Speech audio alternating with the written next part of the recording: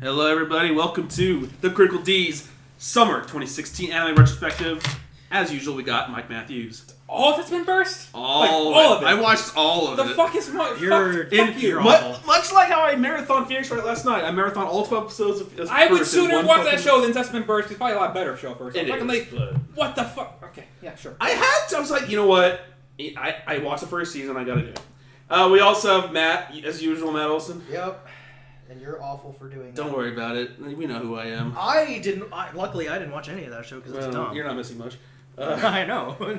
Here, I'll say one thing though. The show is actually a lot more entertaining than the Can't Do the D show. What was it called? Dekinai. The show was actually don't remember awful. enough of that show to know what happened. It was. I guess in the end, like at least the characters in Burst were somewhat likable. No one in H. Dekinai was likable. Right. Anyways, and we also have Moses because he has to show up once a year. Yeah, run best girl, but you know. Fuck you. Hold on. Yeah! Somehow I knew this was coming. Somehow I knew this was coming. Now people are jumping on the Felix hype train for some reason. He's a dude. Okay, exactly. So, Mike, we got to discuss this. Mike walked out the room. All right. So we're trying to hurry up, but at the same time, this is going to run long. So I need to say some stuff that you're not going to be happy about, and I need you to be here when I do it. Stuff I've been saving, stuff I've been researching and thinking over deliberately for a long amount of time. Like what? So I had a lot of time in Denver. Don't let my boss know that, but I worked basically 5-hour days. Hopefully he doesn't for 3 follow days you on this podcast. Literally. if any of my coworkers found this podcast, I'd just quit the next day. Oh, God. But no, I had a lot of time in Denver, let me tell you, and I caught up with like 2 seasons worth of anime. And basically, I decided to sit down and, for as much as AniChart would let me do, and a couple other sources I used to use, but like, you know, some other bloggers are out of business now and stuff. This season, since I started watching anime on a seasonal basis, is top 5 best season I've ever seen. I don't fuck. Okay, sure. Okay, yeah, go on. Yeah. I'm willing to listen to you. I gave out... again, so we all, on this cast, we do a letter grade.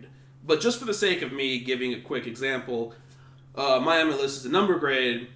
I've given out 4 10s so far. What? This season? Yes, this season. Okay, this fine. season I gave 4 10s. And, Alright. And only 3 7s so far, although I think that might go up, and 1 5. 4 10s? Okay, Mose. What are you watching? Wow. No, Now, on the flip side, this year, I've given out 1 10 and 1 9, and the rest like 8s and 7s.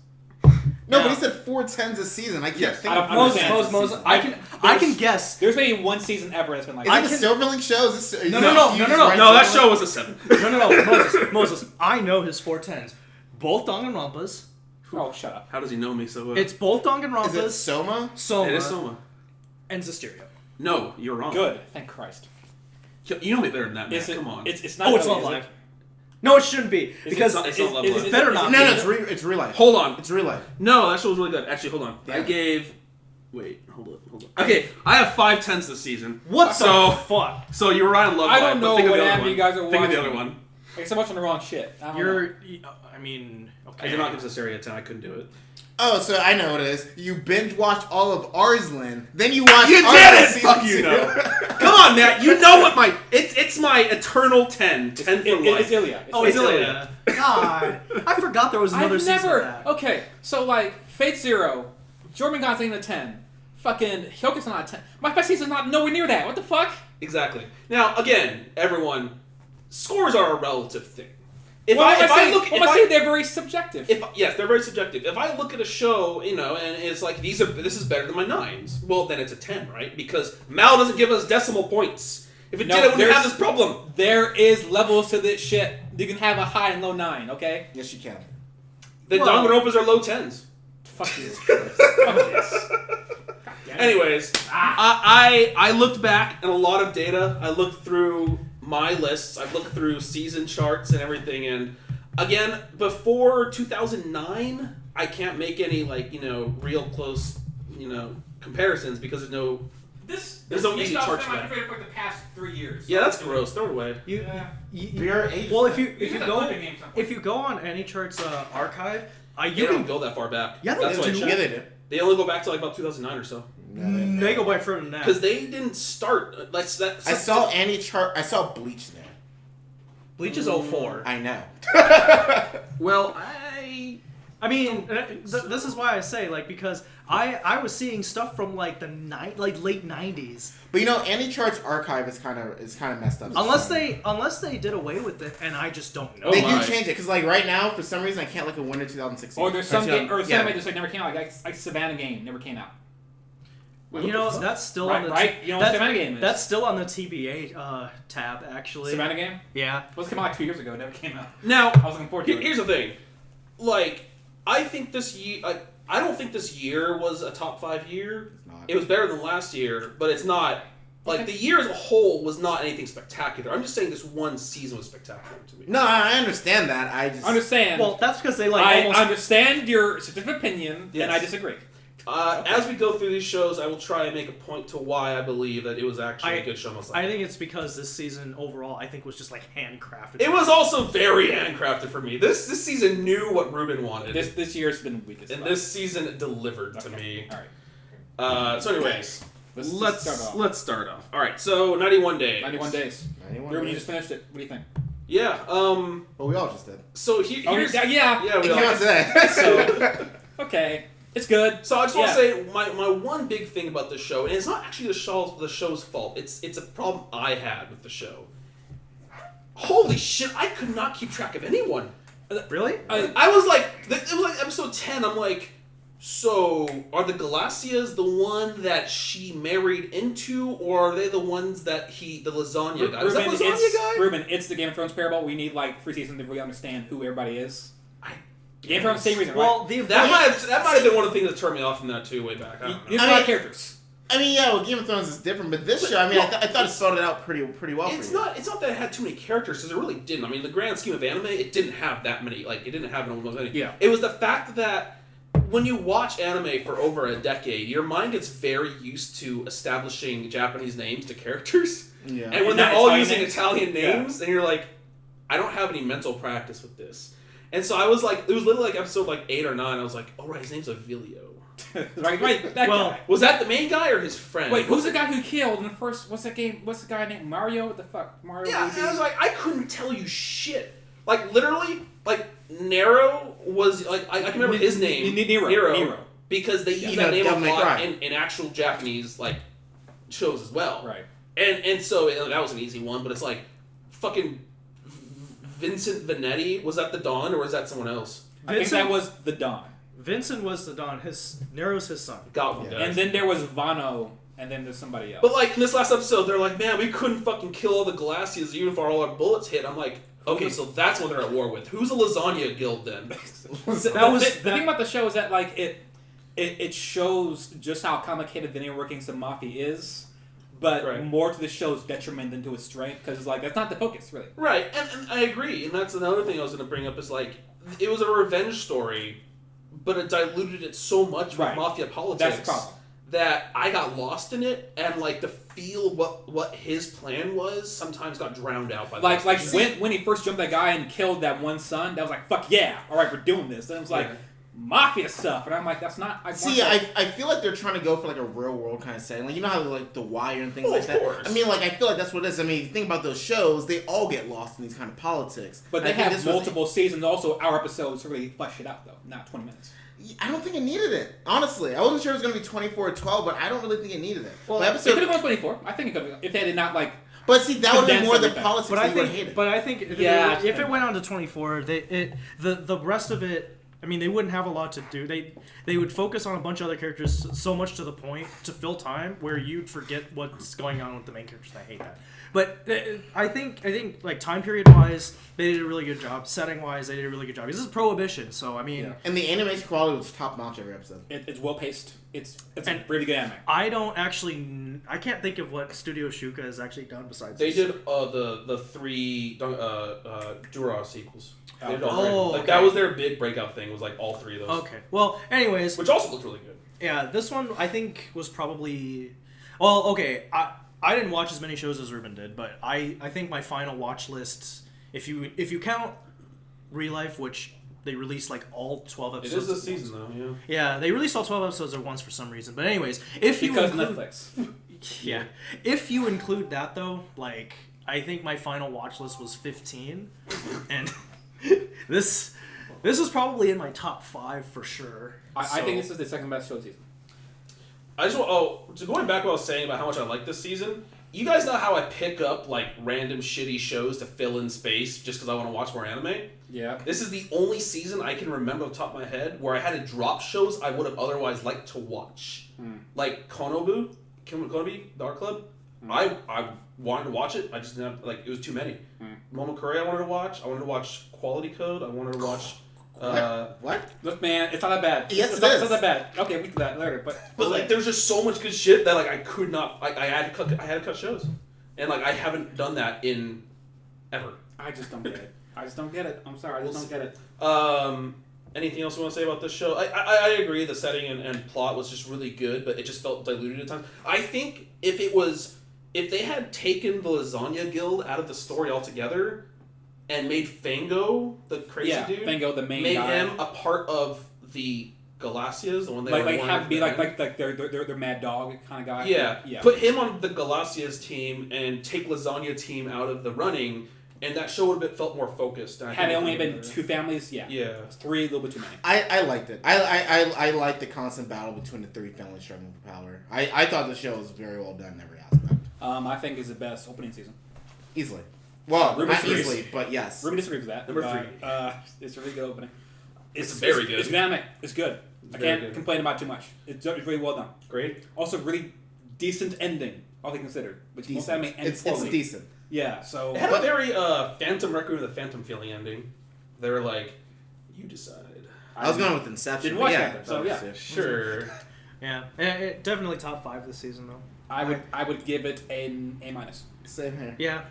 A-, yeah. And it's a So shame. that's to an 8 from my list. I'm not sure like how that happened. Wait, what? That came up to an 8. How's that? No, don't say 8. Okay. You can't say 8A. What? Yeah, B+. Okay, no. An A, a 9 to me is an A. A+ is a 10. And it's just unfortunate. Then where's the A? Wait, 9's an A? 9's an A. Then A- is A- like A- in A- between 8 and 9. Don't fucking get me. I get Ruben every season. Every season, me and Ruben have problems with this. But it's just a high 8, pretty much. What I'm saying. I give it a low 9. All right, B+. A-. It's just unfortunate that the masses and like the typical like what I feel is weeb trash, and like the people like that are newer to anime that are more like mainstream stuff, like it's just unfortunate that there's not more people that watch these kinds of shows. No, not even like whether or not it's good. Just these kinds of shows. I've watched shows that are like this where it's very grounded, very seinen, and I've watched a lot of them that aren't good. You want to know why? But you want to know why? There weren't any maids in this show. That's why. They weren't tits, man. You need the tits. They didn't have red and pink. I mean, blue and pink hairs. That's why. You need that Monster Musume, that high school. That show's good though. And I mean, Monster Musume is good. It's not bad. And I mean, like, I've talked to some people about it, and I've asked them, like, kind of why, because, and I finally got to ask someone who has a decent amount of intelligence, like, why, and he this is basically what he told me. He says, when you're people, a lot of people watch anime to kind of immerse themselves in a world that's not reality because they don't like realities. That's why we get into entertainment. That's why cosplay exists. That's why we read books. That's why we watch movies. That's why we play games because yes. it's to escape that. And so the reason people don't watch these kinds of shows a lot is because if you have an anime that's very like realistic, like very real world-ish, then people kind of don't really feel like they're. It depends. So it's not always escapism. Sometimes it's just like a vacation. So my problem with that is I play Final Fantasy to escape reality. That's my answer for that. Not this. You're not doing this. You're not going to be in Prohibition anymore. You're not going to be shooting people because you pissed them off. That's what I'm saying. So I'm like, what is this? Your reality? Did you do this? Like, what are you trying to escape? Back in the 1800s, life was a little rough. So I mean, like, if this was like, if they said it like real life, something like something that's about like everyday shit, then sure, I could get that. You're not trying to take down the fucking Don in 3 different mafia groups.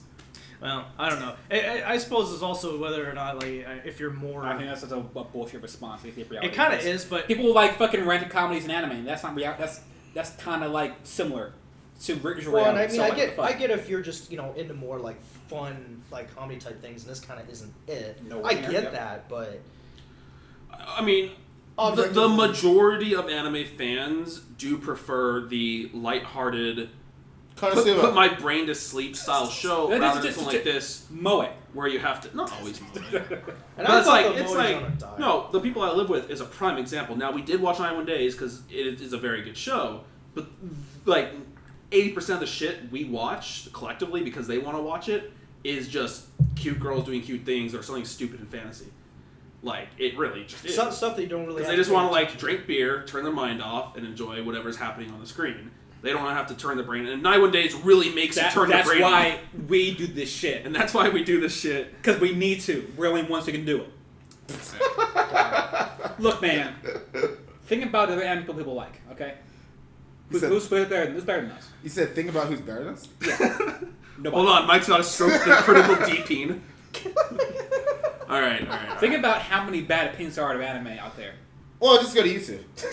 Right? Oh, please. Never. I can't take it. It's Friday night, man. Let's do it. Oh, wait. The season's over. Yeah! No! Top 25, 2016! God damn it. Let's not. Anyways, second season. All right. Second season. Active Raid 2. Can that show get any better? God, no. Okay. I like this show quite a bit. I like season 1, I need to talk to Moses, but he's leaving. The thing is, I liked season 1, but I was like, oh, I'm good now. I got my fill of season 1. I don't need any more. Well, I'll tell you this, Mike. Like, essentially, aside from like one overarching part of it, it pretty much is just more of the same stuff. Good, it's great. No need that. So basically, yeah, I mean, well, the guy they capture, Mythos, he works with them to capture the guy he was working with in the first season, Bird. Okay. And then that's the plot. Right. But I like this show a lot. Well, I shouldn't use a lot. I like this show. I enjoyed watching it. It's a fun show. It's real dumb. It's got really crisp animation for some reason. Yeah, it does. I don't know why. It's still like discount Psycho-Pass. I love, I mean, it ain't Psycho-Pass, but I really like the way the characters interact with each other is how wacky they all are. Did you watch any of the second season? Not at all. So, you did though, right? Yeah. Dude, well, the garbage can chick who always said like, fucking cunt-ass bitch pussies get to work, and they kept bleeping it out. That sounds funny. That's funny. Oh, that character is hilarious. That's because the guy with the white hair from the first season who was working alongside the main guy, he quit, and so he went to go work for the trash company, but then they like hired him back on as a civilian helper anyways. But my favorite part is how the main chick, the one who looks like Tsunemori, she went to go form her own division, and she just fucks everything up. And she makes all her subordinates like call her like brain, like she is the genius of justice. And so they keep calling her to do shit, but she keeps fucking everything up. So they call the real team in. She's like, oh, we could have handled that. Fuck you guys. Although I will say, I find bleeping in anime hilarious. I think that's always a lot in the show. That's kind of. I mean, that character was basically what made it funny. The rest of it, well, and then you come to find out. Well, you have the new recruits, like the one who's like afraid of looking at people's faces. Oh yeah, and then she puts like these special glasses on where like things like look different, and then she's like normal. And then there's a blonde-haired Russian chick or whatever. She didn't really do a whole lot, but like this show is always trying to have fun, and it portrays that so well. I just enjoy it. I've been like, this is good time. It's a show of little consequence. Yeah. The ending got a little bit too mecha. Is it like, oh right, yeah, story you needed to take care of? Was it kind of you know what's sad too, and because of that, like on that point, that was the part that I enjoyed the most. When they went in space, and they were doing like the fucking like laser battles. I was like, what happened? This is an active raid. What would you give this show? I gave it a B. Okay, Matt, straight B. What would be the equivalent? I actually only ended up giving this a 6. That's like a C-ish, C-ish. Well, if C's a 5. If C's average, but if you're going by the average scale, you're going by like the school scale. Depends. Okay, so we'll say. Well, school scale is average scale. When you get a C in school, you're average. Yeah, but an average is a 5. Yeah, right. So if you get a 6 above average. So I don't know, man. It would be a C+ for me then, and that's only because like I mean I watched this because I watched the first season, and I'm not as bad at this as Ruben is, like about watching continuing things, but I figured that this is probably not going to continue on. I think they're done now. Good. It's possible, but I wouldn't be surprised if there was more. I mean, I don't actually know how popular this show is in Japan, but I don't know. I mean, it seemed a little. I haven't seen these skins on Forza yet, so you know. My one small gripe, and this isn't even anything that they do wrong. This is just my personal taste. I smash that shit down. I don't. Okay, so in case the you guys don't know, I don't like Kamen Rider type things, and I don't like what's the other one? The team of Justice, Heroes of Justice team. Power Rangers. What the hell is it called though? Sentai, Super Sentai, or you're looking for genre. Or yeah. So things like that, I don't particularly care for. And this was kind of Sentai. The difference is they're the police. They're a police task force. Right, but they're not just but it's in a Sentai skin though. Like they're fucking Kamen Rider though. But then at that point, Tiger and Bunny's a Sentai. Yes, and it's great. Yeah, and it's better it actually kind of is. So, but it's not like straight up like Sentai or Toku, whatever the hell you want to call it. So I mean, but it has that like feel element to it a little bit. So that's kind of what made it a little bit hard for me to get through it, and why I can't really give it much of a higher score. The problem is the show feels very formulaic, and it is very formulaic. And it was predictable. Yeah, so it was very. The episodes are pretty episodic, but it's like I think they had interesting ideas almost every time. Yes. And like I like that a lot. Well, really, for me, again, you guys know this about me. I love good characters, and I love the characters in that show, and it really helped that show a lot. Cool. Japanese hentai. That was the one time. The scene you shared with me. It was really dumb. That part actually, I laughed a lot at. Really dumb. I just love, but like the Tsunemori knockoff chick, like she just keeps yelling like "fuck." We call her. Oh no! We call her Funemori. Shut up. Fake Funemori. Funemori, got it. Anywho, Moses, what didn't you like about Active Right Season 1? I mean, I saw the first episode and I turned it off. Okay. We're gonna go on then. Yep. All right. Amaama to Inazuma. See, it's not hard. Sweetness and Lightning. Huh? I was looking at my keyboard. Okay, and I was trying to remember the second part. Sweetness and Lightning. So this is about a dad whose wife passed away and he's caring for his little child, a la Usagi Drop, by himself. But this one has a focus on food. Cooking, yeah. This is like Shokugeki no Lolly Soma or something, I don't know. It's Shokugeki no graffiti. Yeah. So basically the dad feels very bad because he's constantly like getting food to go for his little girl, and he wants, she misses the home cooking from his wife. Yes. So he wants to try and get better, and lo and behold, some hot Japanese high school girls like, hey, you want to come over and try cooking in my place? Because my mom's always like out working, so... My mom's always working, but we have this like restaurant? Yeah. Never quite understood that. They never really told, like, we have this restaurant front because we're a restaurant, but my mom works at like a news station or something, so we're not a restaurant. But let's cook here. Yeah. But I was expecting Bunny Drop. This show is definitely not that at all. It's a completely different feel. Yeah, it's like the focus on parenting is like barely there. He just happened to have a kid. It's not really much of a parenting thing going on there. They drop it in here and there, like where the one time where like he has to like get real with her, like because she got into a fight with the little boy. Well, I'm talking about the one where she just walks out of the house by herself. That's scary. As a parent, good. I'm sure. Yeah. But just like dealing with things like she got in a fight or she feels depressed about X or Y, and so it kind of like sprinkles the Usagi Drop in there, but that's not the main focus of the show. And that's I think to its detriment. Though I enjoyed that it was something different though. I don't want just more Usagi Drop. I want something else. And I liked it a lot. The something else was just okay for me. So look, man, I got my food fix already. Okay, I'm eating more food. Okay, I'm not set. That's the thing. That's the thing. I don't care about that. It was very sweet. Yeah, it's fun. It showed a lot of little things like when his friend and the girl's friend both came over and started like. They're like, what are we cooking? Okay, and they just fucking make it like real quick, and then the little girl's like, this wasn't fun, like I want to like make food with you, daddy, and she's like, oh shit, okay, and so like they're like stop being. It's fine. It doesn't have much of a point to it. They cook and they eat some food sometimes. I don't know.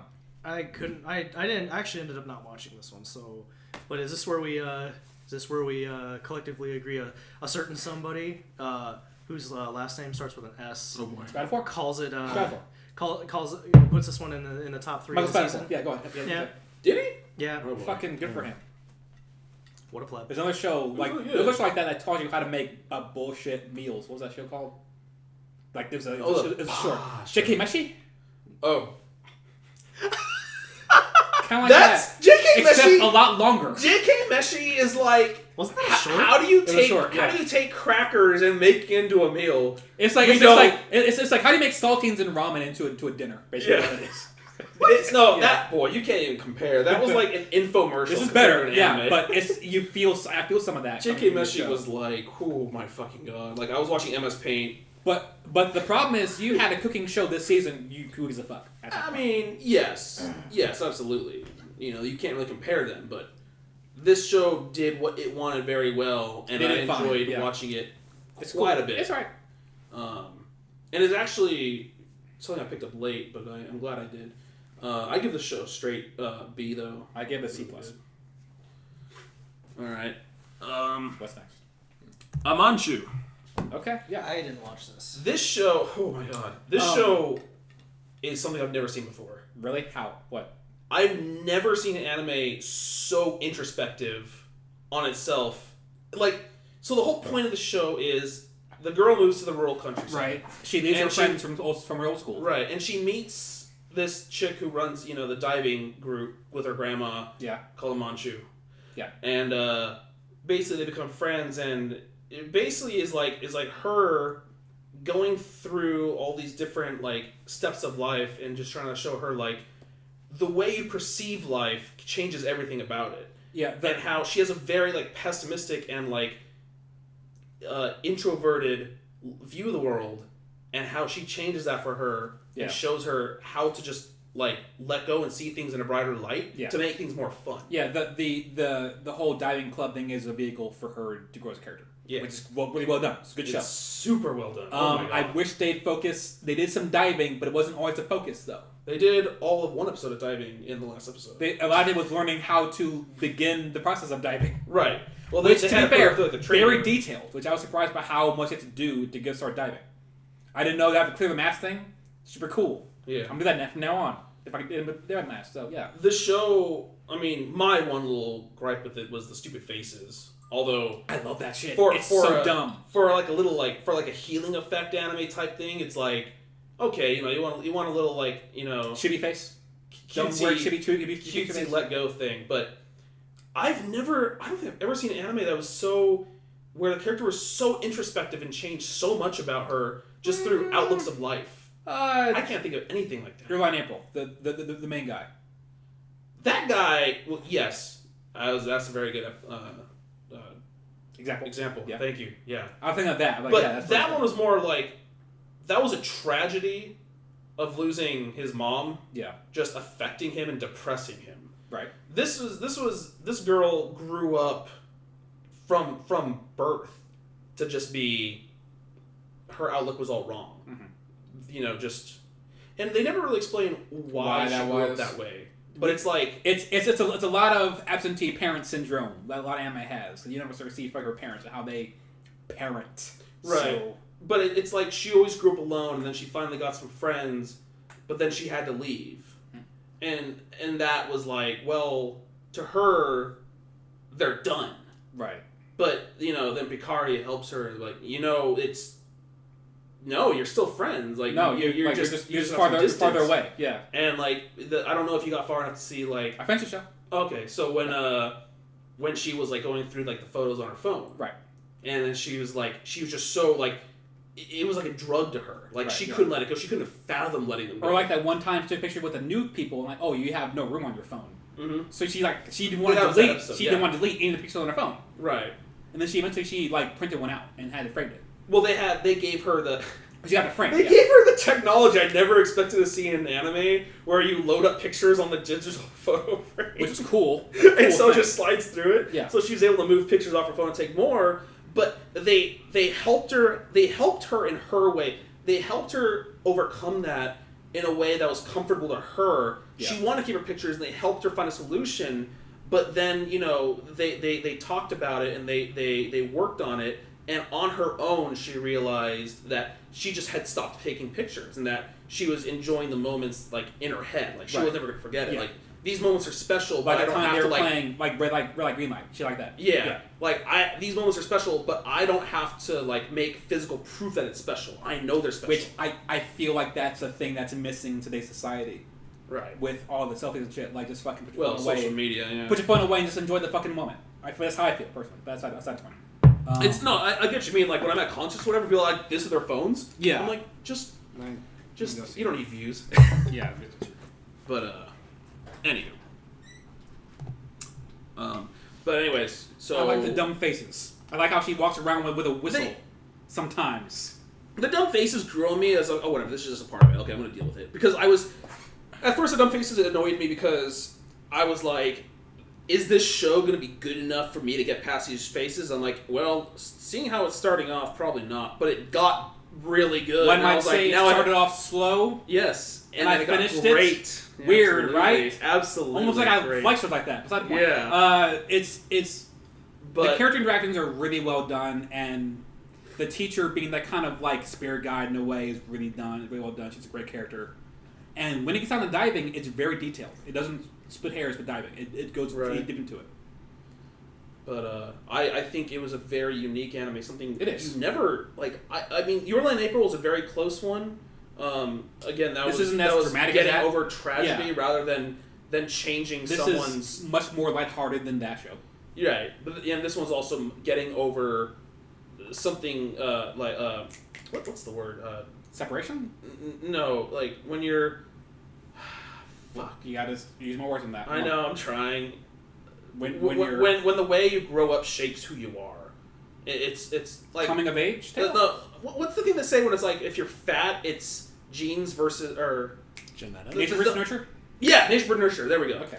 Her nurturing that's who she was her entire life, and basically her new friends helped her. Kari helped her just have a much more positive and healthy outlook on life, and learn to enjoy stuff. A really ideal scene for Kari for me is when she was on the train with the teacher, and the teacher's like, "So what the fuck are you doing here?" And she's just right to his face and turned her face toward the window where all these fucking flowers was blooming, and she was like, "I'm getting on a train to look at them again."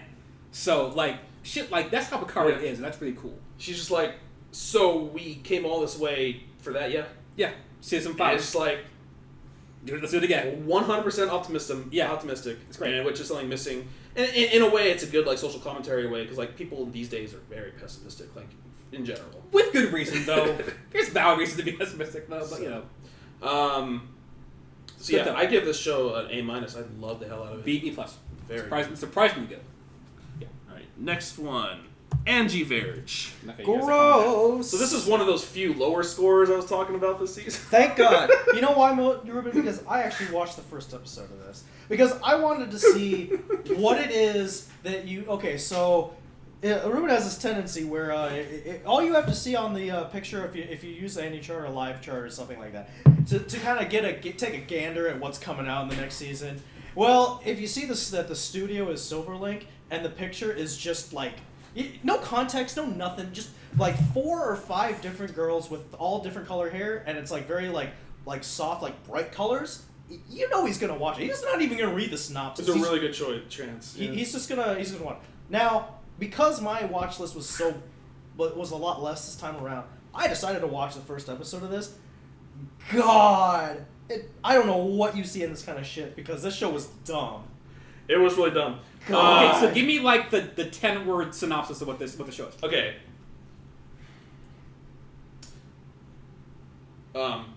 Everyone's best friend trapped.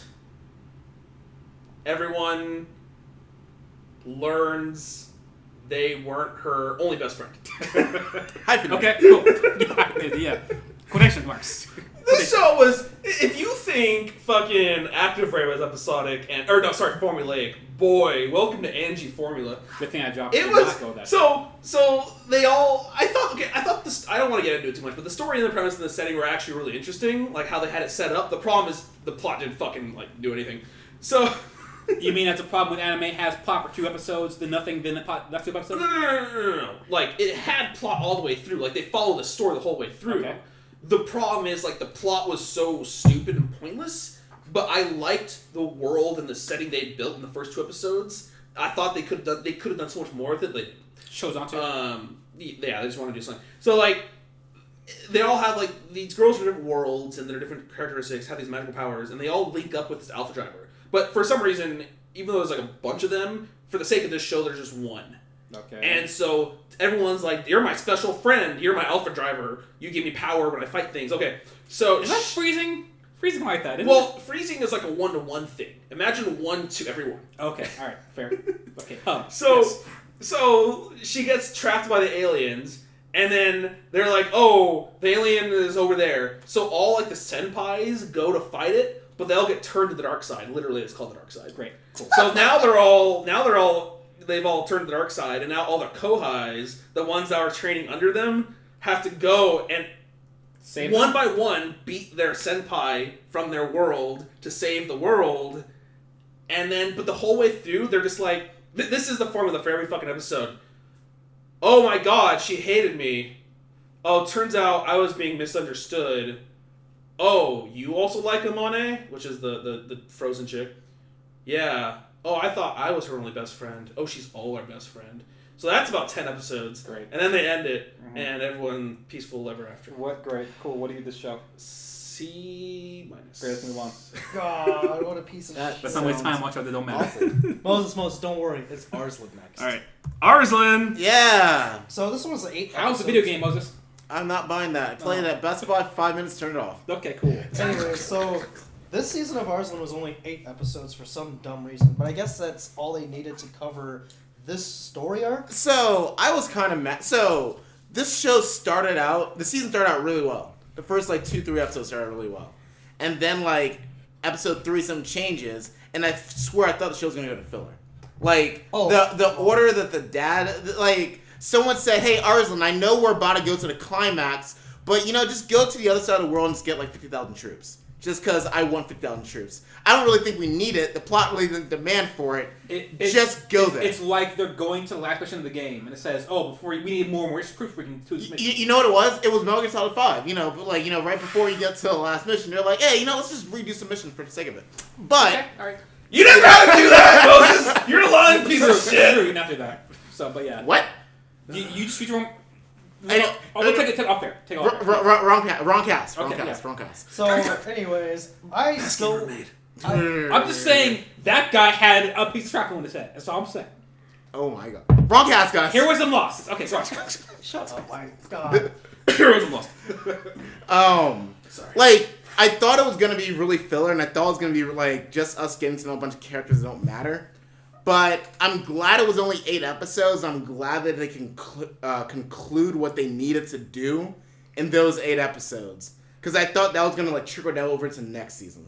Oh, well, yeah. But it's also kind of irritating that now we have to wait, again, 2 seasons until we get more.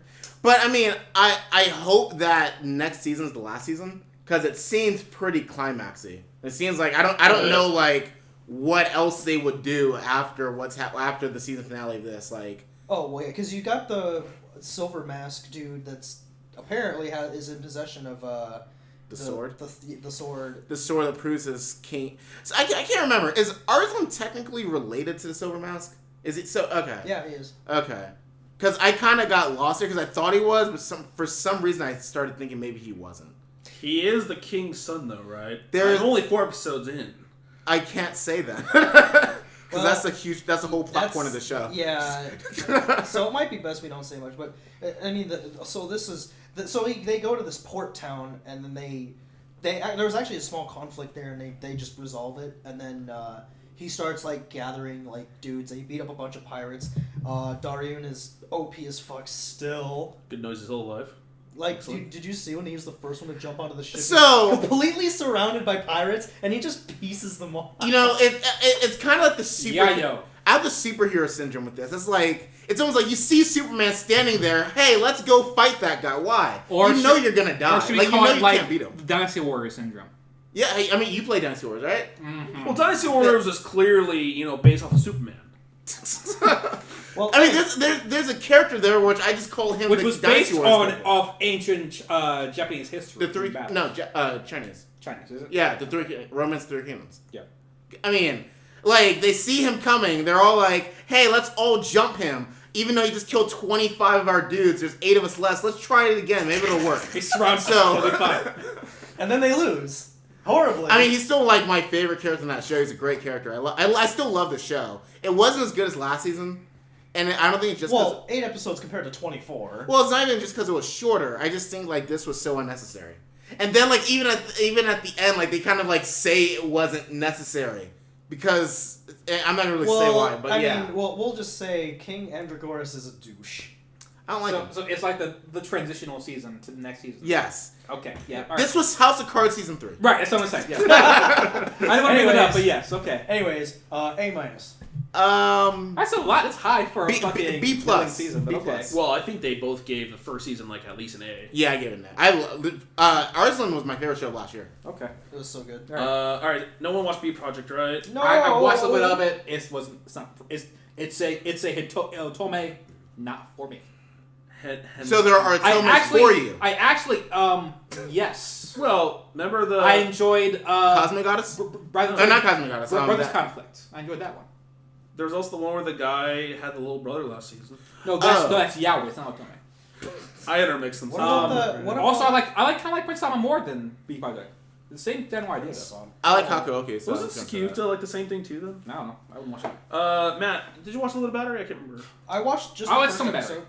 No, I watched this first episode, and then I realized it's not Ace of Diamonds, so I didn't. I watched 3 episodes of it. It's a lot. It's baseball as a tool to fuel drama, basically what it turned out to be. It's Little Busters. Someone was saying that to me. There wasn't a lot of baseball up front, which is what it's not because the battery basically the catcher pitcher. That's what battery means in baseball. So I'm like, yeah, baseball. Okay, is that a real term or is that something the Japanese make up? Okay, that's real. I hear that Ace and I'm like, this is no. Let me call the batteries call the pitcher and the catcher because they make the game go. Without them, game it doesn't go. That's why I call it the battery. But it was used as a fuel for drama, and that's not what I'm coming to baseball anime for. There's enough drama in real baseball. Right. Well, we don't get enough drama in anime, so I need to come to baseball for that. And it's not like the shonen team sport that we like watching. Right. So I cannot discuss whether this anime is good. It's not what I wanted. So. Berserk. Have fun, Moses. Yeah. I watched half Berzerk and I'm like, I don't know the fuck's going on, but it's real fun to watch. So, you stopped halfway? Yep. Tell me what's everyone's deal with this animation? What are they doing? It's ever seen my Character Chronicles? Okay, so it's like the game or the anime? The game. Actually. Okay. It looks like that. So the 3 movies that came before this. I mean, there's an anime before us, and then they just redid it into 3 movies. The 3 movies were CG, but kind of drawn. They were so good. There were parts that just looked like anime. It looked good. And I thought it looked fantastic. And my conclusion is that they just lost a lot of budget, and they just had to make it look like constant CG. It wasn't that great. The first episode did not look that great to me. I actually thought about dropping it. I was like, this looks fucking cool. I didn't like it. I've come around to certain CG animes, not all. Was it smoother or less than Ajin? I didn't watch Ajin. I think it looked better. I know. I think it looked better than BBK. So. Oh, I didn't watch that. I didn't like the show at all. But so the animation quality got better throughout the show. This show, I was surprised that they showed everything that they did because I started reading the Berzerk manga a little bit before this to see what was going to happen, and this show has a lot of nudity, it's a raw. a lot of fucking nudity. It's a raw show. Just like the bit I watched of those 3 movies had a bunch of nudity in them too. I know, but that was a movie. They showed nipples and everything. But no nipples. It's in this show. They just said, well, we can't censor it out. We're just not going to draw the nipples and show everything they're else. like Barbie dolls. So, there's girls running around topless. You see it. There's just no nipples. That's where you see their hair in front of their nipples. It's just like... I mean, how hard is it? You can censor CG. You just render it, and then you just go into Photoshop and black out. I'm so glad there's no fucking light. Also, we still... just off topic, the best censoring anime I've ever seen was Samurai Girls. With like the weird... the artistic brush thing? Yeah, that's really good. Yeah. But how far did you get in Berzerk? Episode... what the fuck happened? Did you find... They were regular episode lengths, though, right? Huh? They were regular episode lengths, though, right? They were movies, right? Okay. The part where he fought... Guys, I don't remember. Like the show blends together after a certain point. The one where Ichigo fought Souma, but then Naruto came in and kicked Love Hina's ass. That one. But then Yuffie came in. I was gonna say Luffy, but yeah, Luffy, and then they went Yayo, and yeah, it's just gotta go. The problem with the show is everything just blends together for me. So I was telling Mike, like, I'm like, you don't understand what's going on at all. No, because you can't. Not at all. It's like it's like you know that one guy's a bad guy. A part of the church, but well, that's like when you try to watch Danganronpa. I'm like, Mike, don't. So I'm gonna do it. I'm gonna because like so what I find interesting about this show is that the show takes such a different path from the movies. The movies that preceded it. It's a sequel though. Yeah, it's a sequel. Yeah, okay. But like it's such a different show because it should be called Berzerk 2 then. It honestly really should because the ending of that movie is nowhere close to how this show is. The show wasn't like this. He wasn't like this solitary guy. He had friends. It showed. I gather they all died. Yes. Okay. I mean, because of a battle. In the opening, it shows all. It's kind of like a summary of what happened. 90-second summary. Like a scene from to Face 90-minute Night, but it's him and the bodies. It's like what? The scene Face Night where like the guys Archer's surrounded. No, Saber's talking about all the swords. Yes. There you go. So now he's just alone. Yeah. So, I mean, it's really hard to poke into the story because they didn't really go into it until like near the last episode because there's just like a lot of hints. And I'm like, but I mean, like if you didn't watch if you didn't watch, you might not have even got those hints. These dark spirits are kind of like in his head.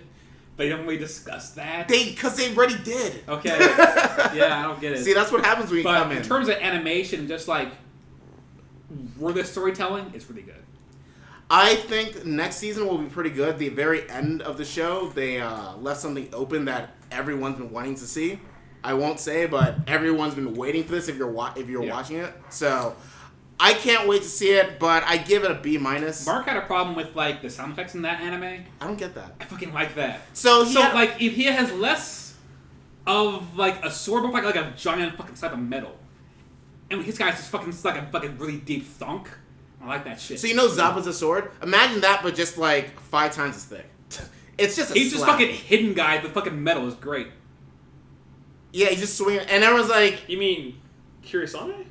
Who? Zappa's Naruto. Zappa. Oh fuck! I'm thinking of okay, got it. Bam. I like it so much. It sounds fucking savage. It's a show like if you guys are talking about shows you want to turn your brain off for. Yeah, like you don't really have to get, especially like this season. Like there wasn't really much material. This was a good season to, I guess, kind of get in there because they didn't really allude to the past too much. But it doesn't really help you ease you into what's going on. Though. No, I don't like how antisocial Guts has become. I mean, all his friends died. And I didn't know his name was Guts until the fairy kept calling him Guts. I thought that's just a nickname. The fairy gave him, but I guess that's his actual name. No, that's his name. Yeah. But they don't really communicate that. Because we should know that. I guess so. And they shouldn't call it Berzerk. Mike, I'm not gonna lie. I knew the main character's name was Guts before I even started watching the movie. Or the movies. I would try to. And mainly because of George. Oh, George loves George would always talk about Guts. I'm like, is that Final Fantasy? No. So, I mean, I'm glad that the manga's off hiatus now, too. So, I mean, they're going to start rolling out with that because he started pumping out, like, one manga, like, every, 18 months or something. So. Isn't he the one where you're like, he might die before it ends? I said that about D.Gray-man, but, I mean, it could have been this one, too. So, what do you give it? I give it a B-. I give it a fun out of not fun. God. Matt, did you watch it all? No. Okay. Did you watch Cheerdancy at all? A little bit. I will say Cheerdancy. Male cheerleaders forming a cheerleading gang. I'm not remember why. I remember it being dumb and not the thing I want. What is Brainspace even doing? Like, their 2 shows this season was Cheerdancy and Servant, but I'm like, you haven't made anything what have good they made? Since they made they made one of my favorite shows, which is Kurenai way back in the day, and then everything after that was bad. They made Tornado, or not Tornado, Kaibutsu-kun, but That's just I don't that like show started off really good and got real bad real fast. I don't like that show at all. Ass. Anywho, but yeah. Alright, let's move on to D.Gray-man HALLOW. Yo. Good. Anyways, there really isn't a lot to say about it. Like, if you watched D.Gray-man back in the day, or you read the manga, or whatever, you. Oh, Brain Came Durara. The first season Durara. Oh yeah, that's right. So that's good. It was really good. Okay. Yeah. Anyways, It's great. It's also great too. So. Anyways, you probably are watching this already. This is episode 104. Just so, I know like some sites may say like D.Gray-man episode 1. No, this is episode 104. So don't just jump into. Yeah. I thought show. it was gonna be like D.Gray-man 0, and I'm like, this is not D.Gray-man 0. If you did not read the manga or watch the original D.Gray-man, this is not a good starting point at all. And to be would not do it. fair, even if you did, it probably isn't because you might have to refresh your memory. Yeah, well, I did. I had to start.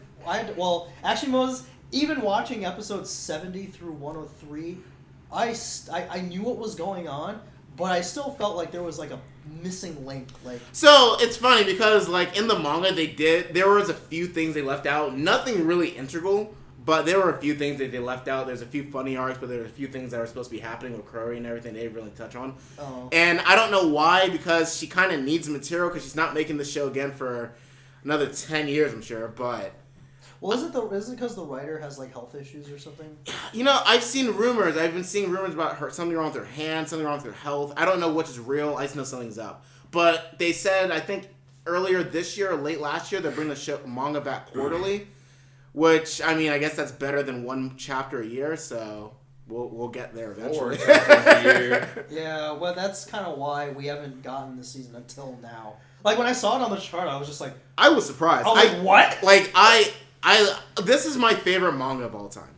D.Gray-man, for shonen, has such a complex story, and each character they delve into so much. Unfortunately, this season, they only went into one character, and it wasn't the main character, which was really nice. You know how a lot of shonens, they always like focus on Ichigo or Naruto, the main characters. They don't really give much time to anyone else, but They do when they're about to die.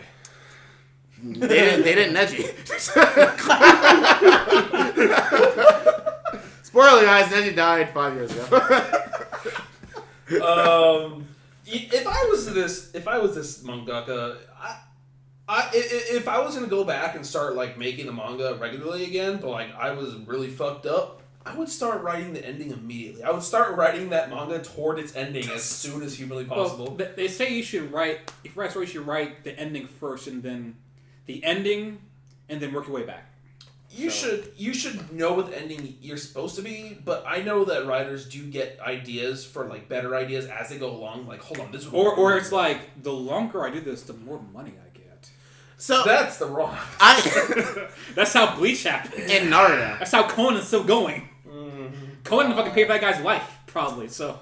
I have no idea how this show's gonna end. Like, I mean, with Naruto, you know what's gonna happen. Ultimately, you know, like where the show's gonna go. Bleach, you kind of know where the show's gonna go. They want to be the bad guy, but in this show, I don't know what.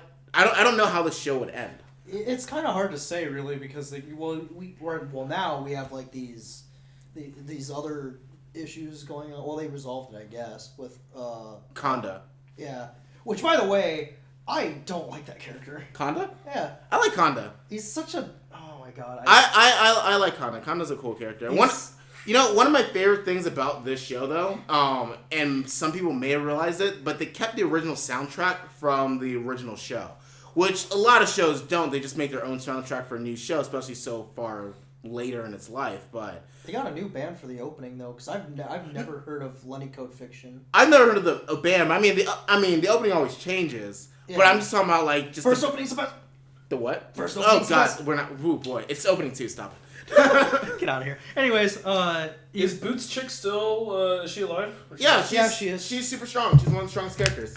That's good. Wait, which one is he talking? Oh, Lenny. Yeah. Well, she doesn't do anything. She doesn't. So this season focused on Kanda and his relationship and how he was born, kind of, which is weird to say. I don't know what that is. You're gonna tell me weapon. Sword, double sword, and double sword. He has like. Main guy. No. What? What? Or no, main guy was hammered. What? No. What? Oh. What? Yeah. Skinny sword, katana sword, blue hair. Yeah, okay, I remember. Yeah. Wasn't the main guy have a hammer though? No. He had a giant claw. Oh right, someone had a hammer.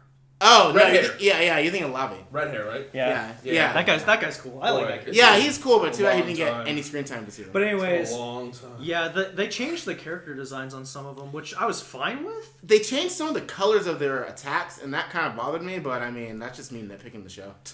Well, yeah, but it's just because it's not what we're used to. It's a different studio doing it, and almost all the voice actors changed. Matt pointed that out to me. Yeah, they did. Like, the voice actress Ito Shizuka, she voices Lenly in the original.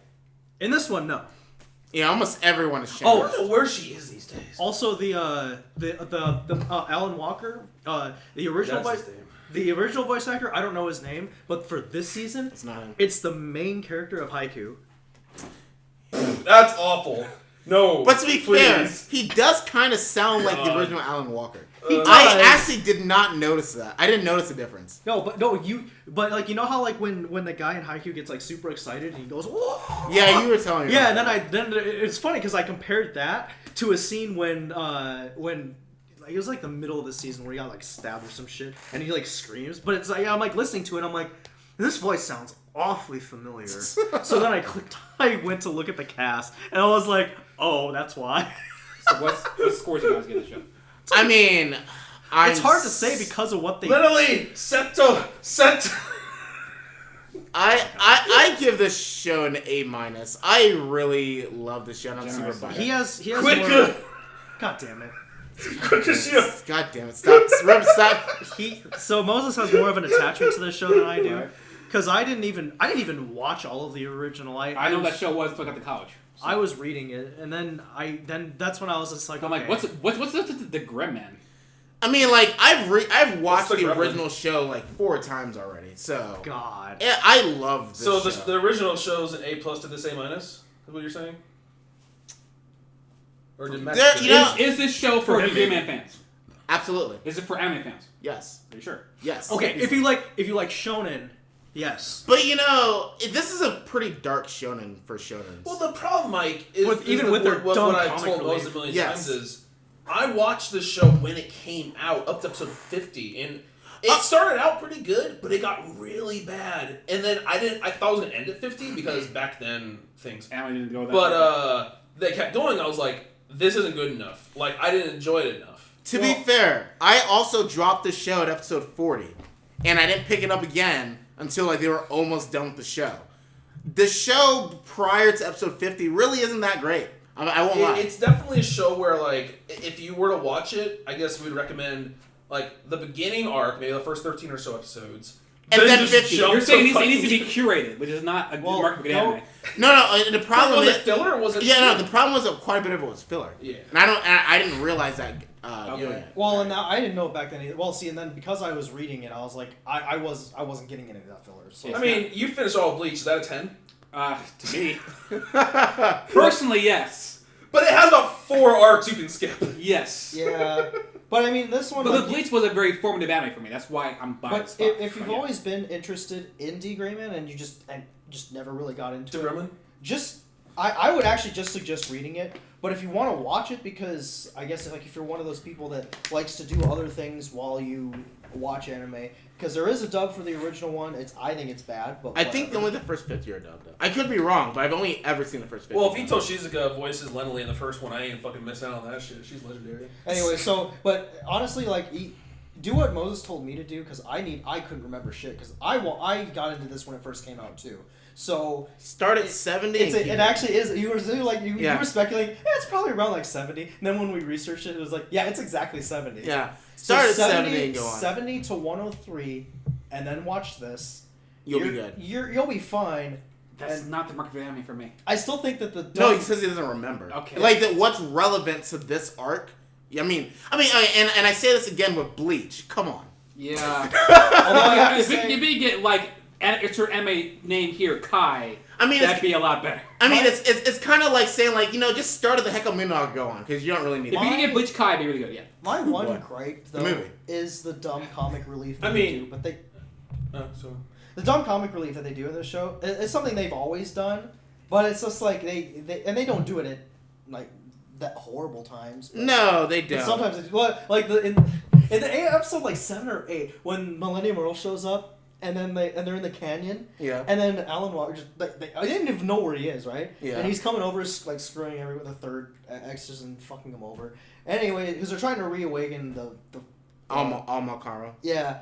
And then Alan Walker just comes down and goes boosh and just like knocks the shit out of him and is standing on him. And then everyone's just like, you know, they're like, oh, like where the hell were you? And then like, oh, you got to stop them from like reawakening this guy, or else. And then there's also something going on with himself too, because he's got the 14th.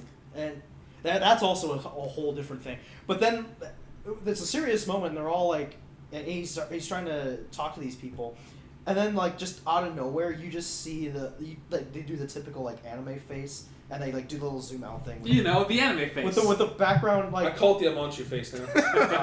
and the Millennium Earl, he's, like sitting there on the ground with Alan still standing on him, and he just goes, and he just basically, like, yells at everybody and says, like, hey, like, don't forget that I'm still down here. I like the Millennium Earl. I like how, like, silly he is, even though he's the main bad guy. I thought his voice actor was the same as Koro Sensei.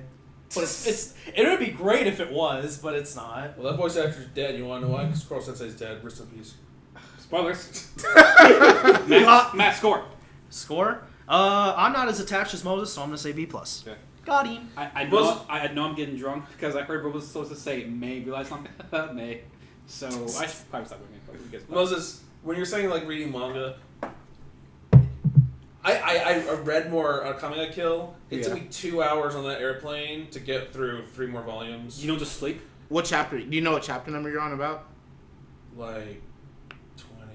Damn it! You're not. How are you gonna just sleep? I bought like 2 books and I'm like, I'm gonna sleep. I usually like to sleep, but like I was not tired that time. Okay, For some all right. reason. I was like, I gotta do something. Remember, I once watched Hospital Dead on a plane. It's a fun idea. I was gonna watch Power, the last 2 episodes on the plane, but then I was like, oh, there's a lot of sex in this show. I don't want to watch this with someone next to me. Nah, man, fuck it. To that point, who cares? All right, guys, I'm sorry, but it's my turn. Danganronpa. Cool, I'm going to bathroom. Right back. End of Hope Academy. The Future and Despair arcs. I'll see you. So I'm gonna go somewhere and take a nap. You wake me up in 45 minutes when you're done. So great. I'm not gonna get that deep. So we had. All right, boy. There's a Danganronpa 1 game, 2 game, and then Ultra Despair Girls, which ties those 2 games together. But now we have the Despair arc, which takes place before the first game, and we have Future arc, which takes place after the second game. So essentially, we have 2 polar opposites of the storyline happening. But what they do is really cool. So not only do they tie the show into the games to give more closure and more show you what you're missing, like little details and stuff about what happened, things they allude to in the game, so you never actually get to see. But they also create these storylines within the 2 that actually refer back to each other. So as you're watching them in order through the week, you watch one that takes place prior, and then you watch the episode of one that takes place after, and it actually connects those 2 as well. So they're not only connecting games, but connecting animes. You and me got into a fight about this, and I'm like, I feel like anime should be for the anime watcher, not for people who have seen the source material. So I felt like going from Danganronpa 1 to skipping the first, second one, and then going to a third one felt disingenuous to the whole genre. Yeah, so because as someone who watched the first anime, liked it a lot. I'm like, great, Mono Bunny season 2, we're going. Wait, why are we over here now? Mono Bear. So wait, no, Monokuma, then Mono Bunny, right? Well, Monomi is not in that show. So what are we doing here? She shows up. She literally pokes her head out of the credits in the end of the season you watched. Right, and I'm like, yeah, season 2. And we got that, technically speaking, but that's not what the fuck. Anywho, she's her main place in the second game. She only showed up in the Future Arc anime because I could literally talk about this for hours. Are we getting a season 2 at some point? Unless they choose to animate the second game, no. Fuck me. Because I don't know if they're going to. I don't get any of this. I don't understand any of this. But anyways, the way they not only connected the animes to the games to give more closure and to give more details about the things you knew about but you never got to see. So this is anime games. For the game. Absolutely. That's okay. All right. But not only that, but there are anime-only things that happen as well. So I think they did that for people like you who hadn't seen it. Yes, you're not going to know what the fuck any of this is, but at the same time, there is fresh stuff that like I never expected or even knew about that happened. And so basically so okay, I'm just gonna spoilers. Which episode did you watch? I stopped it. I didn't watch it at all. I like when you discussed me, I was like, okay, this shit's not for me. I thought you watched like one episode or something. No, I didn't get that far. Oh, okay. Matt, did you watch it at all? Because I thought you were like, man, what's this shit? What's this demon shit? No, before I watched it, I said, you guys, what the fuck is this demon shit? Yeah. So basically, they introduced the teacher of the class that are the characters in the second game are from. Okay. That teacher does not exist in the games. Okay. That teacher was the one that set up the killing game in the future arc, but you don't know that unless you also watch the despair arc. So you actually have to watch these shows in tandem, or else so if you only watch the despair arc, you'll be confused. Because there are answers in future arc that this seems like the most fucking moving parts anime ever made. It was a ride, and I fucking loved it. It was made for you. Oh my god. It was made for you. It wasn't made for fucking me. I could literally sit here right now, turn off this It was so weird, and everyone's got to drink again. See? And rewatch all of it in a heartbeat in one sitting. It was fantastic. The way they did it. It seemed like an anime for people who will play the game. Absolutely. Now, here's the thing. I know what you're talking about, and I kind of agree with that. Back when we were doing Mass Effect, yeah. When someone told me that the Mass Effect comics were like canon, I was like, see, I don't want to do that. I don't want to read comics. Exactly. Yeah. But that's me being biased, because I like anime. Yeah. If there was Mass Effect anime, which there was one, and we all watched it. Technically, yes. Okay. There was one. Yes. I don't know if that's canon, but because I like watching anime, I think that is canon. That's an origin story. So yes. Okay. Yeah. I like watching anime, so I don't mind that. I don't really care to read comics, so and I'm bad at finding comics. If someone says there's a Mass Effect comic, I wouldn't know the first place to go to find the Mass Effect Manga comic. Fox or I don't fucking okay whatever. Yeah. Well, no, American comic. Comics or whatever. Good stuff. So the thing is, like, to me, I get bothered that there was a Mass Effect comic because I don't want to read a comic. But Mass Effect anime, I was on board. And again, so it's a bias thing, and so I understand how you feel about that to an extent, but I realized that if I like the medium, I'll like it.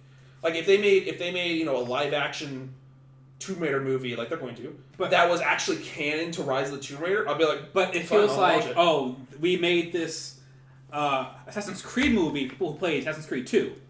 We didn't play 2, why would you give a fuck? Or better yet, that Attack on Titan live action is actually to season 2, so you know. It doesn't make any sense. That's when you start figuring out who are you targeting as an audience. If they made if America made an Assassin's Creed, cinema blockbuster to come out in theaters only for game players, that's not profitable. That's not profitable. Bad fucking idea. Yeah. So you can't do that. Right. But they're making an anime for people who are playing an anime game. Their audience is literally the people who play the game. Okay. Yeah. It makes sense, but since I'm not in that circle, I am mad. Also, keep in mind that first anime made me go want to play the games, and because I did that, now I get to watch these animes. Their first anime actually did something for them. It made me buy those games. For me, I was like, I've played Phoenix Wright. I'm kind of set on Phoenix Wright, so I need to play my Phoenix Wright. So. I mean, I know how you feel about Phoenix Wright. I like Phoenix Wright. I like that kind of game. I appreciate Phoenix Wright, but I'm like, I don't want to. Right. Yeah. This game is not Phoenix Wright, is it? But it's the same. It's the same like visual novel feel. Okay. It is in my Steam library. Like the thing like Goodbye Despair. Wait, you bought Danganronpa? No, it's in my wish list. Oh. So you want to be like for Christmas? I'll play it. I mean, the thing is, like, if you don't like the linear visual novel story game, you're not going to like it. It has to be real stupid. In that way, it's the same as Phoenix Wright. Right. But the difference is, it's very dark. Right. Yeah. I mean, you've watched the first anime, so you know the story of the first one. If it was bought for me, I'd play it, but that's not happening anytime soon. So. You could, Don't fucking take my word on that shit. Don't fucking take me up on that offer. God damn it. I didn't know. I play games that people buy for me, but I didn't know Mike was that way too. Okay, alright, yeah. Anyways, yeah, so I don't want to harp too much on this. Very well done. crafted anime for the anime and anime for the game in a way that I was not expecting, and I fucking love it. This is my second favorite game series. You and Kevin had after Metal Gear. Crisis after something happened, I guess, in that show. You just wouldn't understand. I would not understand. You're right. You're correct. Kevin's still in Suicide Watch. Alright, so yeah, no, both these shows, man, A+, fucking great. Tense. Fucking love those shows. Okay, fuck it. Whatever. Fucking love Sure. those shows. Next show. Alright. Next show, Days. What Days was a soccer one. Soccer? Still not as good as Nights in the Area or Giant Killing. The main character... Definitely not as good as Giant Killing. The main character got on my motherfucking nerves. I'll agree, he's a bitch. He's a hard pill to swallow. A bitch. Do you watch Night in the Area? I did. A lot of it. I watched like episode 20.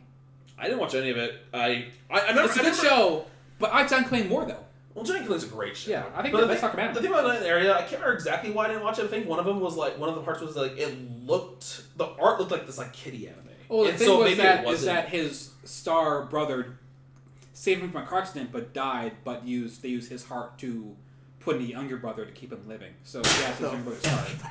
But I think it's a Disney movie called like John's Heart, something like that. The point of the matter is that he then went on to play some more soccer in memory of his brother and got better and became a star, I think.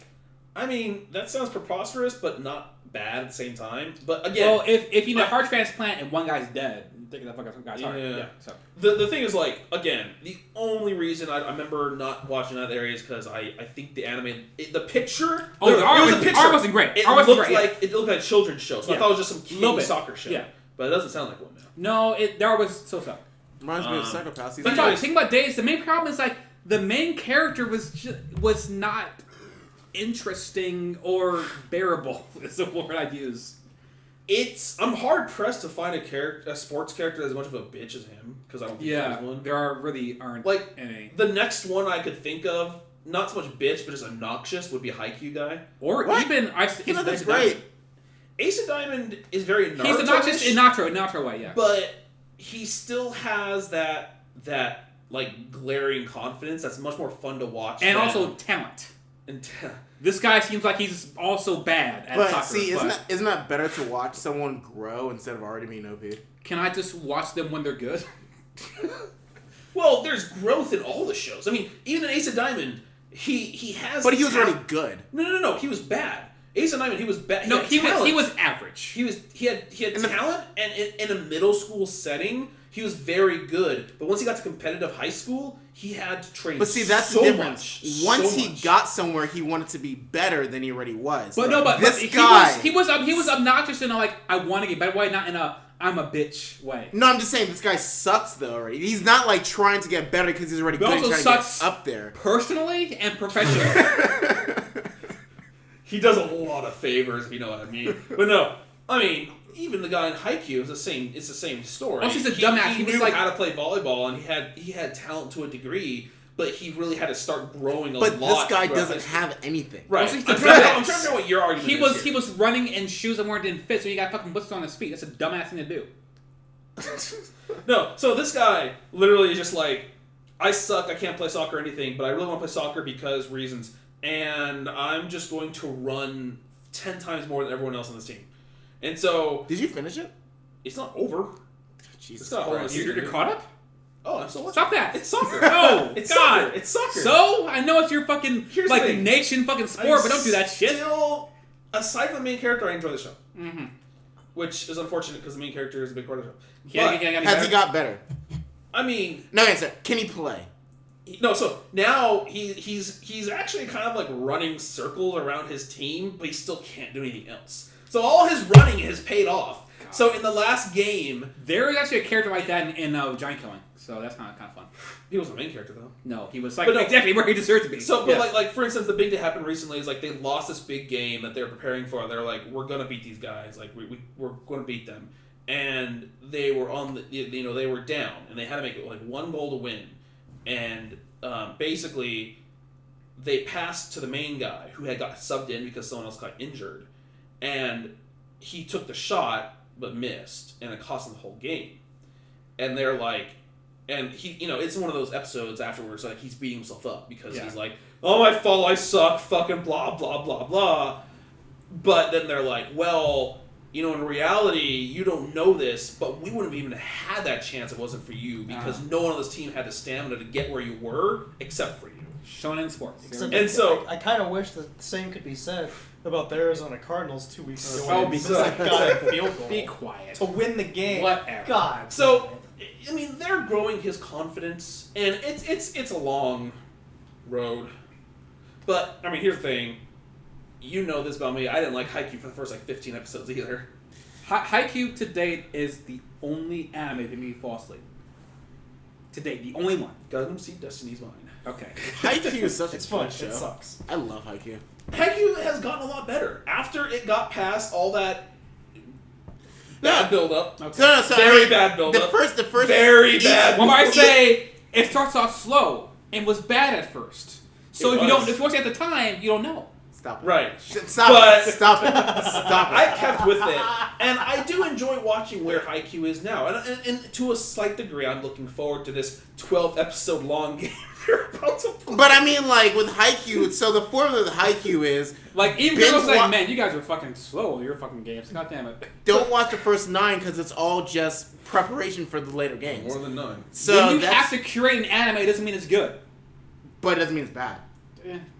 Well... So in my opinion, if that story means something later, really deep and meaningful, then I appreciate it. In Haikyuu's sense, it was just training montage. Yeah. And I was like, you could have done that in 2 episodes. Been like, dun dun dun dun dun dun dun dun dun. Episode 3 tournament. I like it. When I watch a sports anime, I just want the fucking shonen tournament. Just give me that.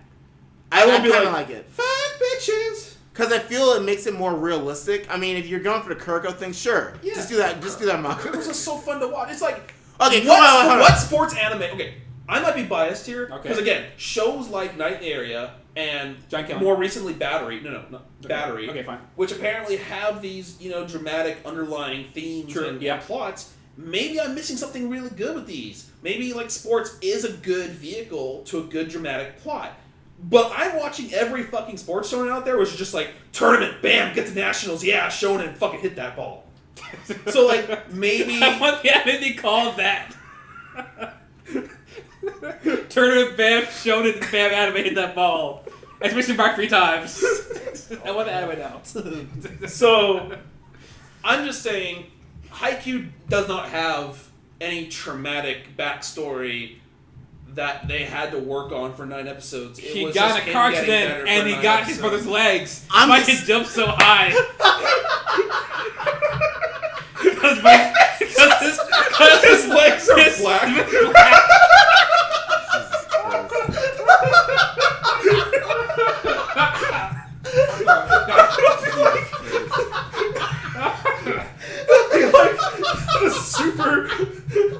The super mysterious main character. He always wears long sleeve shirt with gloves and a mask and a hat. All you see is his legs. They're black. Hey, that's a skin thing. That's real. They always take off. Nothing left about it. That's the real thing. He takes off his shirt. And he's just white. Jesus Christ. Come on, you know. Okay. Anywho, where are we digressing? What'd you give Days? What'd you give Days? Well, I'm trying to digress. Get back to where I was at with Moses. Anime and underlying downward trauma. If sports is gonna have a long build like Haikyuu did, it needs to have a good, meaningful reason for it. I feel like slow montages are not a good meaning for it. It's not that it's me, it's just realistic. I mean, I was going to say, with Kuroko, yeah, you see them train for a day, but Kuroko, I mean, that show's so over the top. The thing is jumping, over that net. Kuroko had checkpoints where they fought different guys each and every episode.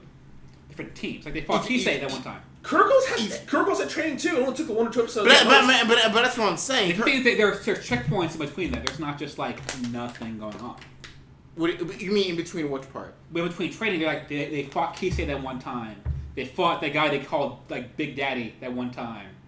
They had tests of their abilities throughout the episode. And this is them getting better. So what I'm trying to say is that they're focusing on the training part, which you get to see each and every growth that they have. Because almost every episode, he realizes something new that he should be doing, and then at those last 4, because what it does, the whole first half is training. then they just bombard you with just nothing but straight like 5 games in the later season. And then in each of those games, see how each of those things played out. And I think that's a very nice way to go about it. I like it when they do find new things about themselves and they grow and get better, as they're playing and stuff. That's shonen. I mean, that's fine. I mean, that's because they're still playing and doing that.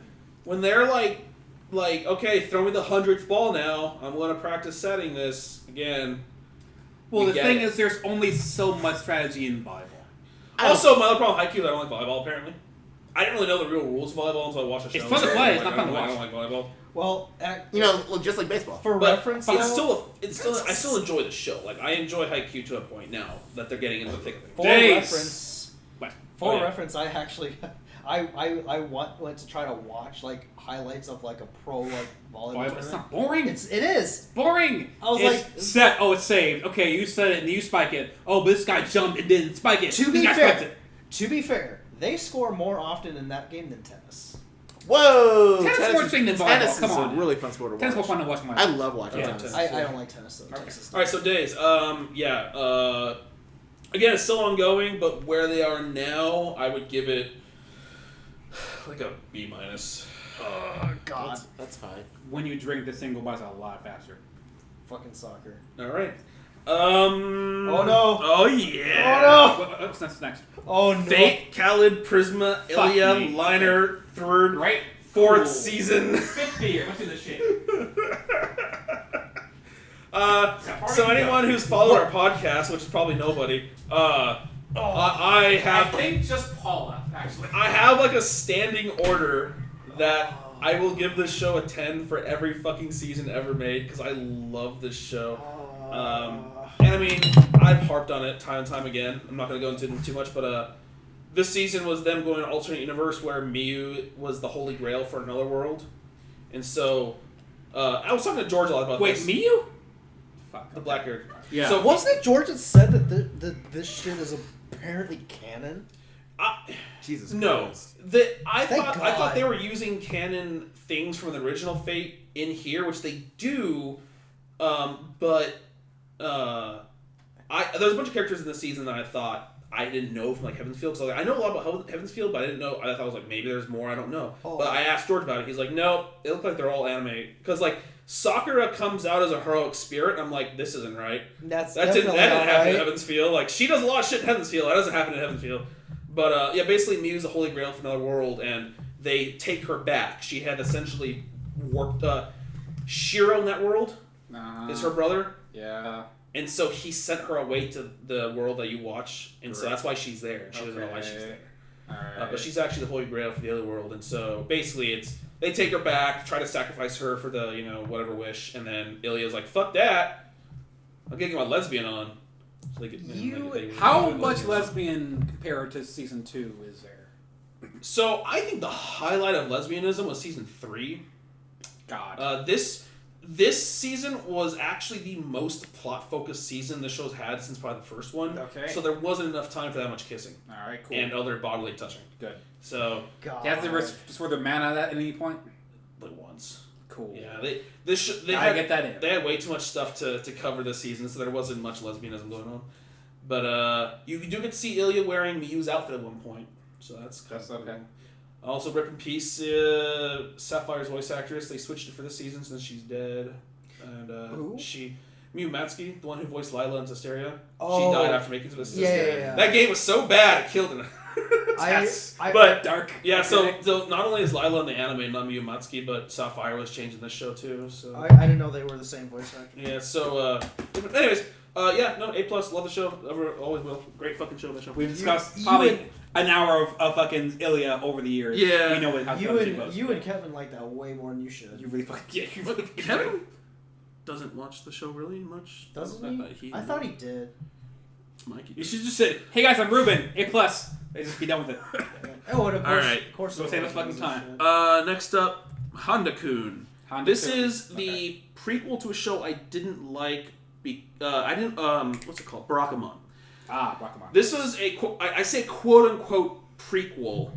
Did I say sequel? Prequel. I said quote unquote prequel I didn't like Barakamon because much of the reason why I don't like Tomoko Market for the Parrot, I don't like Barakamon because the little fucking girl is obnoxious as hell. Okay. Even though I wanted to like the show otherwise. Right. This show is about Honda when he's a high schooler. Okay. There's no little girl in sight. Cool. And I actually really liked this show because it was almost like I was watching Sakamoto Desuga again. Where everyone in the school... You want now? So, in Sakamoto, everyone loves Sakamoto. Man. It's not as... I love Sakamoto too. I love him a lot. Great. He's great. The moment when he did a fan dance with adult DVDs, when I loved him. Yeah. I say that loosely though, because it really only shares like one really big common theme. In Sakamoto, everyone loves Sakamoto, but he didn't.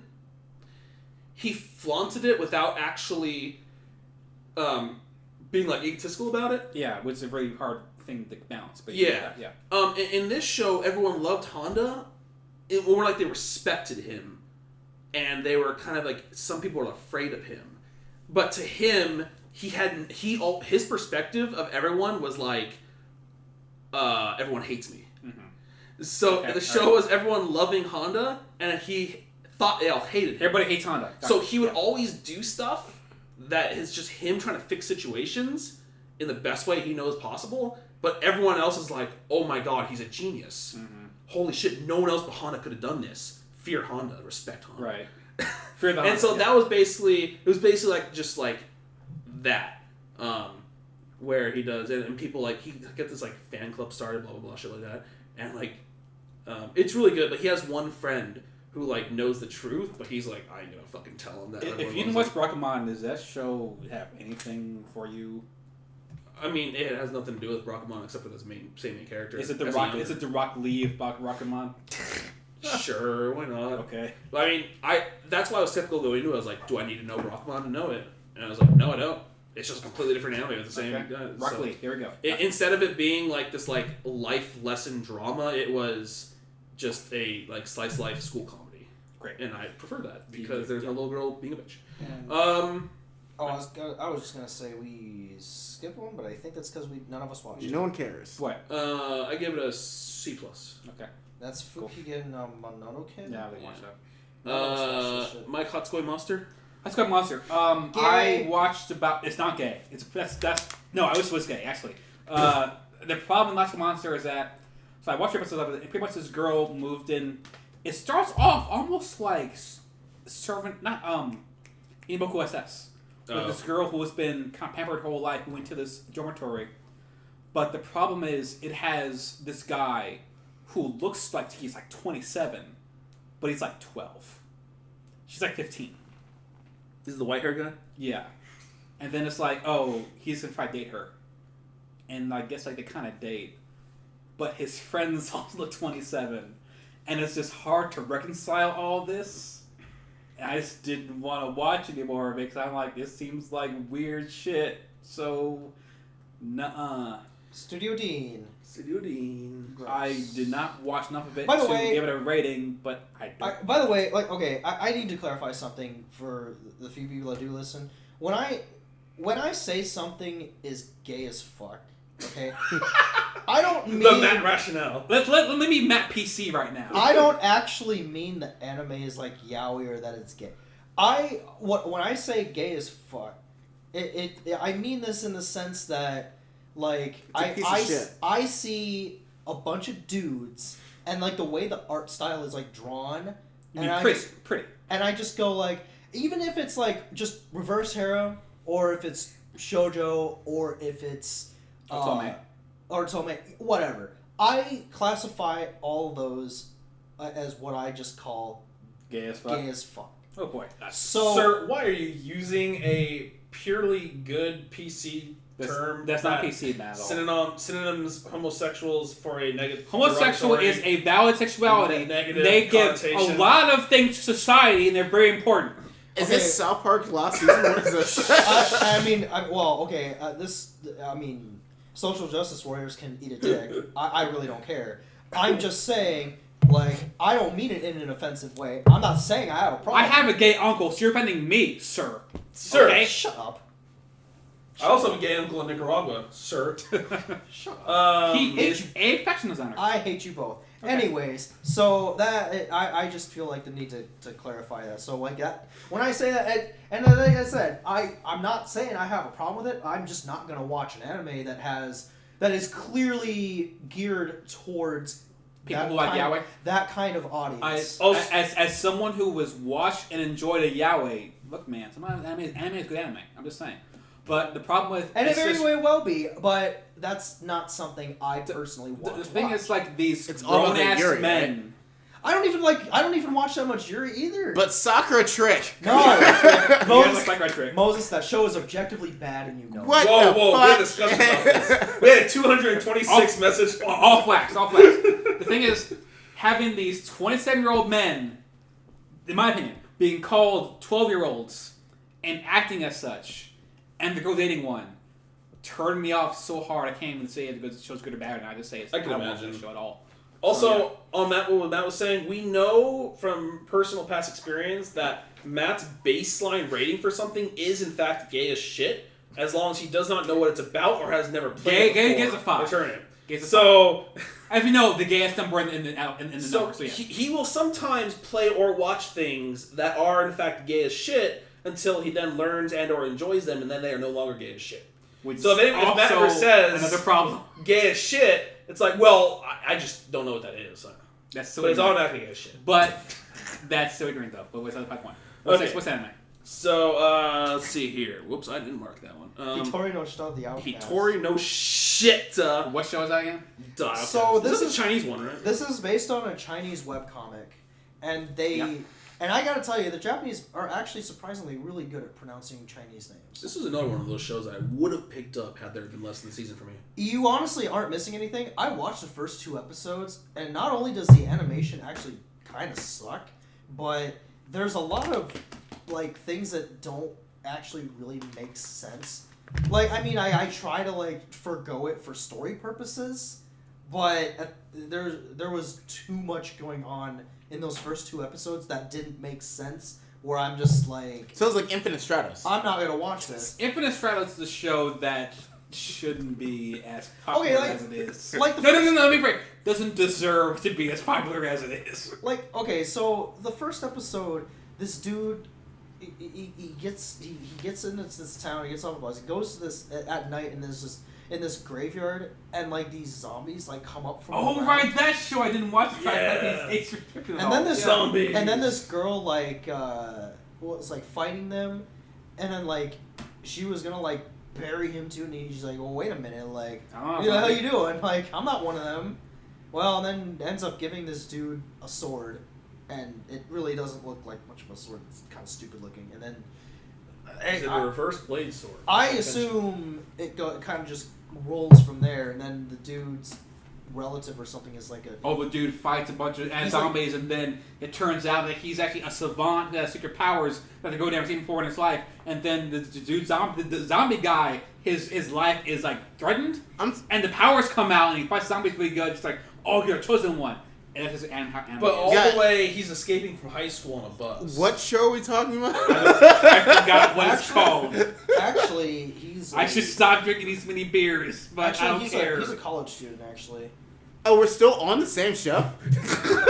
Anyways, I couldn't watch it. So. Okay, let's move on then. Alright, did anyone watch this Art Club Has a Problem? Art Club? No, I didn't. No? Okay. No one watched that show. I've heard about it. I don't know, man. Again, another show I would have watched had it been a worse season. Love Live. Good, so we can move past Love Live. Art Club. Next up! What's that? Love Live Sunshine! Here's the problem with Love Sunshine. It's Love Live. Following Love Live. Right. So that's great. So... Yeah. I love Love Go to the Live. bathroom. Maybe. I do too. I do too, but I couldn't give this a good score. It's alright. I don't know. I couldn't give it a good score simply because, like, okay, actually, let me tell you something. There were things I liked more about these characters, more than the previous generation, but then there was like things I hated about them more than like previous generations. So, is Ruby the new Nico? Because she seems like the new Nico, just without a catchphrase. Okay, well, she has like the hairstyle, but it's a different color. But her personality is more like Umi because of the stage fright. I guess. So like, okay, so I'm gonna tell you right now, they took a lot of aspects from Gen 1 and they swapped around the character designs, changed their hair color, and then they kind of like mixed them up a little bit.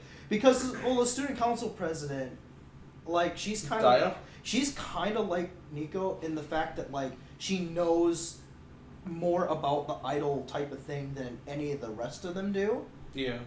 But then she's like, oh, she's the same as Ellie, actually, because they both tried to say, no, this isn't happening.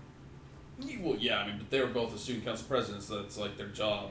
And then both have reasons. Mari is basically your favorite character from Gen 1. Nozomi? Yeah. Mari's great. Her freaking random like pronouncing Japanese like a white person was just so I was funny. so happy to put that in. Oh my god. That was so funny. The thing is, like, there are a lot of similarities, but I'm actually impressed that not, aside from, like, maybe the main character, Chika and Iconica, who are probably the most similar from the whole group, no one else in those groups are really, like, carbon copies. No. Like, the closest ones would be the ones that kind of serve the same role. To me, like, Maki and Piano Chick in this show. Again, I'm still working on names in this show. I've already got Gen 1 memorized. Rico? Rico? Yeah, Rico. Is it Rico? Okay. Yeah. But what Mike says right. They follow the story almost to a T, but they made it's more dramatic. They made various really staggeringly big differences. Now I say staggeringly lightly because I mean nothing in Love Live is really that dramatic and traumatic or anything. Right, but this is a little more. In Gen 1's first school concert, it was a bust. In this one, they thought it was a bust, but ended up being very successful. In Gen 1's first regional, they won. In this one, they lost. They didn't have the group in Gen 1 that was already trying to do the school idol thing before, and that's like, they had their own little backstory thing, and that's why they didn't want this to happen. In Gen 1, they never had anything like that. They were the first to try and do it. But again, that's because Love Live was a new thing at that point. I feel the music is as good as it's ever done. Music's still I think the intro, the song that the two girls, excellent. I fucking love that song. It's like Self-Control. Yeah. The one that Will put in the football, like, this is how to ring a towel. Yeah. great song. I love that song. But the thing is, the music's very good, yeah. The problem is we've seen this story before. And I mean, like, we've changed some things around it, but it's the same general beats. I mean, guess what? The president doesn't want to join it because she's wanted to do it before, she couldn't do it, but she's in the promotional picture. She's going to join anyway, because you know she's going to join. And, so, yeah. And so it really comes down to just how much you can enjoy the show knowing what's going to happen. Right. Which I thought, like when I was talking to Matt about this earlier in the season, it was like, yeah, I feel like it's following the exact same formula, and while it did take deviating changes, it still felt fresh enough.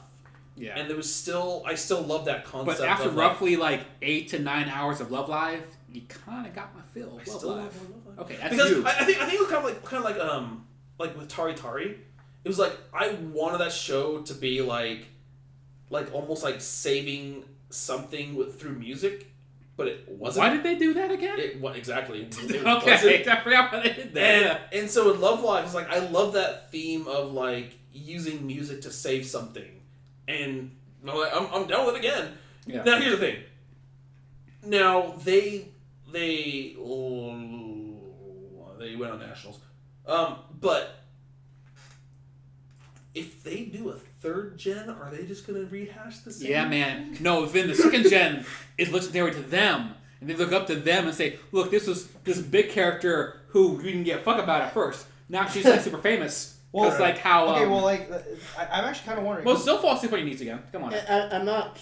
I just want this to be over. Well, Ruben, the original though. Like, Love Live for life, bro. LL4L. Must Love Live for life. Like, okay. I didn't know you watched it, and that's made it worse. Bam. Okay. So like, the original one was 2 core though. 2 core. Yeah, this one's gonna be 2 for sure, man. I mean, I was gonna say they just did nationals. They haven't gone to Love Live yet. Yeah. So I'm actually gonna win. Now Guess there's actually they have to, right? There's one thing that I want to see with this more than anything, and if it's a ship, I will kill you.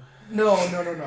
I actually want to see. right now. I want to see the characters from this one meet the original, and I want. I think that's inevitable. And I want them to do a performance together. I think they're gonna fangirl out. And you know what? I actually want them. Don't to say do that. No, this more than anything else. The question is, does Bushiroad still have contracts with the original voice actresses? Well, the fact that they just like had the fucking new songs in the game, I mean, probably. That you know about. That I know about. I will say this. You're still getting like your old content. No, actually, no. They changed the splash screen of being the new girls. All right, so you're only 4 months behind then, or something. I'll say. I will say though, I like their individually. I like the singing voices of Gen 2 a little bit more than 1. I think as a group overall, you're right. I still think Ellie in the first show had the best singing voice of anyone. Well, hers is like godlike, but I really like how they put like a Chinibyo character in. God, Yoshiko. Yo, honey. I do not like that at all because I feel like we got the Sneepio, our anime Sneepio phase out. We got it done with now. Here's the thing, and bringing that back is not a great. They needed some more anime archetypes to work with. Having that bitch being took out fucking looking like a fucking member of the fucking same clown posse. Like, fuck her. I mean, well, okay, when I first saw that character, you honestly want to know what my first thought was? What? And yes, Mark, this is targeted at you. I was like, oh god, no, there's a Chuni. Great. Before Mark calls best girl. Like, no, I posted on his wall the day of, hey, yo, Mark, got a character. Did you really? I must have missed that. But I was just like, you gotta be kidding me. But in the end, I thought she was a fine character. We're getting to a love life saturation point, though. The thing is, they need to stop this. They developed a reason for Love Live to exist. So how can they build a story that ends in Love Live without following this is going to turn into Aikatsu, I swear to God. It's going to keep going. Except this is... I'll just keep watching. Except I'll keep handing out the tent. It's better than Aikatsu. But... Yes. And you know what's funny? But that's the problem. Sunrise owns them both, too. Yeah. So, and that's the thing. Too. Like, Sunrise is just like... Well, between this and Gundam and, like, the models and the rights and all that shit, like, God... They have more money than they know what to do with. But I mean, yeah, so... But we still can get Tiger Bunny 2. I don't know... Did Sunrise do that? Yeah, they did. I don't know their best show. Where... They'll finish this story up. You know, they'll just do their school thing, get better, whatever, Love Live. We know what's going to happen. Will they do a Love Live 3, and what the fuck are they... Because at some point, their fans will turn on them. Now their school is going to die soon if they don't get a Love Live team to bring more students in. What happened to Honoka's little sister? That's a question. She just showed up. That's a good question. I don't know what the She's fuck. like, I'm going to inspire this girl, and then she runs away. Great. Awesome. Anyways, A+, yeah. I give it a B-. Why? Oh, no. Give us a grade. Like, it's not. It's okay. I think it's good. But Love Live did better. So it's an A-. What the fuck? Okay. All right. It's I love all of it. I know. We know. Okay. Thank God. Right? We don't want too long. Oh, yeah, Masou Gakuen HxH. You know what? It's not Love Live. Yeah, okay. Fuck you, Moses! So, the thing I like is that they take the idea of using libido as power, which is something that Star Driver did, but a lot better than this. Isn't that the same thing that the boob sucking show did? Souma? Well, yeah. No. It was the Souma. No. What the fuck? We talked about this yesterday, Moses. Goddammit. We talk about this too much, and I'm glad I never. Techno Quasar? Techno Quasar. Okay, I guess that was so much libido. It was just okay. In Star Driver, the libido powered their mess. It was actually Prisma. You know that anime that makes you ashamed the anime? libido powered their suits, and it was a lot of just breast rubbing a la Testament. How many episodes did you watch? Like 3 episodes. You know, the only show this is about too many. Now I think about it, the only show I've ever watched that legitimately had a plot of being aroused, giving power would be Cross Angie, because God bless you should watch. Or not Cross Angie. Not Cross Angie. The one where they turn to weapons, like 3 seasons ago. Valkyrie Drive. Valkyrie Drive. Yeah. You should watch Star Driver. It's a better show than all of those. Fuck the Galactic Pretty Boy? Yeah. Fuck that show. You used to libido as a power. Like, I'm not looking for shows to do that. I'm just saying the only one I've ever seen with Valkyrie down to do I remember the show. Okay, I watched the show probably like 10 weeks ago. I remember the show being a lot of girls in skin tight suits wanting the guy to rub their breasts, and he rubs them, and they come, and then they power up. I don't fucking know anything else about that show at all.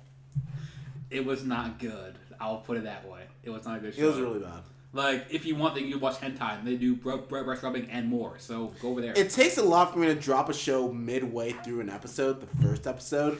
This is one of like 8 shows I've ever done that. For me, it was like Dakara Zenzen, the one about the guy whose girl. Decking eyes! Yeah, who wanted to fuck him. Wait, what Episode, it was the incest one where the sister wanted to fuck the brother. I don't like my brother very much. No. Damn. Fuck him. Did we finish that show?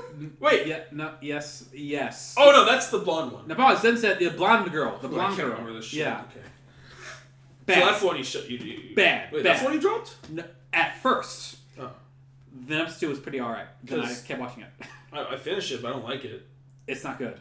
I know Moses likes it for some reason. And, What, and neither is this. My brother very much is like a 9. I'm not sure who this show is for. You can't talk shit to Love Live when you say that. I do not know who this show is for. I don't get it. If you want hentai, look, man, you're some places that got you. It's for people who want to talk about hentai but can't admit they want to talk about hentai, so they have to talk about an anime that's so close to hentai that I still feel to talk about hentai. Then but it's still, They got it's still then. anime socially acceptable to talk about it. Okay. I don't know. I think it's It's bad. the anime you gotta lock your door to watch because you don't. You mean walk- the anime makes you shouldn't watch anime? Yes. Yeah. Okay. That's why That's Yosuke Sora for me. Yeah. No, man, that show's good. Fuck Fuck you. Fuck that. All right. Well. Hey. All right. We're gonna go on. All right. Next up, we have Mob Psycho 100. If you guys thought this was the best show of the season, fuck you. You're wrong. God, you just. It's not It's not. great. So It's not a bad anime, but it's not great. and this is the most, I guess, greatest recepted show of the season. I would say Re:Zero is more receptive. I think Also, I think Ray Zero is the one, but we'll get to it. Also, I if mean, you're gonna say this that's is what I feel, but I've been hearing more shit over Mob Like Psycho. every year, anime has this Attack on Titan to Sword Arts. I think Ray Zero is 2016. Yes. Well, I maybe, almost said, what's the one I gave to you that was the other one? Dagashikashi? As well? Yeah, I don't think so. Was very popular, but not very good. Well, I didn't care for that show very much. Mob Psycho 100, written by the same guy who did One Punch Man.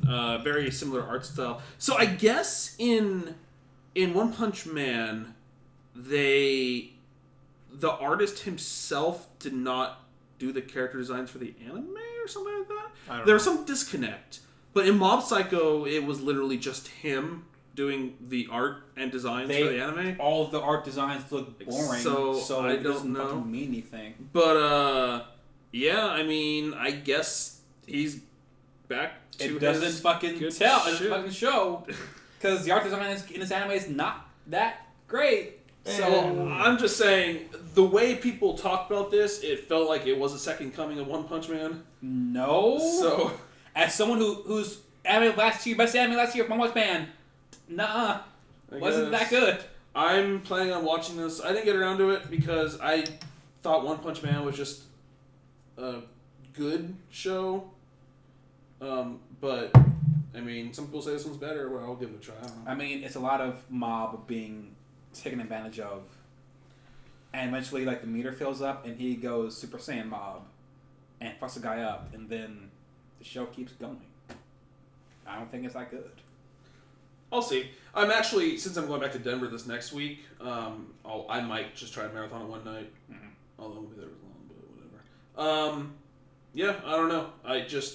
I thought that I don't know what came first, this or One Punch Man in the guy's manga history. I thought maybe One Punch Man was done first because maybe that was like, it was like the guy who did Sword Art Online did like Sword Art Online and then something else, but like he thinks that his work after Sword Art Online was better than Sword Art Online because he looks back on Sword Art Online and be like, Yeah. been like, yeah, I wasn't very good at writing back then. Most good writers think that way. So so I was kind of wondering if maybe this was the later stuff that the writer of One Punch Man did, and maybe he likes this better, and that's why he was doing the art directly for it. I guess I don't know. Again, no one take my word for 100% accuracy, but this has been the most buzz I've heard on vlogger sphere. Of what I watched, it was this one guy pretending to be a medium and ran this medium agency, and pretty much took advantage of Mob to fix his problems, but acted like he was better than Mob. It's like, oh, this is solo level that I'm gonna let you do a Mob because you need to get some experience. But actually, in reality, he doesn't know shit. But Mob is actually an actual medium and actual has powers, and they did that for like 7 episodes.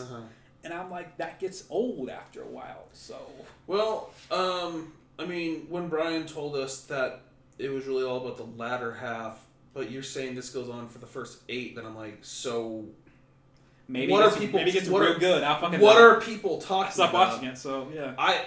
Maybe we could all watch this together. No. If I get about 3 more beers in me, maybe it gets really good after sudden. We all haven't gotten together and watched anime in a long time. Yeah, we haven't since Panic Stocking, pretty much. Was that before or after FMA Brotherhood? Which we all watched 5 episodes of FMA, which we weren't drinking during that, so FMA I guess the last one. Okay, well, we still have not finished. You said you want to finish at my house. Yeah, I did say that. That sounds fun. We'll skip on grading this. I can grade it. I'll try to make a note to maybe cover this on our next retrospective because I plan on having it done by then. But I didn't much care for it. Okay. Did any of you guys watch? Next up, Momokuri. I watched the first episode. I don't remember anything about it. So this is the one where the girl. Oh, was the one episodes 1 and 2 were the same episode? Yeah. I dropped that real quick. I just didn't care for it. So, yeah, each episode is 2 episodes, essentially. It's weird. But the main girl likes the main guy a lot in a very creepy stalkerish way. Yeah. But she hangs out with him. I only watched this first episode. Again, it's another show that I probably would have kept watching had the season been worse. So, let's move on from that. I don't want to talk about it. I don't really know much about that. I don't think any of you watched it, right? No. Did you watch I didn't actually see the releases for these, but apparently there was a 4-part of Nanatsu no Taizai. I haven't. And I haven't found it. I didn't see any of the releases, so I don't know how. I don't think it's out yet. It must not be. Okay. Next up is, let's see here. Name? All right. Next up we have Nejimaki Seirei Senki Tenkyou no Alderamin. Or as Crunchyroll or whoever licensed it, Funimation. Crunchyroll. It was Crunchyroll. They just call it Alderamin on the Sky. Alderamin on the Sky. Real good anime. Yeah, that was surprisingly much good. Like how Matt just said, a very surprise hit in Moses 2. It's really fucking good. Yeah. For anime that looks so fucking plain. Well, average, it's really good. I actually thought the animation was done pretty decently, but yeah, it's like the quality was good, but I think he more like the design more than anything really that spectacular. So I guess it's an age of swords and air rifles and blimps and stuff like that. And do they really explain their creatures? Because they just said they're like, hey, this is my spirit. So now not really. So they're the okay. Well, we'll touch on that in a second. First of all, yeah, what Matt was saying. Swords, very, very entry-level guns. Whenever I think air rifles, I just think Cabaneri. I'm not sure why. Well, those things actually shot air, I think. Steam. I don't know. Steam. They were steam-powered. Steam sucks. You only get by steam. So, yeah. But these were fucking pellet shooters, and then they got the upgraded ones later. But what happened to fucking gunpowder and shit? Well, they do use it in this show. I mean, they had that one time where they shot a fucking cannon. That was kind of cool. Yeah, but it's just an alternate reality where But pretty much the main guy is a lazy genius who doesn't want to do shit, but he gets into the military. He was basically adopted by this outcast scientist. Mm-hmm. This scientist who thought up all these great inventions and no whatnot. one knows the science is.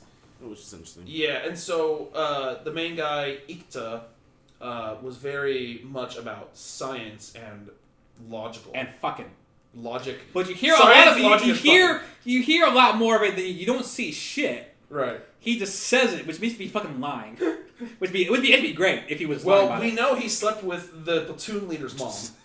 Because she knows that. Allegedly. Well, she's aware of it, so it's gotta be true. And she called him out. Oh, yeah. Okay, never mind. Yeah, okay. But I'm trying to remember. Like, it was like episode 3. It was like episode 3. Remember? You know his platoon? Oh, when he was assigned to the platoon? No, and she has like redder hair. Yeah, it's kind of like tan, reddish. like reddish hair. Yeah, he went to the platoon. He's like, yeah, I'm the leader. He's like, I won't acknowledge you. You slept with my mom. And then he's like, oh yeah. The Freckles chick. Yeah. Yes. Freckles okay. Freckles yeah. But so basically that happens. He's childhood. Well, so the scientist gets like outcast when he's still young, and then he gets picked up by Hitori.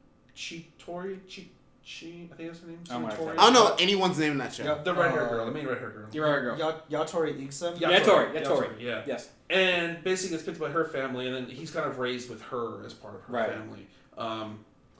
And blah, blah, blah, blah, blah. They get some people together. And I really like how the show starts with them kind of getting stuck behind enemy lines with the princess. Right.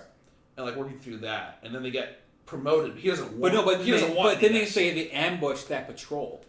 Yeah. That show gets raw when it wants to. Yeah. Oh, when she pulls out both swords and starts going to town, like hacking through dudes and shit. She doesn't give a fuck. She wants to fight. Well, and she's like the descendant of like the ancient like this famous clan.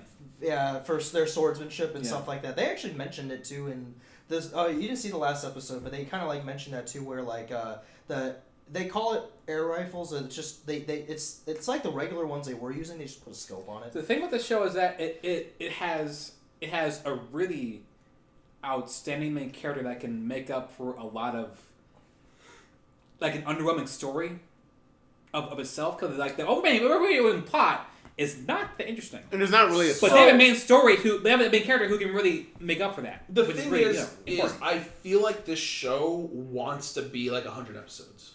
Fuck, I hope not. And not like I would like it to. Not as good as that. I would like it to go to at least 24. 24, maybe introduce something really like really gripping going on. Because you're right, it's like they had the Holy War afterwards, and they're dealing with all that. Right. But I guess at the end of the day, it's like the anime was just them like putting down a little revolt. Well, it was a conspiracy too. I guess it had some depth to it. But not a tremendous amount. But I guess it's like it wasn't the best plot. But you're right. Like the characters carry. It's wood by really great character, really great writing, more than anything else. Well, and that keeps a thing fucking rolling. Wait till you see the last episode. Did you see the last episode? I did. Yeah. So what the princess like asked him to do. It was, and I was like, I'm not sure how you do that without just losing guys left and right.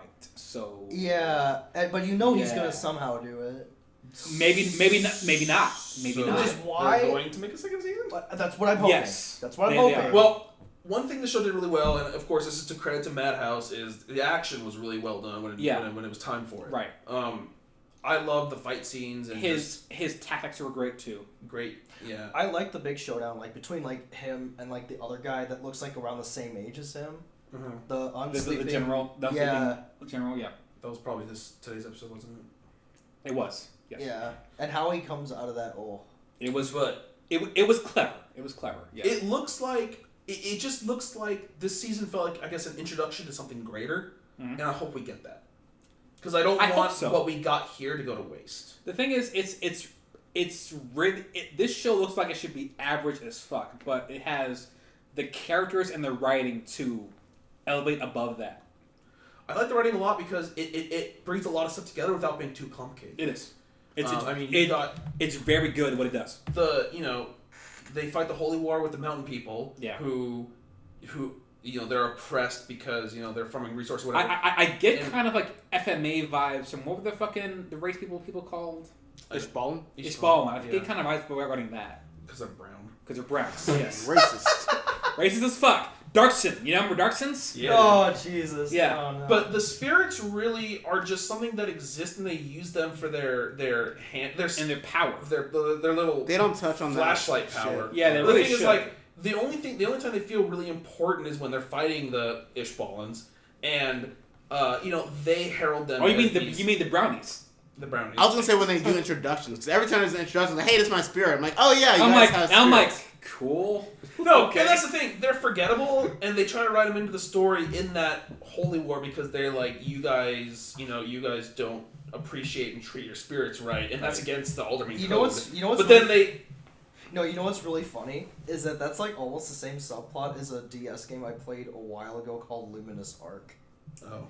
This seems like a show that if it didn't have the quality of writing characters, it would just be forgettable at all. If the main character wasn't there to be forgettable. Yeah, it again, good writing can elevate a show above what it should be, and the show had it. But if it didn't have it, it would be just who gives a fuck about this show. I put this in my top 5. I think it's top 3 for me. Actually, really? you know, yeah, Moses, like you're probably right. My top 3 that I enjoyed and look forward to the most every week was Souma, this one, and 91 Days. Yeah, so yeah, I think it's top 3 for me. So, it's really good. I would give it like a B+.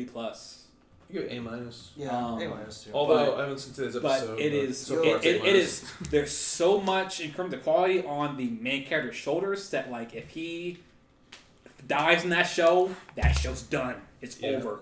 Who cares at that point? I like how in that episode, a few episodes back, or whatever, he was like, he pulled out a great victory, but then his decision cost an entire village. Right, and then like the lady he was talking to, she died. Yeah. Yeah, like it's cool having that kind of shit in a show like that. Yeah, it's really good.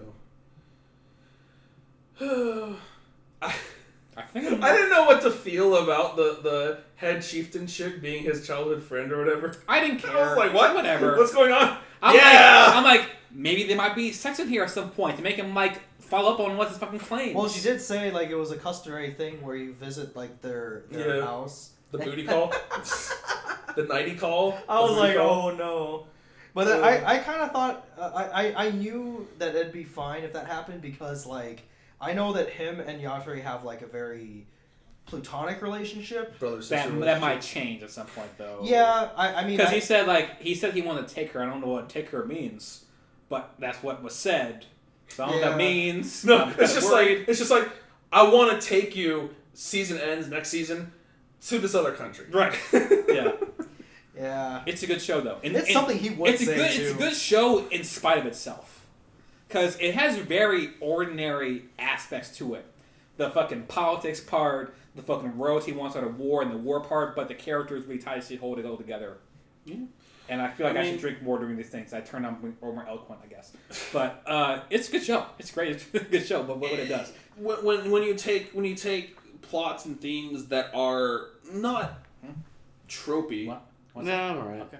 Not tropey, but like not overused, but they've been used before. Right. How do you make this stand out? And a lot of times it comes down to characters. Come with quality, yeah. And just how you write them together. All right. Next up. Yeah, sure. New game. Game. Love this show. It's a fun show, but I wanted the Shirobako of games, and it's certainly not that. But it's still a fun time. It's still a Kobo, not PA Works. Yeah. This show is about a girl straight out of high school decides to work instead of go to college, whereas her friend is going to college instead of working. Right. And it's for the company who makes her favorite game series, which is called Fairies. And so is it Fairies F or like Fairies? I thought it was Fairies F. Fairy Story. Fairy Story, that's right. Which, by the way, looks just like Legend of Heroes. It looks like fucking like Atelier to me. I try to watch this show. This show is not for me. Okay. I try to go out of my comfort zone like every season, like one show. I was like, I can't. Usually people are like, I'm like, cool, man. Was for you, that's alright. It was okay. Yeah, man, it wasn't like I didn't like it. I enjoyed it. I just couldn't get past episode 3. The thing is, like, this is one of those shows where I can't tell you one. Boy, God, Mike's drunk. No, I'm still here somewhere. Don't worry. So, New Game is the kind of show where I can't pinpoint one big reason why I love the show. It's something where I would have to watch the show with someone next to me. I have to point out every little thing that happens that I like. The art director was great, whatever her fucking name was. See her, she doesn't talk, she just types. It's cool, I love that shit. Art director was she wasn't the director. She was director who would sleep overnight within her underwear, and that became a thing for some reason because Yuri. Toyama Cole. Yeah, she was good at what she does, and she was dedicated, and that's good. I and actually didn't wear liked, pants. That's kind of cool too, I guess. I liked the God, I'm gonna say the brown chick. Cause she's the best. Ahagon. Oh, Brownie-chan. Yeah. Ahagon. Was it Umiko? Umiko Ahagon. Yeah, she was like the main programming director. The best. Yeah, she's programming director. And she had the girl who later did part-time work as QA for her. The main girl's friend who was in college, but she was on break, and so she was working there over her break, and she did all the debugging. Yeah, that's like a good. You have a good summer job to have. Yeah, not a career. I was like, if someone can play test and debug your game that well, you never let them go. Never. Yeah. She's like, so I figured out how to finally get a panty shot here. Working as intended? Not working as intended. The director comes around, working as intended. Hey, that shit. Thumbs up. Yes. That part was pretty funny. But like, I loved it. You're right. Shirobako was a masterpiece. Shirobako made me question how any anime ever gets made. Right, and it was very... Shirobako was very dramatic and nitty-gritty about itself while still somehow keeping a sense of comedy about it. Right. This show was more just like, here's how games are more or less made. Probably you're learning more here than anywhere else. But I think anime. it was still still disingenuous because it didn't show how soul-crushing making games actually is. Right, but they want to make a comedy. So this was a comedy parody on but even when they had to stay overnight, which is usually like probably horrific, it still seemed fun. Right. Which it shouldn't be. I like the episode where they all got the same idea and they all brought donuts in, so they had like a shit ton. Do you want donut? Like, you're gonna have like 30 donuts. Yeah. More donuts. It's a fun show. I love the ending of it that where you should not go into games because of the show. Where she accidentally like says a spoiler to the end of the game next to the line of the release of the game. She's like, oh fuck. Oh shit, they're gonna talk about it? Look on Twitter. Oh god, people are talking about it. No, it's just the early copies, the release copies. That's what I I like the part when the director was talking to like our director about stuff and they went into like they had the weird like airsoft fucking battle. That's how she like relieves stress. That was kind of fun. She had like guns above her desk, which is pretty fun too. She gave the blonde-haired friend just an AK M4. Was it M4? It was M4 or something like that to her as like a going away gift. Yeah, that's fucking. So I don't want this. It's a fun time. It's a fun show. I enjoy that show greatly. It's just another show I look forward to watching. I loved it. It was shit. Oh no! One thing that I noticed is the game. Whenever they showed it, it was for PZ3, so PlayStation 3. Of course. But at the game opening launch ceremony thing they did, they were giving away PlayStation 4s. What? I never made. They're gonna have another studio ported to the PZ4. I actually never made that distinction, but that's actually really funny. I mean, like it is just a fun time that is not to be taken too seriously. Yeah. Because it's not built like that. It's not a serious show. It's a very lighthearted show. Again, I would have to watch that show with someone so you could just see how much I'm enjoying that show to really understand why I like that show. Yeah. Because there's not one thing I can point out on the show why I like it so much. Yeah, it's fun. I give it an A-. I give it a B. It's good. Yeah, it's solid B's. That sounds about right. Cool. It was just alright. Moses, what do you give the 3 episodes? No, God! No! Oh my God! There's actual beer in there. Party foul! I want you guys had. All right, Mike's finally done cleaning up his beer, and now he has a seventh beer. All right, I threw the first one away, so this is my 7th beer. Okay. Next up is Orange. Are we going to discuss Very how good impossible show. it is to send a letter back in time to yourself? So, that they seem to all have gotten, or most of them have gotten? So, at some point, this writer was like, I want to make this story.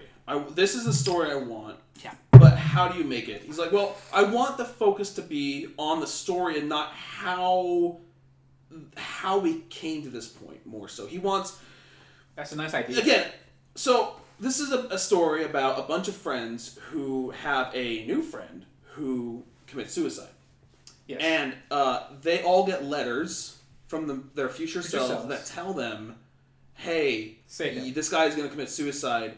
Do all these things like we regret not doing, try to change the future, try to do it so that, he doesn't kill himself. Right. and it was fascinating. It was really interesting. I Hanakazawa, thought they were going to save him, and he's going to show up in the future, and he didn't, and I was happy he didn't do that. Yeah, that would have been dumb. That would have been real stupid. I mean, yeah. Again, god damn it, someone hit Moses. I'm not. Fucking they needed to touch on that a little bit. They needed to because they wanted to make some sort of coherency, even though, again, the reason why there's letters in the baths is bullshit. Right. Let's just say it right now. They flew over the Bermuda Triangle and dumped their letters into the Bermuda Triangle. And they found them. Which somehow delivered each letter to their past selves. Like 15 years earlier. Again, yeah. The vehicle to how the plot got started is not important because the writer wanted to write a story. Yeah. And the story was what was the most important part. This is one of the rare anime where the drama is actual drama, not melodrama. Right. So that's good. Hanakazawa should probably win an award for playing Naho in this. Because great. She's great. Hanakazawa is someone that I've always thought was good, but she's never ever come out as like an amazing voice actress to me. To me, I thought she was the best in the industry, to me, personally. But I think after watching this performance that she really is the best. Very best. She's crazy, very best. Yeah. I have reservations because there's a lot of voice actresses I feel like can also take that title, but I think she's up there for sure. Like after this, but so again, plot device aside, it's all about dealing. No anime has ever touched with regret. No anime has ever touched with, trying to save someone from suicide and depression, and it's just like, my God. Like, I was watching these episodes, and I'm just glued to the screen in a way. When I watched episode, 1 and 2, I never thought I was going to be with this show. Mm-hmm. And just, it was like, I felt like I was actually seeing, I want to see the next episode. And I like how they switched between, where the show is and, where they became in their timeline, pretty much. And how the guy and the girl got married and had a kid and all that. And that was yeah, and I like that dichotomy there. That really felt like there were stakes involved to what was going on in the prison in the earlier day. And it was really, it was really hard to watch sometimes too, which makes it there's things that are cringy hard to watch and hard to watch because they portray emotion there are things really well. like when Kakeru said he liked her and would ask her out. And her friends were like, won't you ask her out? She was like, oh, I'm afraid of annoying him. And I'm like, what the fuck are you talking about? What? He said he liked... Fuck anime. Okay, so... I mean, she has to go through a lot because, again, that's not the person she is, but she needs to become a different person to really get out there and, try and save his life. Yeah. But what I was going to say is, hard to watch in an emotional way because in that future when they're showing them, it's like, Suwa knows that if Kakeru was alive, he probably would have married her. So yeah. He's in this marriage with a kid, and kind of realizing so I'm not first choice. He's not. How bad does that feel? I'm only here because they're dead. Because he's dead. So I guess I got the best of this situation here, but yeah. Basically, Kakeru, the reason he gets driven to suicide is because his mom was always very, constricting of his life. Right. And he always thought that she was just being a bitch. And so, one day after school, she wants him to come home. Because she's afraid, you learn later on that she's really afraid that, he's going to get bullied and stuff like he used to. And so she doesn't want him joining clubs. She doesn't want him, hanging out with people. She just wants him to, come home and, But she doesn't play it off very well in, a caring way. She plays it off in, I'm your fucking mommy, do what I say kind of thing. Right. And so he meets up with a group of friends and one day says, she's like, come home. He's like, I'm not going to. I'm going to go hang with my friends. And then she commits suicide. No, she dies. She dies. She just dies. Yeah, she just dies. Did they ever say why she dies? No, it was sickness. Yeah. Is there a sickness? Yeah. She went to the hospital because something happened to her, and that's right. She doesn't commit suicide, but he feels really bad about it because he's like, if I had been there for her, she wouldn't have died, kind of thing. Yeah. If I hadn't ignored her that day, and then the guilt just piles up more and more and more over events that happen and eventually drive him to suicide. But and I guess he got like hit by a truck or his word happened. So in the quote-unquote original timeline, he sees the text message from his mom that she never sent him back, saying like, you know, I'm sorry, I always meant the best for you, Right. blah blah blah blah blah. And he's like, well, fuck everything. Now I just feel like 100 times worse. I'm gonna go right in front of a truck. Step on traffic, yeah. Lay on traffic, pretty much, yeah. But they narrowly avoid that.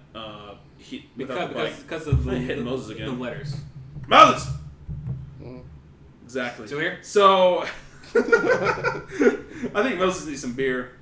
No, make it worse. No, that's gonna make it worse. I'm just getting slightly sleepier. I should stop drinking now for reals. So. Anyways, so a great show, very unique. Something again, like just another boundary of stuff that anime has not crossed yet, in my opinion, and just another A- to me. B++. Fucking great show. Really good. This season for you, huh? Really well done. Oh boy, I'm telling you, dude. Yeah, I have to give it a B+, I think, because there were some slow moving parts, and I was just kind of, you know. But I again, like this was kind of my like out of my normal what I like to watch like kind of pick. I actually just started feeling okay, like romance Steins Gate, sure, but they actually talked about they're not actually changing the future because they said, well, because they made a good point. They do that whole time paradox dumb bullshit that makes they people touch on it enough, which makes people's brains hurt. Where they're like, well, wait a minute, like this has to be parallel timelines, because if they're changing, if we're past selves are changing the future right now, then everything would have been fixed, and we never would have wrote these letters in the first place, and then all that kind of dumb shit. Right. So that's why parallel whatever exists, and I guess they just went with that, and they decided on it, which is fine. But no, man, you saw the movie The Lake House, right? It's The Lake House. Wow. Okay. I mean, they decided one of two things. Well, they were talking about the theory of that in like, well, you know what you said. If something changes the past, it'll change the future. But they're also tackling the issue of, well, maybe we just threw this shit in the ocean and they're not actually in the past. They never said, like, in the future. They never said, oh boy, I hope our past selves are fucking writing, like, you know, reading our letters right now and doing good. I mean, they did it as like a ritual formality, like, you know, we're gonna get together as friends, we're all older. Hey guys, you know, it'd be fun, let's write letters to our past selves, if what we would say if we wanted to say Kakaru. Yeah. And throw it in Bermuda Triangle because that's what the rumors say is a fucking black hole in the past or whatever. But they're like, we have no proof it worked. So when in the future, they're always talking about Kakaru and talking about their regrets, but they never actually say, boy, right about now, my past self should be reading my letter. Yeah, which I kind of did like that disconnect. Yeah, I mean, it's a very rational show in that way. So. Yeah, it was fine. All right, next up is... We didn't watch Puzzle and Dragons. No. Qualidea Code? Gross. Qualidea Code, I like the characters in that show a lot. I like their interactions, but the story-wise, it was like... What was the monsters in the fucking freezing called? Freezing. Oh, in freezing? No, but yeah, what were the monsters in fucking... like the noise? And the one where they sing to fight the monsters? Oh, God. God damn it. The one I didn't watch? The one Matt seen all the time? Yeah. Can't remember the name of it off the top of my head. Idol Master Fun Fighting Time? No, it's... You got something about Cross Energy, right? No. Okay. Fuck. It's more... Mizuki Nana's like, well... The fact of the matter is, hey, there's monsters fighting the Earth. Sinful Gear? And Sinful Gear! And they have to fight them. But the characters who are fighting them are pretty fun to be around. Also, the main... And that's kind of... The main orange-haired girl is... I found out it is voiced by Yuki.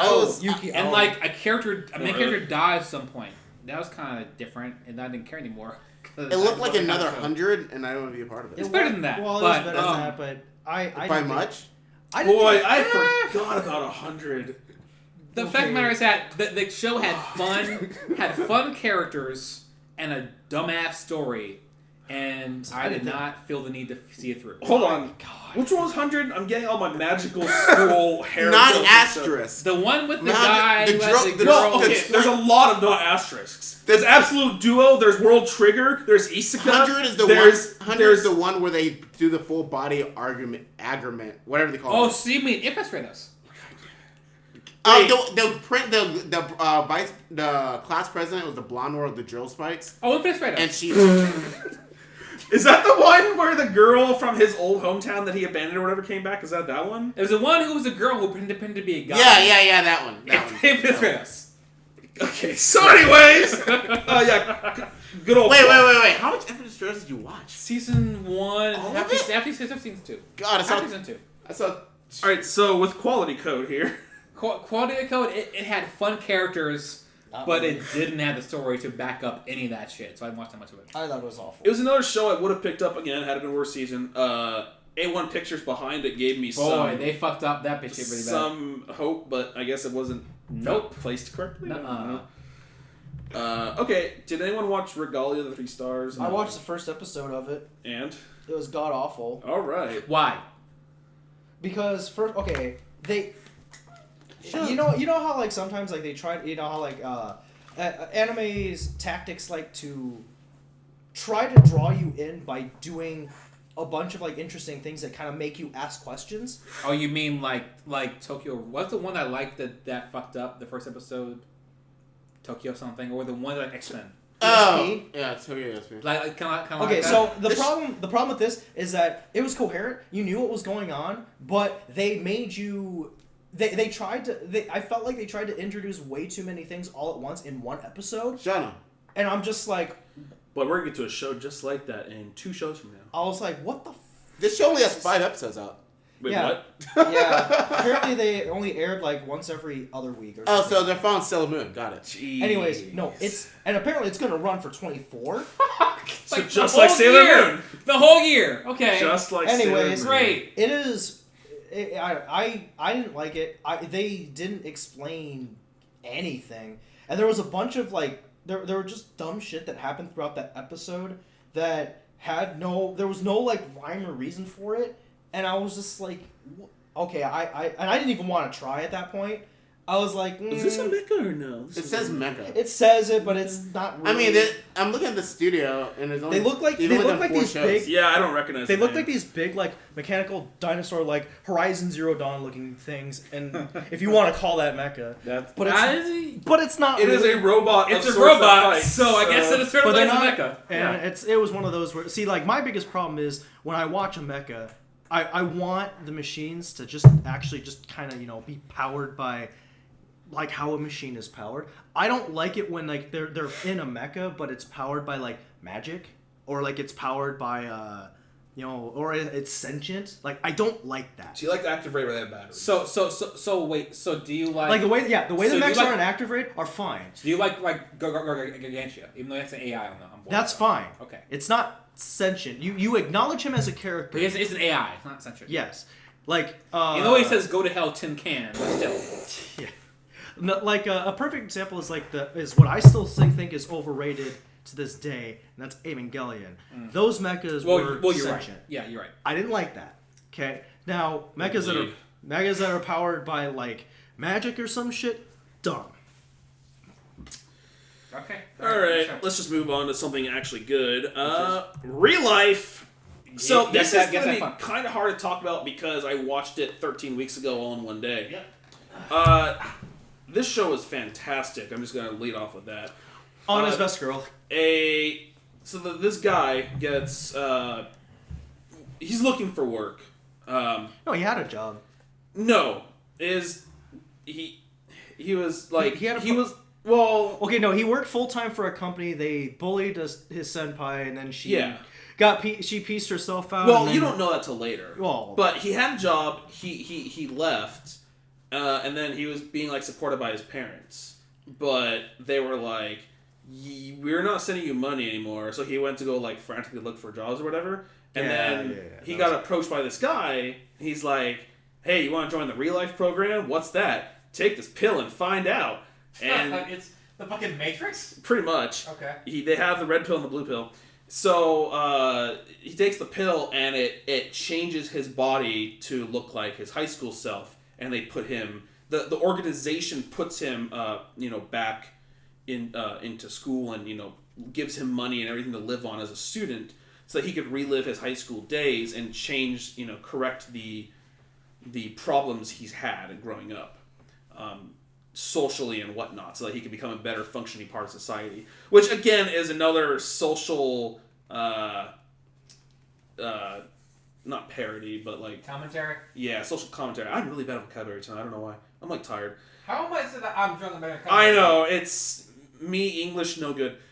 It's a kind of a social commentary on like Japan as a whole, because it's like Japan has a lot of problems with like NEETs and stuff like that, and so. This guy gets a chance to redo his life and make improvements, and they kind of like help lead him with. They have employees with the company that also take the pill to get younger to help support him through and help him, become more socially adept. Like basically, what Mike would wish that all weebs would do is like be good at being social, so that they're all good people. Yeah, so they don't fucking become meats and shit. But basically, breathe on fucking air and don't do shit with it. Yeah. He deals with things, high school things, friendship, love, romance, rivals, all the good shit. But how old is he? How old is he though? 27. 20-something, yeah. With high school girls. Right, so that's actually a point in the show they make, because they're like you're getting close to that girl. Remember, she's like, don't 14. get close to that girl. He's like, yeah, I know, but like there's a plot twist where like the girl he's getting with was actually just another employee watching over him that he didn't know. She's like, ta-da! She's the best. I'm the best. She is the best. But it was just really funny. I think some of the stuff you'd appreciate, Mike, is like. He's like drinking and smoking in his fucking apartment, but like his like the people come over to do like studying or whatever, and he's like, oh shit, well fuck, he like stuffs the beer away and like tries to like air out the smoke. They come and they're like, whew, what's that smell? Nothing. Just my neighbors, they drink, they smoke a lot, And it was like they're like, why do you have? There was something he had lying around that like a high schooler wouldn't have. Oh, my brother came by. He had it. He brought some stuff. He chills out. Situations like that, but he helps kind of use his like adult mentality to try and fix problems with people, like the sporty chick and the 13 weeks ago, man. I'm having a hard time with names here. So what do you think of the whole just put it fucking all out and just go for it? They're doing the Netflix thing, man. What do you think of that? I mean, I enjoy... It's bad for what we do. But, right. I enjoy... If it's a good show, I really enjoy watching it. And I really enjoy that show. And those 4 hours flew by pretty quickly. If I had to watch something like this next show coming up all in one go, I probably couldn't do it. Okay. It like sometimes I need it to be weekly so I can just fucking like... Get some time to detox. Yeah. But I thought it was just funny that so the twist here, the catch is changes his appearance only.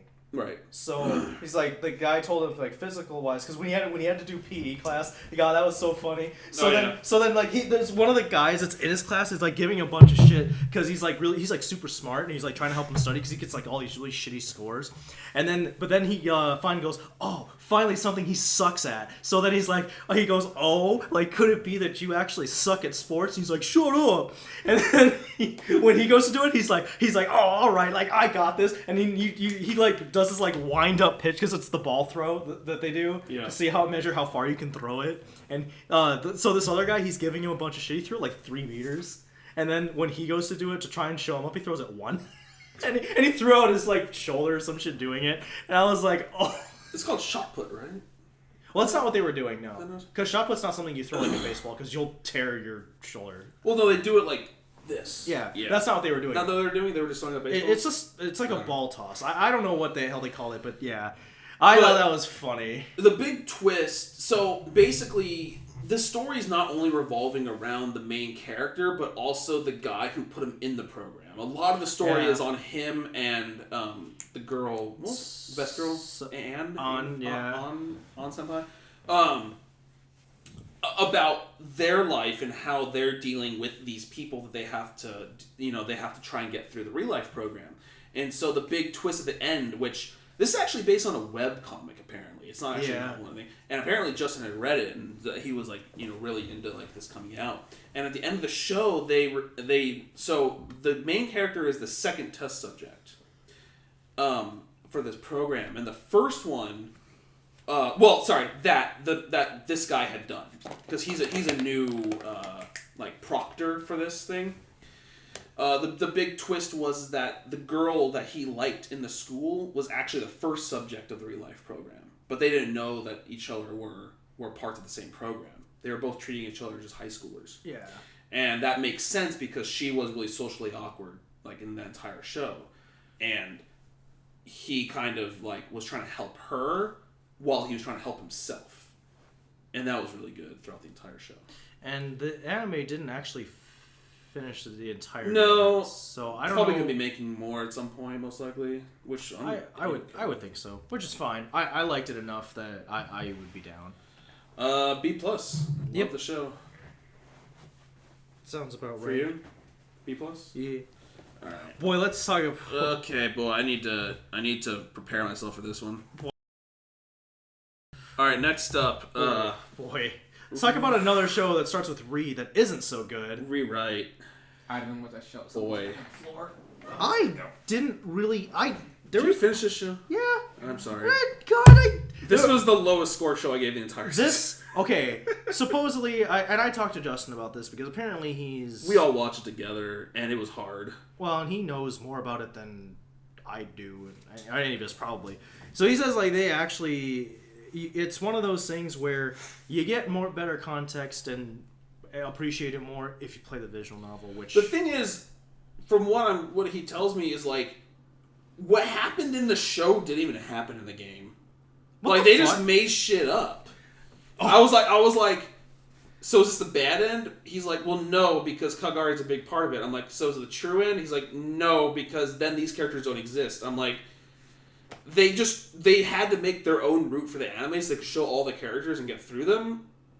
But because they did that, they couldn't do like a proper game ending. So isn't that kind of like School Days then? Because I mean, like, none of that shit really happened. No, because here's the thing: School Days was a fucking great masterpiece of an anime, so it doesn't matter what. I knew that was coming, but still, though, I so talk about a show that literally poses questions up the wazoo in the first episode, doesn't answer them. In the very last episode, attempts to answer as many as possible, but then poses the biggest question of them all, and then ends the show. Metal Gear Solid syndrome. Okay, cool. Metal Gear Solid looks like a fucking cohesive, pristine novel compared to this shit. There were times I completely forgot what was going on. Dude, I don't know. They're like, destroy the world, save the world, but by destroying her, but the bitches and the only redeeming factor of that show is when Kagari. Well, first of all, Kagari was also Hana Kanazawa, but that must have been her like small paycheck role or something. Yeah, she didn't have very many lines. But the only part of that I got two enjoyments from that show. One was I think the second episode, where they're doing more of her, like, crawling in the bed scenes. And then, she crawls in the bed, and he just farts, and then she crawls out and leaves. I thought that... I don't know why I was laughing so hard. I forgot about that. I don't know why. That shit was hilarious. I was laughing really hard. The second one was... It was episode, 7 or something, where, she first, comes to the real world, and she, does all the real world stuff. I liked that episode because it was just all pointless shit that didn't have to do with the plot at all. And gets addicted to coffee. Yeah, she gets addicted to coffee, and she goes to school, and then she fucks with everyone, and she Is this a comedy? She's a sat. No, kind of. Yeah, it's. I thought it was serious. It looked serious. It was trying to be a comedy and a serious story. That's one of the problems. Yeah, I think if they would have done. If Kyoto had done this show, it'd been a fucking 10 out of 10 probably. But no, fucking 8-bit bullshit doesn't know how to do anything. Oh my god! Yeah, this is probably the one I looked forward to the least. It was the worst show of the season for me. Like I said, I would come back to it. I would get it out of the way the day it came out, because I started doing kind of like your thing where and actually. This particular season, it wasn't so much that, but like you watch like the ones you kind of enjoy, and then the ones you really look forward to. You kind of like I stacked all those up and like just saved all those. So I actually watched in priority order instead of like release order, and especially because most of the shows I was watching came out between Friday and Sunday was when I got hit the most. So that's kind of mine was actually Sunday, Monday were my biggest hitters. Yeah, so I mean, I tried doing that, and They did Grisaya. They didn't do shit. They did for Grisaya. They didn't do shit. Even Grisaya was great. They didn't do shit. And I think that's literally it. Grisaya was oh my god, they did show. Absolute Duo. Yeah, I like Absolute Duo though. It's fine. But that's literally even Grisaya is the best. They did their Grisaya was the best. Wait, they did Walkthrough Romance? Oh my god. Yeah. That show is not a good anime. But by far on this list, the Grisaya was the best. Even Grisaya was so fucking good that goddamn. But how about Fruits Grisaya, man? How about that Fruits Grisaya? Not good anime. Not quite there. Not very good anime. Even Grisaya though is really fucking good. Oh my god. Anywho, And I like Absolute Duo in spite of myself. So yeah, Rewrite was just not. I can't recommend it. It's not a good show for anime lovers, and it's not a good show for the game lovers. So it's not a good show. Oh, So I want to give this a D+. And that's a 7? Well, okay, hold on. No. So, C-. Oh my god, I don't raise it. C-. Hey yo, you guys can go to Dragon Ball Festival this weekend. It's actually kind of not bad. Which one? The Dragon Ball Festival this weekend, I guess. Yeah. Okay, well anyways, I had to give this shit like a fucking... I can give it a D+ because I no longer really inflate my scores that much. I actually gave this shit like a 5. It would be a 5 if it wasn't inflated, for sure. God, Ruben, I hate you so much. Should I go through and like everyone's statuses? No. Okay. Okay, we're nearing the home stretch here. No one watched Sacred Riders X. Nope. No one watched Servamp. Both are gay as fuck. Alright, here we go, guys. Mike, do us the honors. Okay, what's the You know what I'm talking about. What's up? I can't. Oh, let me go to the list. Say the name. You know what I'm talking about. It's the the one list. you like. After rewrite. Okay, here we go. Shokugeki no Souma ni no Sara. Sarah. I think this personally is a top 5 show of all time. And you're wrong. For me. And you're wrong, but it's cool. I think in regards to this year, there is Souma, and then there's everything else. Souma to me is the best cooking show ever made. And also it's one of the best shonens ever made. Is it better than Bleach? Yes. Yes. Yeah. Yes, it is. By a large margin. Well, Here's I'm the asking thing. Mike. I mean, I know it's better than Bleach, but I'm asking Mike. even while drunk, I think Souma is one of the best shonens ever made. Better than Bleach. Yeah. Here's the thing. He's right. It's definitely one one of, if not... I don't think I'm too hard right now. It is definitely one of the best shonens ever made. It's definitely the best show JC Stack's ever done. That's where I can't agree. But again, I think Mike likes shonen more than I do. That's why... Here's the thing. In my top, 10 of all time, I don't think there is a shonen. Because I like shonen, but it's not something I regard as top of my life. Like, for me, Dragon Ball Z is really up there. But I mean, I wouldn't say it's very Dragon Ball Z, because that's, legendary status. Yeah. But Souma is really fucking good at what it does. see, for me, I think if I was just doing shonens, top 5, Souma would probably be number 5. We're just talking about shonens. But top 5 of all time, it's probably top, maybe This 15. is personal. That's when personal bias comes in. Yeah. Yeah. I think every single bit of this season has been fantastic. All of it. Even the part where the guy who mimics their cooking, which I found to be really interesting, because I haven't fought a guy like that before, where he can he is so good at cooking, he can mimic what you're doing, do better than you can. It's super cool. And I mean, like I was saying before, it's I still thought that it was it was still a great thing. I still thought it was a low point of Souma as a whole so far. Okay, I disagree, but go on. But what part of Souma, both season 1 and 2, do you think was worse than that? Again, still probably great. When he first got into the school, he was still finding his way. When he was like showing people up left and right, he was like, "Here, fucking Erina, eat my fucking rice on eggs, bitch." That's still a cool but lower point of this show. I feel the only reason, and again, I just got stressed enough, is like even the low points of this show are still 10 out of 10 material. Yeah. The copycat guy felt like the author was like, I'm out of ideas for a second. The author's like, I want to get here. I have ideas for here, and I'm here. How do I fill in this space? But I feel like that's the lowest point for me of the show is when he was working with Meat in that in the first season. It was in the first season. It was working with me through that like kind of market thing when they're trying to the karate. Because I like that felt like filler. It made me hungry. Yeah, it felt like filler. It made me hungry, so it fixed that. We talked about it. It turned out it wasn't. It was not filler. Okay. I kind of felt the same way, but I was still very invested in that because I loved. I like karage first off, so that was cool with that. That was the only point in the show so far where he's actually done like restaurant to restaurant competition, and that's why I love that. I love that arc still. The whole August autumn elections part. Mm-hmm. Fantastic, great, all of it. Also sexist like only men won from Megami fighting that guy up until the triple threat with Souma and that guy. And the two guys were great, and watching Souma's cooking progress through the entire series. And watching him get better, and like how the show has a fucking fine detail of cooking, and why each person has put each ingredient as to why they did it.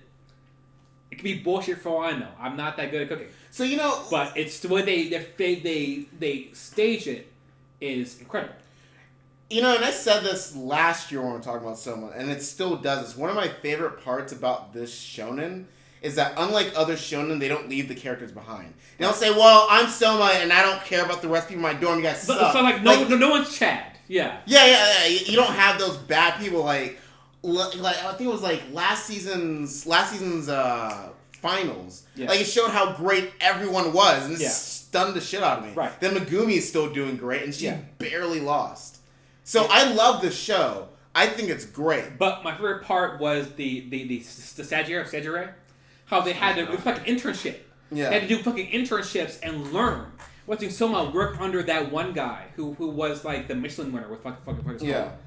And like learn how, there's like another level to this shit that I don't know about.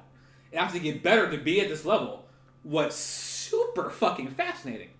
And it felt real. Because that's how shit works. I think Megumi's episode fighting that guy was my favorite episode of the season. You mean when she hacked the monkfish? No, that was last season. You're talking about Tadokoro, right? It's not the one with the shrimp. When he did a one-on-one with that guy who likes to like the fish. Okay, I don't know who Megumi is. Are you talking about Tadokoro? The Tadokoro, same woman. Okay, same woman. Yeah.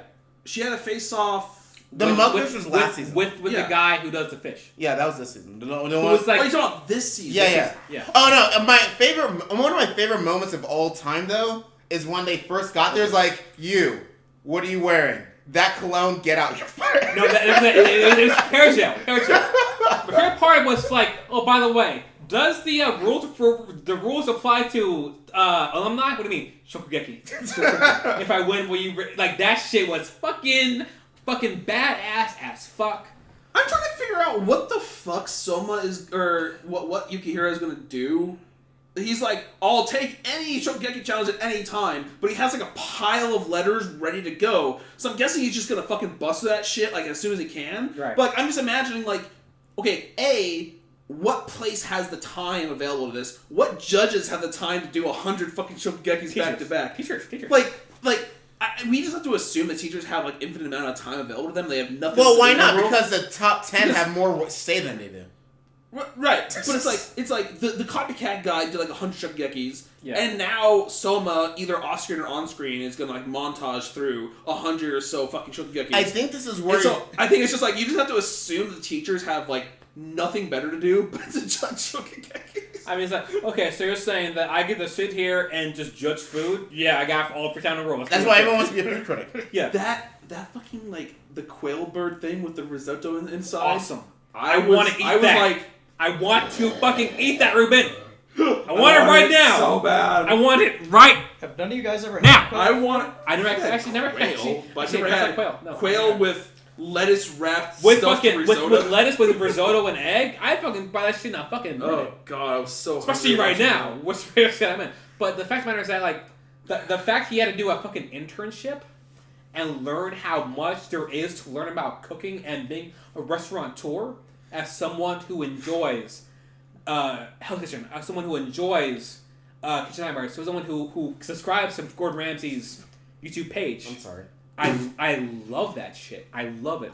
It makes you wonder just actually how knowledgeable. Like, I have to assume the mangaka actually knows his shit. Like, you can't bullshit this, right? You can't write this. Yeah, like, they go into distinct detail as to why certain dishes work and why certain people did them. He either have to have, like, an advisor or he just knows that shit. But the care and the amount of craft, and you can feel the love of food and cooking in the anime, unlike any anime ever made. And that comes across, and I love it. As someone who likes that shit, I love it to death. I think Souma is one of my top anime of all time, and is an easy best anime of the year. And I don't know if anything can come close to it.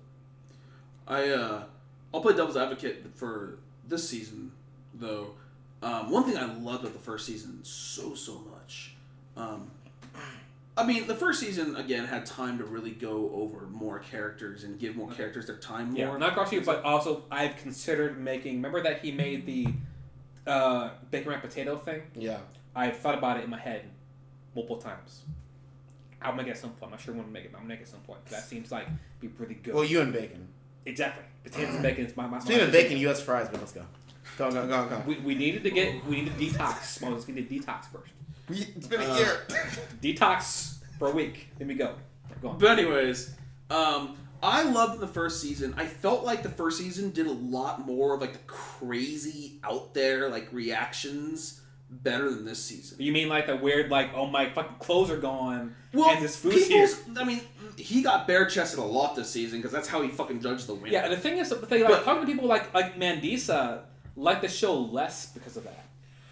Like, it doesn't go to everybody. Remember the first season how the end of the episode was just the people turning into like cabbage magical girls. I was gonna say that was real good. That was first season. Oh yeah. Like just the little things like even the episode where that was second season. Remember? No, during the fight with the guy, they went to like this magical. They went to this fucking amusement park, and the one guy was like it's like a girl uniform.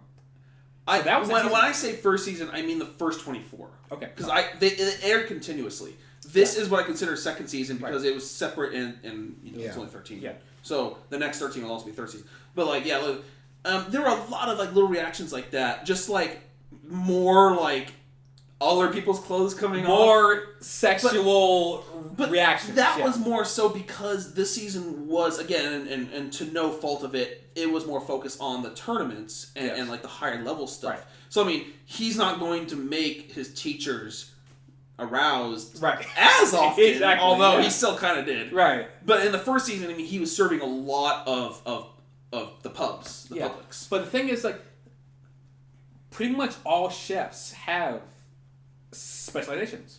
Like the one guy specializes in seasonings. The guy specializes in seafood. Souma, I'm not sure where he sits in that. Well, he's trying to figure that out. I guess Japanese cooking, like with like eggs and rice, is where his bread is buttered. But he says in the show that he's still trying to find his own cooking. Quote unquote. Yeah, he's still He is kind of a master of all trades, but he doesn't have a specialty yet. Right. He wants He wants to make a food that people think when I think of this food, I think of Souma. Yeah.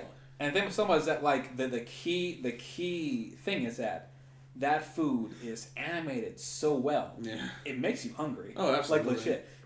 They turn drawings and colors into like a basic human instinct, which is impressive into itself.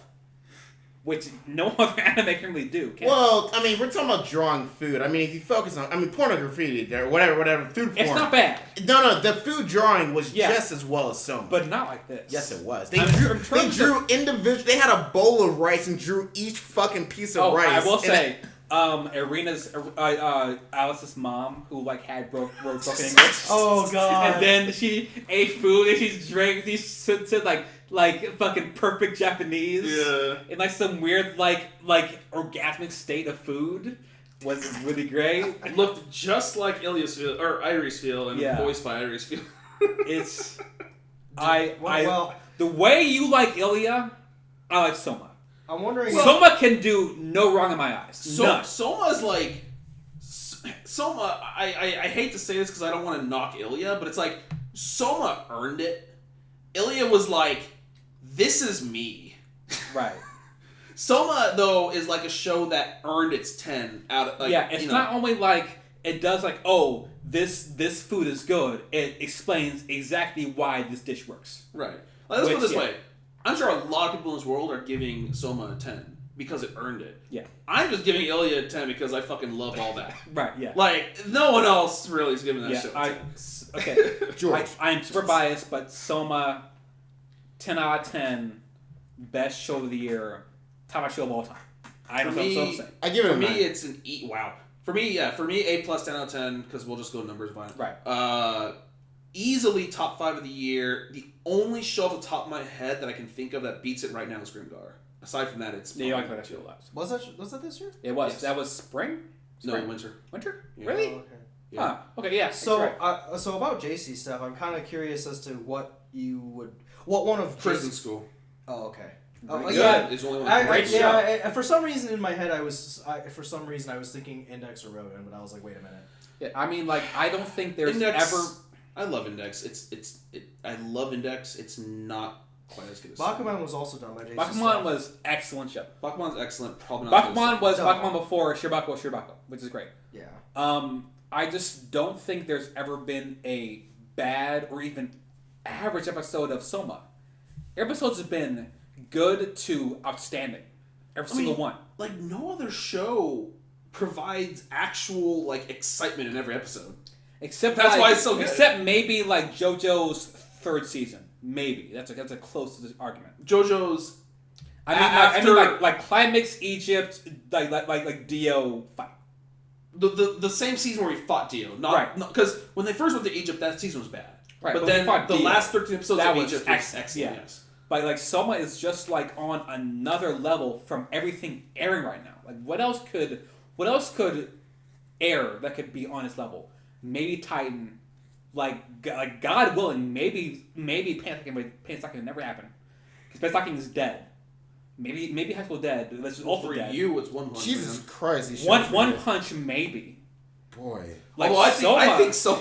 Like I know how much you love One Punch Man, but I think Soma's like up here to One Punch. It's getting there. It's really there. I think the fact that Soma's top 5 for me and One Punch Man is not is probably a good telling. Okay. So yeah, I love that show probably more than Rational. Also, I like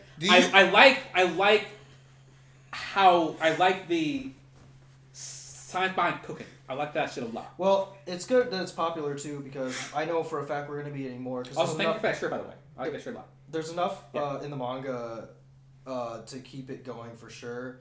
Now, speaking of manga, though, I wish people on social media would It's never gonna stop. would stop posting screenshots of like a page out of it and say, "Oh my God, yes, this character showed up," and I'm just like, "Okay." Oh, you mean Spatafor again? You mean yeah, like, what happened today?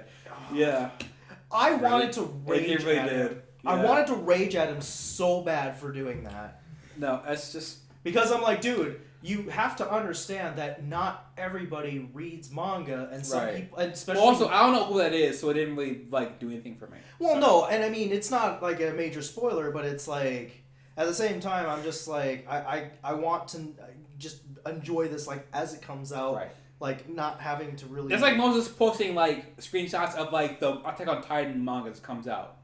And I'm like, I don't know who that is. So the manga website actually did that before I read it, and I stopped following them. It was like I couldn't believe it. I'm like, it's obviously that. What are you guys doing here? What are you guys doing? I was so mad. I mean, like I said, Souma is my Ilya to Ruben's Ilya. So like whatever someone does, 10 out of 10. I can't get mad. I don't think that's the right comparison. You need to find a show that you unabashedly love. Oh, that doesn't necessarily earn it.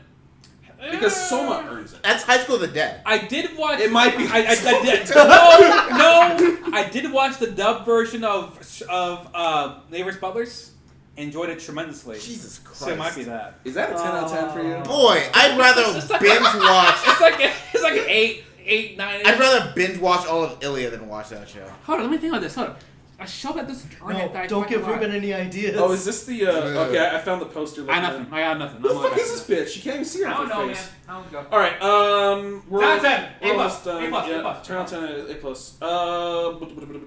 Okay, next up, Taboo Tattoo. Jesus Christ. Whoops. Taboo Tattoo. Not. Yeah. Oh, wait, sorry. Taboo Tattoo. Yeah. Yeah. Yeah. So okay. Not quite as good as some of the other things I've seen this season, but Taboo Tattoo kind of pissed me off. Like, I think this was my last low-graded show, which was still a 7. the first 3 episodes were fantastic. Right? Like the animation was probably just right below Zestiria, which I think is the best animation of the season. Okay, I'm good. Go on. The plot seemed pretty solid. The characters seemed pretty solid. The main character wasn't a bitch. It had like all the right material. I'm like, I can't see me not giving the show at least a high 8. That's what I kept going. And then like every other episode past like 5, I'm just like, what's happening? Like I don't get, like they're not explaining enough, and they just keep like talking about like the science behind the things they're not explaining. And then I find myself in like the second last episode, and I'm like, what are they doing?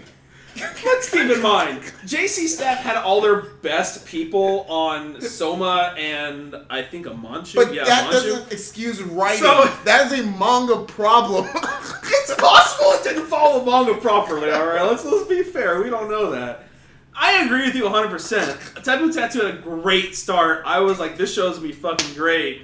And it fell apart pretty quick. I appreciated that they just like killed off the childhood friend. I was like, what the fuck? I was super surprised. And then the main girl... Oh, wait, they what?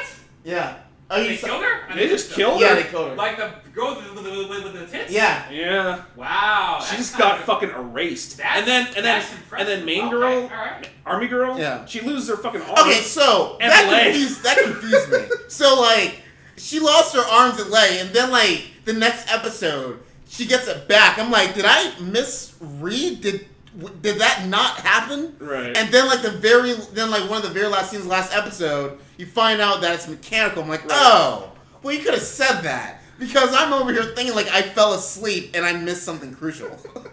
No. Like they.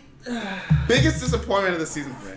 I'm impressed that they actually killed the female childhood friend off. I thought they were gonna retcon it because not only does she die, but the main army girl, who I'm really getting pissed off, I can't remember her name right now. Izzy. She literally loses her arm and I think a leg. Yeah, arm and leg. Arm and leg. I was like, so they're retconning all this somehow, right? Nope. Just she's gone. Her arm and leg are gone. I'm like, oh. So how did that show end? I couldn't tell you.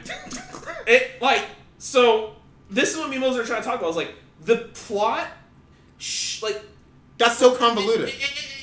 The thing is, though, like, it shouldn't have been. So tattoos. They give you powers. They have a certain trigger. Hers, one girl was chalk.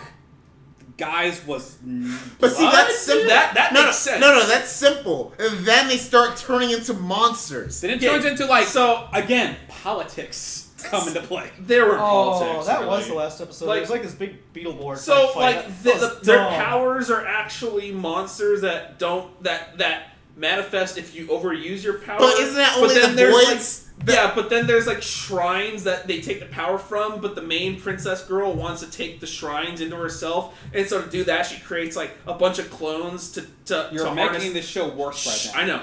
To harness the power of because she's going to be overusing the power, but she doesn't want to corrupt her soul, so she corrupts the souls of her clones instead. But then the shrines are I'm done. This show has so many ex machinas. Like I'm like I don't know. It didn't need any of it. It didn't.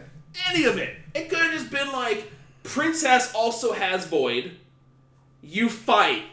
Like, this one pissed me off too. This one pissed me off too. The Void had like 3 separate powers in it. He's like, in order for me to unlock the powers that she has, I have to like find myself. I thought she also had the Void though. Didn't she get the Void? She has the Void. Yeah, okay. That's what I'm saying. But the Void has like 3 powers in one. It's like a Walmart deal. But she knew how to use other powers and he didn't. I don't understand why she needs to go through all that shit and he didn't, and he got the same result. And because when he absorbed his BB and got his memories, but and then that enhances fucks bitches. I will say the best part of that show, I like BB and his past, and I think that's kind of really it. And I like Izzy. I loved the Shrine Maiden and how she was in love with him, but she had to kill him anyways. Oh god. This show. So I mean, like it didn't even get convoluted that quickly. It was quick. It literally like. It was like uphill slope, like good show, plateaued. I'm like, all right, keeping the status quo. And then like episode 10 is like, see, I don't even think it was 10. I don't even think it was 10. I think it was right after the main the side chick died. Like they just started. His side chick, how that's when like he went into depression mode, all that. Wait, that sounds a lot like Cookie Crown. But he didn't fucking take over whole school for no reason. Okay. I mean, the thing is, the story hadn't gotten that convoluted yet by the time she died. It wasn't until like they went to go fight her, or it was when like that scientist guy got involved and BB died. No, that was like episode 7. When BB died, it got. That was like episode 7. That wasn't the same episode. That was around. That was that same like. That was the same moment. It was like that was like episode like 6 to 8. So like. Me scoring this was so difficult. Yeah. Because, like, I'm like, I want to give this show a 5 because this was just so average to me. That's a score. And right? then I was like, but Asterisk is a 6. And Asterisk is a better show than this overall. Again, this is when watching things to their completion comes into play. Taboo Tattoo would have been like a 9 out of 10 if I'd only watched the first like 7 or 8 episodes. Again, most anime do not end well. But no. See, I want to counter the argument. What we've been talking about today, I think that this is a minority that this happened. Okay. Most of the animes this season, especially the ones I've been talking about, like ended as well or better. But see, there's a difference between not well and build. Like when you don't like the ending, like let's say you didn't like the ending to 91 Days. I don't want to say. Let's just say you didn't like the ending, like because you wanted something a little more solid. Concrete. That's one thing. When you shoot yourself in the foot halfway through and keep repeatedly shooting yourself until you bleed out to death. That's what happened. You mean Big Order did that? Big Order was another show that shot itself in a foot and then another foot and then a hand and then usually its head. It just shot itself in the head. God. Yes, you know what? Yes. But I think this show's better than Big Order though.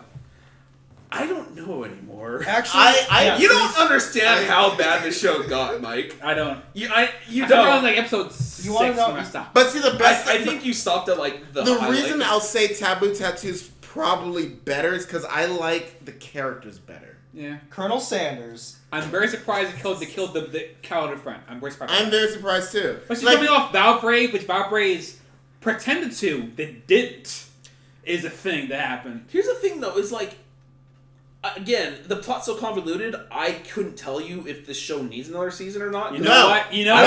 What happened at the end? Remember, you know what? She's probably still alive. I thought she's probably still alive. Didn't the main bad guy die? I legitimately cannot remember. I'm not gonna lie. The last episode they had like a giant monster fight at the end. Yeah, big monster fight. The one sister sacrificed herself for the other sister and broke the link or something so that. But what happened to the main queen bitch? That's what I'm saying though. I don't know. When a story becomes so stupid and falls apart that hard, my mind literally shuts off. So my recollection of the last episode is, I'm on a rock, you're trying to get to me, you can't use your power. Didn't they blow her up or something? Was there a nuke involved? No. They tried nuking her, it didn't work. Damn it. The nuke wasn't strong enough. And then monster fight, and that's actually the last thing I remember from that show is a monster fight. Yeah. I don't know if she died. I couldn't tell you. I don't know if the show ended or not. They were falling. My brain ended. They were both falling. Izzy tried to grab. Put the score down for a second. Wait. I thought the score's too high. That character died, didn't she? Who? Okay, spoilers. It's a bad show anyway, guys. Izzy. Didn't Izzy die? Is she like the little lolly chick? The one with the white hair. The one with the chalk. Oh, what? Did she die? Because remember. I literally can't remember. No. So remember, because after everything, he was holding her at the edge of a cliff, and she didn't move, and then he was like rubbing her hair, and then the last thing you saw was her remembering her and BB, and like the show just kind of ended. Most anime do not end. I don't think you're right about Most that. anime have really good premises that don't know how to end them correctly. I.e., Bleach. Put the crown. First. Yeah, but... You're right. And then number 7 as well. Huh? Number 6. That show didn't even start. That It did! That show was... The fucking At no point was that show are good. fucked up and fuck you up. Wait, what show? Number 6. Number It's an 6. old show. I never know. That show was never good, Mike. I liked it a lot. It was never a good show. It didn't get that far. The girl was like, "Do you want to have sex?" Nah, I gotta hang with my bro. And that was never a good show. That didn't happen, though. That didn't happen. Oh. She was like, I want to have sex with you. And he's like, I gotta go. I gotta hang out with a rat. But no, you're right. A lot of shows do this, but there are a lot of enough anime to make that, in my opinion, a minority. Mm-hmm. I think most of the time a show is just bad to start out with, or gets bad very soon, so you can't really call it the ending. Mm-hmm. Like, I was saying the Ange Vierge is like, it had a good world and setup, but that show was never good. So what'd you get a score? C-. Okay. Why not? And I say C-, not D, because the show had potential. Starts off well. Yeah. It had a lot of potential. It was very enjoyable to watch for the first. So just a quick question. I asked this on podcast last night. What do you think is the most disappointing anime of the year so far? Taboo Tattoo. Of the year? I would say Lost Village. Oh yeah, we did talk about this. Yeah, well, you can't just spring that question on me. I have to look, dude. That's not an easy question. Okay. That's right. That wasn't. You might be right. It could have been real good. Also, Lost Village, Kisniver, Prince Tribe. 3. We'll say Kisniver's a good one. Yeah. There was another one I said. What I didn't say Lost Village. God, there's so much hype behind that. Also, I doubt Anime Anonymous is gonna listen to this, so it's fine if I talk shit. Yeah, go ahead. But Anthony Verlander, like the leader of that group, saying that Kisniver was actually good, and then he put it in the top 5 of that season. I was like, wow, That was not. Get out of here. Tell me one thing that show did. One thing that show did. That show was bad. It brought people together. Okay, fine. Here you go. It helped people share their burdens, Ruben. People, yeah. Oh, you know, it was Big Order. Big Order was that disappointing. Okay, Big Order. Disappointing. Big Order was very fun for like 3 episodes. I was never expecting great things out of it. I actually, for now, until I think it's something better, I think it's Kisniver for sure. Because Kisniver had a premise that could have been best of the season. It was. It could have been. The reason I don't say Mayoria because I never had hopes for it anyway. I had hopes. I had zero hopes for it. I didn't know what I was going into that show. Okay, anyways. Let's go on Taboo Tattoo, C- works for me. Yeah. Alright, next up is Tales of Zestiria the Cross. That show looks really fucking good. Shit. Okay. Ufo Table is still the masters of craft and that shit. I'm sorry that this is near the end. The problem is it's an average This is the one show I said I needed to get a little deep with, and I know you guys are all a little tired, but this is the one show I gotta get a little deep with. I've sobered up now, so I'm kind of okay with Alright. And I don't really know why, because the story... Wait, first of all, did you watch it? All of it? Or you did? Okay, but you did. I was episode 1, and I'm like, I know where this goes, I'm good. But the thing is, you don't. You don't. You don't. Okay, so Tales of Zestiria came out. Japan was like, meh. But the biggest complaint, not the Americans, only the Japanese had this complaint, was, give me more Alicia. Why? Because we are fucking Japanese, otakus who love hot blonde. They went on a fucking tyrant. Like, that's right. Because the Japanese love blonde girls. They love American girls. Love blonde girls. And so Alicia's this blue-eyed, blonde, sexy girl, whatever. This Aryan girl. Yeah. By no means my favorite character. Cause that's she's not even like the third best character in that show. She might actually be my least favorite character in the whole thing. So that was the thing. So they made the Alicia story DLC where it was just you playing as Alicia for the entire DLC. Not a good DLC. But this show might as well be Tales of Zestiria the Cross, the Alicia story. Because, holy shit. I don't feel like Seirei is the main fucking character of this show. I feel like it's Alicia. I can see that. Pretty much. Nice. I think that game would be improved by Alicia being the main character of that show. Well, I like Seirei a lot. I like Seirei. I don't care for him. He's fine. He's not the worst Tales character by any means. Floyd. But Lloyd. But hey, shut up. Got him. Asbel. Anyways. Asbel's the worst. He's pretty ass. Asbel's the worst. Anyways, what I need to talk about the show is because it's actually impressive. And you caught all of it, right? Yeah, I got it. So most of the time you see game adaptations and you just expect it to be the game to a T. Or Symphonia, which is not. Symphonia. I think Symphonia was more Symphonia, basing on nothing really, than Zestiria was Zestiria. Like, okay, no. Let me give you a good example. Something I actually did watch and play. Tales of the Abyss. Okay. Abyss is actually just that game, pretty much to a T. Yeah. Zestiria is like, okay, plot points. Like, here are humongous plot points. But the game goes this way to connect them, and the anime goes this way to connect them. And you see so much in this show that you never saw in the game. Yeah. Mainly because they're all from, mostly, Alicia's point of view. And not only that, but because we're from Alicia's point of view, we're seeing the prequel to the game, which was like the episode 1. Yeah, the episode 0 thing, yeah. Yeah, all the stuff leading up to like Seirei meeting her was all Alicia's point of view. Alicia trying to get, the army to stop the war from her point of view. I was wondering, wait, we didn't see that, no. Right? Okay. In the game, you're just like, she's just like, yeah, I'm gonna go try to stop the war now, bye, Seirei, and then you play Seirei. And then you never see her for like a long time. But in this, like, she meets up with Rose, that fucking fight scene with all the knights, like, fuck me. Like, it's you see Simon, like, twice in parts of the game. Oh, right, Simon. Yeah, man. Yeah, that's the guy. Which you never see in the game until, like, where you are with Mike. Or as far as Mike got. Like, you won't see that character until, like, the last fourth of that game. So it's like I need to fight this lady. Simon? And, hey, the lolly? The black-haired evil lolly? Yeah. She showed up in the anime twice so far. I don't know why I'm drawing a blank. You watched episode 0, right? Yeah. She was the one that was like... To be fair, I don't remember episode 0 very well. That was the first thing I did when I came back from surgery on painkillers, so I don't remember. Did you watch the last episode? In the last episode, when the Lord of Calamity comes out. Oh, the little girl that was like... Okay, yeah, I remember. His little minion. Which, when you first meet Lord of Calamity in the game, she ain't there. Was she not? Yeah, she's not. Nope. No. You don't meet her until... I thought like she was. the second or third time. Okay. Because she's the one that like puts your teammates in stasis, so you can't use them when you're fighting Lord of Calamity the second time. But in the first time, you're just fucking throwing like fucking lion roars at each other. Let me show you a real lion roar. Well, fuck you.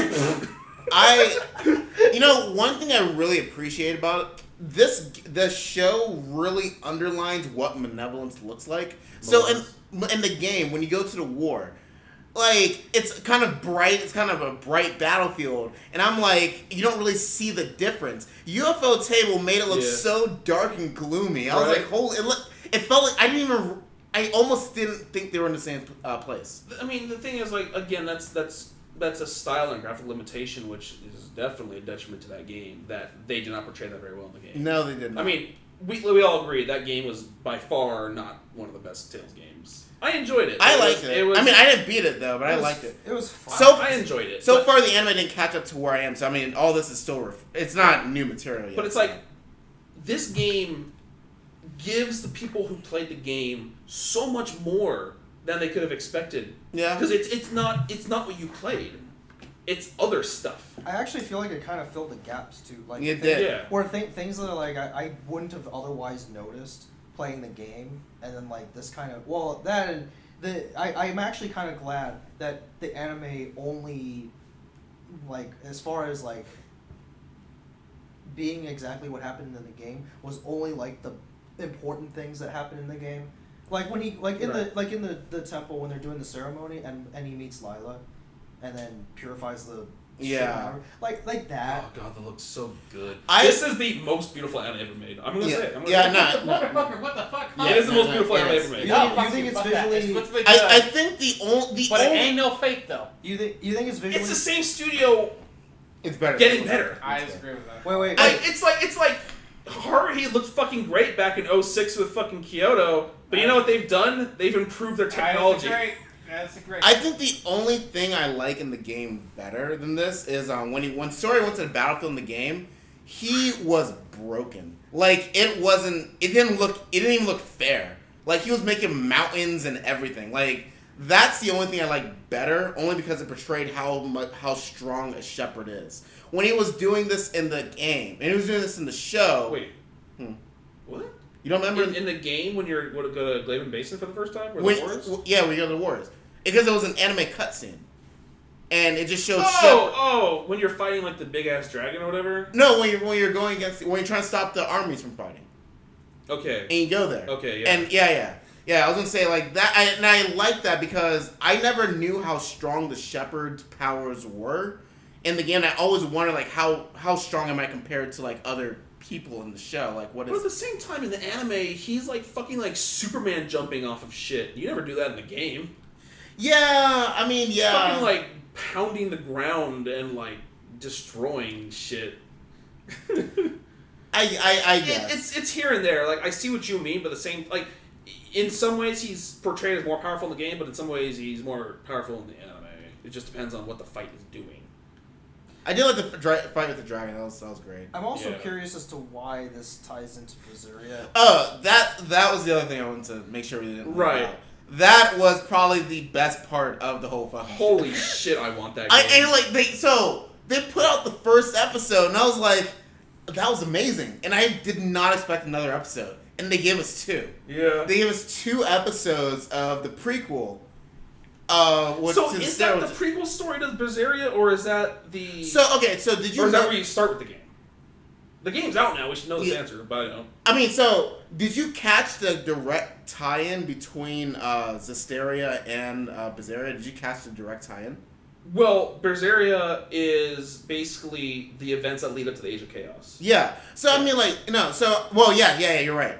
But there's a tie-in I noticed, because, like, near the end of the episode for the Berseria prequel, they just played the opening, which is great. But they just played the opening to Berseria in the game. And Edna's brother is your teammate in Berseria. Oh. So, like... Doesn't that mean that... So that means, like, Dezel and Zavid would show up then? I'm actually you're not that far into Stereo. Well, I'm hoping that it's Zavid. In the anime, they kind of spoiled that Zavid kind of knew the brother. But I'm hoping.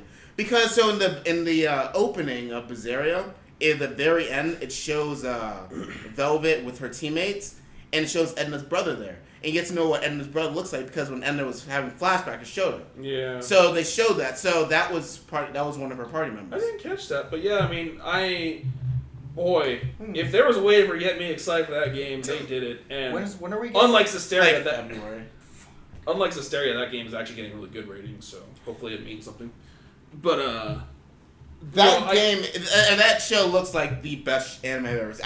I called it when he fought the Lord of Calamity. I'm like, this is the best show I've ever looks wise. Yeah, looks like the most beautiful. Okay, so I'm glad I'm not the only one that thinks that because like UFO Table usually does. And it's not even with just the special effects, like the backgrounds, and the designs and everything. And the knights, like you didn't see like someone lazily drawn really. Right. Like everyone just looks so like the details detailed in their armor. Yeah, and shit. Yeah. That's what I'm saying. Again, and this is strike 3. Like I'm sorry, like this guy is. God, like, stop fucking putting people on blast on our podcast. I have to because he has the nerve to say. Why do you get triggered over these people? Shit, man, stop getting triggered. Because Matt, why are you starting shit? Because he says Mob Psycho 100 had the best animation of the season, and I was like, that's not Zestiria. And he goes, and then like him and like 2 other people were like, wow, not even, and I'm like, how? Matt, there's a thing called home field advantage. You were not on home field. You were on his territory. Okay. I have to point out his plebness. No, you don't. You choose to. Just understand. I mean, it's fine. We all know that Zestiria is the best looking anime. Yes. Well, you're both wrong, but still, yeah. What show is it again? Facing Light. Okay. On Blade. You can't. But it's Trail. just the same studio with better technology. Like, watch Zestiria. You're right. Those shows are fucking gorgeous. I love the Blade. But the studio evolved. Just watch the 2-episode prequel of Berzerk. It's really good. Ain't no Facing Light though. Jesus Christ.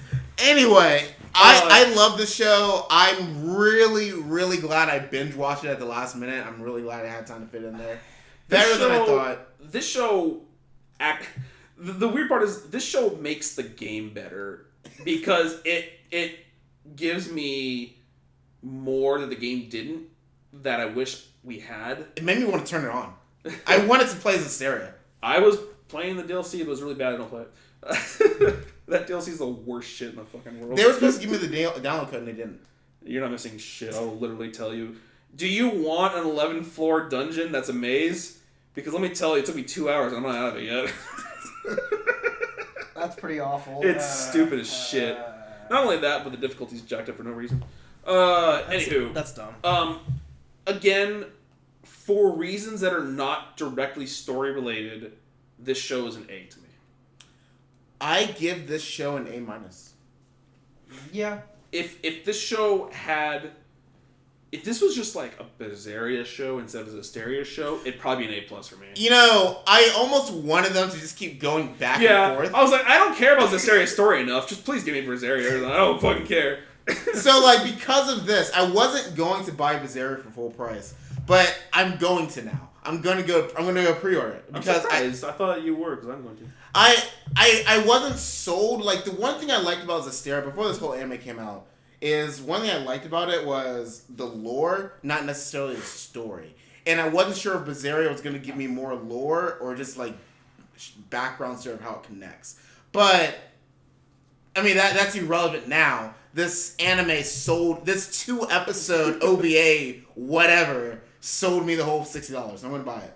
I want to say one thing, though. One last thing is, I know we're getting another season, and we're 13 episodes deep so far. They're not even a third into that game. No, they're not, because I'm further. So, how are they going to finish this in 13 episodes? They're not. They're taking some liberties with, getting from point A to B, and I get it, it's an anime, but even with those liberties, there's no way they're getting to the end, which kind of feels like maybe they might take a different approach to the I kind of just hope it goes to be 36 episodes. I wouldn't mind, but I think it's a lot of money, and it's like, what did Namco Bandai, right? Yeah. What did they have to do to get UFO Table to make this anime for them? Like, how did they get UFO Table? Why not? I know UFO Table's always done, like, the Tales animation. I mean, Namco Bandai is a huge fucking one, though. But why would they put their eggs in a basket that they know didn't do that well? It's like, well, Zestiria was one of our weaker projects. Well, no. Let's give it a beautiful fucking anime. No. Tales of Games sales have been going up pretty well, actually. It went up for... It went up for Zillia. It went up for Zillia. But Zestiria was not well received because it's not one of the better games. I need to see how much fucking Zestiria sold. Because I want to say... It's rare for Tales of Games to break 1 million. I think only 3 have done it. Mm-hmm. I think it was Symphonia, I think it was Zillia, and I think there was something else. But Vesperia, maybe? I don't remember. I don't even think that Vesperia did that. Alright, Matt, score? A-.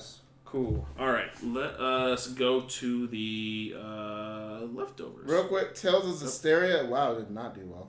Yeah. Oh, no, it's PS3. Well. I forgot that happened. Yeah, whatever. Okay. Alright.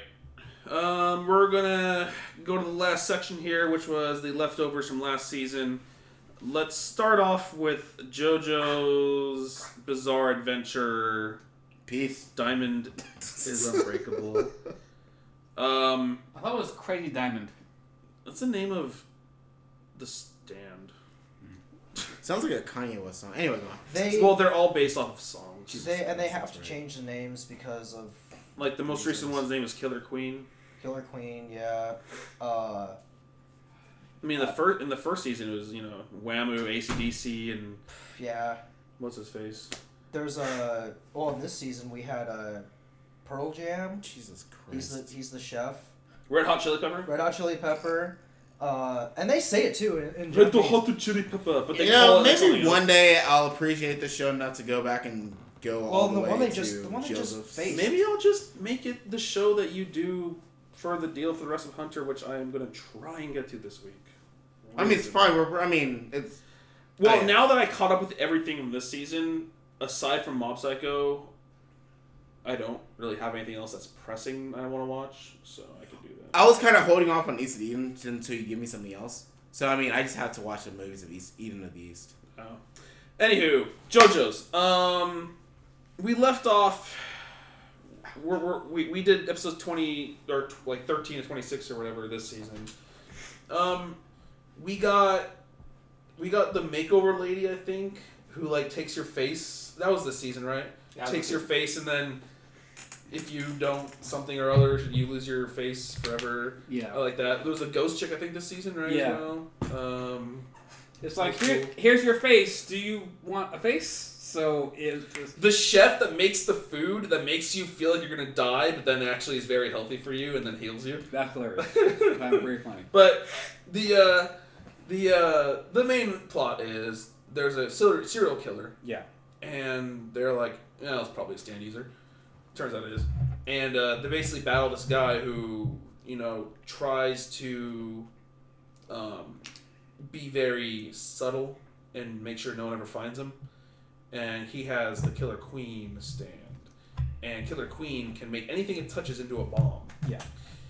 But for some reason that they're still trying to figure out, she was able to deploy this indestructible tank that can keep exploding and tracks heat signatures.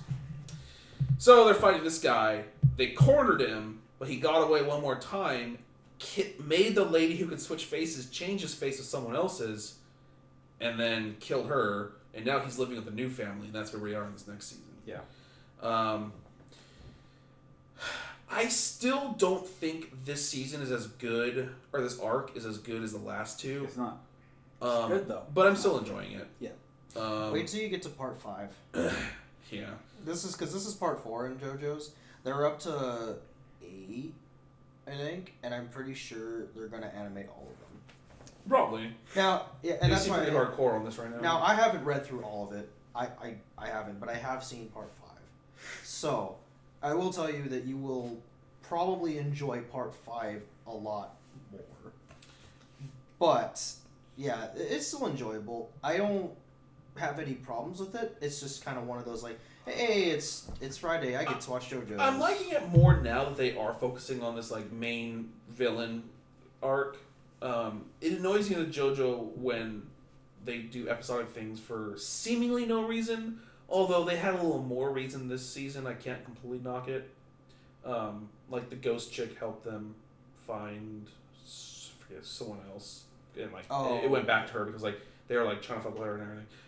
One I really liked the crazy girl who loved Koichi, and she had the hair stand, and she fucking like just beat him down until he eventually came around to loving her again. Yeah, it's fucking and she's voiced stressing a little bit. She's voiced by my favorite voice actress, Notomiko, and so I thought she was gonna die. But she's not dead. She's still around. No, she had the time where she like fell off the cliff and then it just like it was like a fucking bouncy castle. Yeah, that was kind of funny. But I love that arc. So the show this generation, I guess, of JoJo definitely has its ups, but it also has some downs. Like the spike head dude with the fucking like go get him little stands. Oh, fucking obnoxious as hell. Didn't he die? Yeah. Good. He got pieced. Thank God. He died trying to like help them find the villain. So I guess he had a point. Anyways, I give this show an A- right now. I think. Yeah, it's still going. JoJo's, I guess they're trying to follow the manga almost exactly. Oh yeah, so they're just basically taking pictures out of this. So that's why the episodes are always like so like odd. Like this season of JoJo's is like 39. Yeah. Which is weird, but whatever. Well, that's 3 seasons of 13, so yeah. Yeah, I suppose. Yeah. They don't want to rush it, which I appreciate. Like if it's good, I don't want it to be rushed. Coming to kill. So yeah, And they're on what 27 right now. I didn't see. Yeah, we're 27. 20. Today's 27. But I didn't watch it. I haven't seen it yet either. But whatever. It wasn't important to this cast. A- as it stands right now. B+. As it stands. Got him. So great. I get a B+. All right. Next up, Sosei no Onmyoji, Twin Star Exorcist. fucking god! Fun Why am I fucking watching this show? Why are Fuck bitch ass. Fuck bitch. Fun fact: Fuck. this is also one of the only shows I've ever dropped midway through the first episode. It's okay. So last cast, You rage. I described to you guys how this anime had essentially the worst episode of the year. This show gave me this like glimmer of hope that it would get a little better because they did a 1-year time skip after they beat her brother. Oh, word. By the way, they beat her brother. Good. And then they did a 1-year time skip where they're like, okay, either you guys are gonna get powerful enough to close all these like demon portals, or you're gonna fucking have sex and make that baby because we're not gonna fucking any time left to do this shit. Wait, who's having sex? The main two characters. Are they brother and sister? No. Twin? Oh, okay. No. Okay, see, it said twin, so that's just. I don't know why they're the twin stars because they're the Okay. chosen ones to make the baby to make the twin star exorcist, which is gonna save the world. Okay. So basically, just making sure. So basically, the rationale is okay. We have all these like demon portals opening up, and like the demons are getting out of control, and we can't contain it anymore. They're like, we can hold off for like 2 more years, but so the main guy is like, well, I'll get powerful enough to deal with this on my own in 1 year. And he's like, well, you better, or you're making that baby a year from now. So they time skip a year. And they've gotten quite a bit more powerful, although they really haven't touched on that too much. Because this show does not have good pacing, does not have good storyline. They fucking, like, they're trying to follow a story and they just do, like, side shit. And it's so annoying. And I'm trying to follow my creed to Why are you watching this? Because I'm 25 episodes in and I can't stop. No, you gave that excuse for Naruto. I get But that. Naruto's like fucking 800 episodes. No, I get this that. one's supposed to end in 50. Jeez. I can do it, Moses. I can do it. It's not like it's not below a 5 yet. How? How is it not it's below still a 5? 5. Didn't you hate Subaru-chan? What'd you give that? Like a 5. So are you saying that this show is probably better than Subaru-chan? Don't say Are you that. talking about the Vroom Vroom Magic Girls? Yeah. No. No, actually, no. They're about the same shitty. But this show still has potential. It can still get there. You know how Haikyuu had like 15 episodes of build up? This might just have like 30. So, this show still sucks. And I wish it wasn't 50 episodes. I'm glad I got off the train because I didn't like the first episode. I was like, no. What? Why did I keep going? I don't even know. I could have stopped within like the first 3 or probably stopped on the first 7. I don't know. I just didn't. I don't know. The show's a good. You know, if you chose to watch, Show's like a D+. If you dropped this, you could have watched that last episode of Alderamin. Just saying. Might be a 4. Well, no, Alderamin came out today, and I was flying all day, and driving all day. Okay, next up. Oh, a show that actually got better. Kuromakuro. Gross. So, I know you fell off this, Matt, but I think you should have kept watching. It did finish, right? Yes. Okay. This show, so, at the beginning of this second half, how far did you get again? Like 8 episodes, 7 episodes? I got to the episode where he duels one of the things, he beats it, and then the guy comes out? And the guy comes out and says, like, yeah, we're here to bring you back. Well, I was was going to quickly summarize what happened, why I think it got better, but you're just not going to watch it, are you? I don't want Because to. here's the thing. After episode 12, like, you know the whole thing you hated where you're like, I don't like them just doing random ass slice of life shit in the middle of this, like, mecha war shit? Yeah. In the second half of the show, it literally happens once in all 12 episodes. And it's kind of funny. But I'll tell you, like, the big turning point that really, like, kind of changes what goes on is I don't want to spell to you why, but the princess that he was trying to protect back shows up. Oh, yeah, and you were telling me something about that, and then some servant chick, and then they and he wipes the floor with her or something, and then but then you find out he was actually like not serving the princess or some shit. I don't know. Not him. Someone else. Yeah, and I was. But no, unlike Twin Star, which gave me a glimmer of hope and failed, this show actually turned around, and I really enjoyed the last 2 episodes quite a bit, which brought this show from a C plus to like a B minus. I have to think about that. It's probably a solid B. I actually really did enjoy where the show went. Well, my other gripe with this too is they combined like Way of the Samurai type thing in mechs. I kind of didn't care for that. Again, these things were powered by some mystical force, and that kind of bugs me. Now, the other ones that were in the research base, the little lolly, the Gausses? If the whole show would have been those things fighting, I probably would have kept going. I mean, despite how dumb I think the characters are. The Gausses had like a power source and nothing. And they were just the other ones were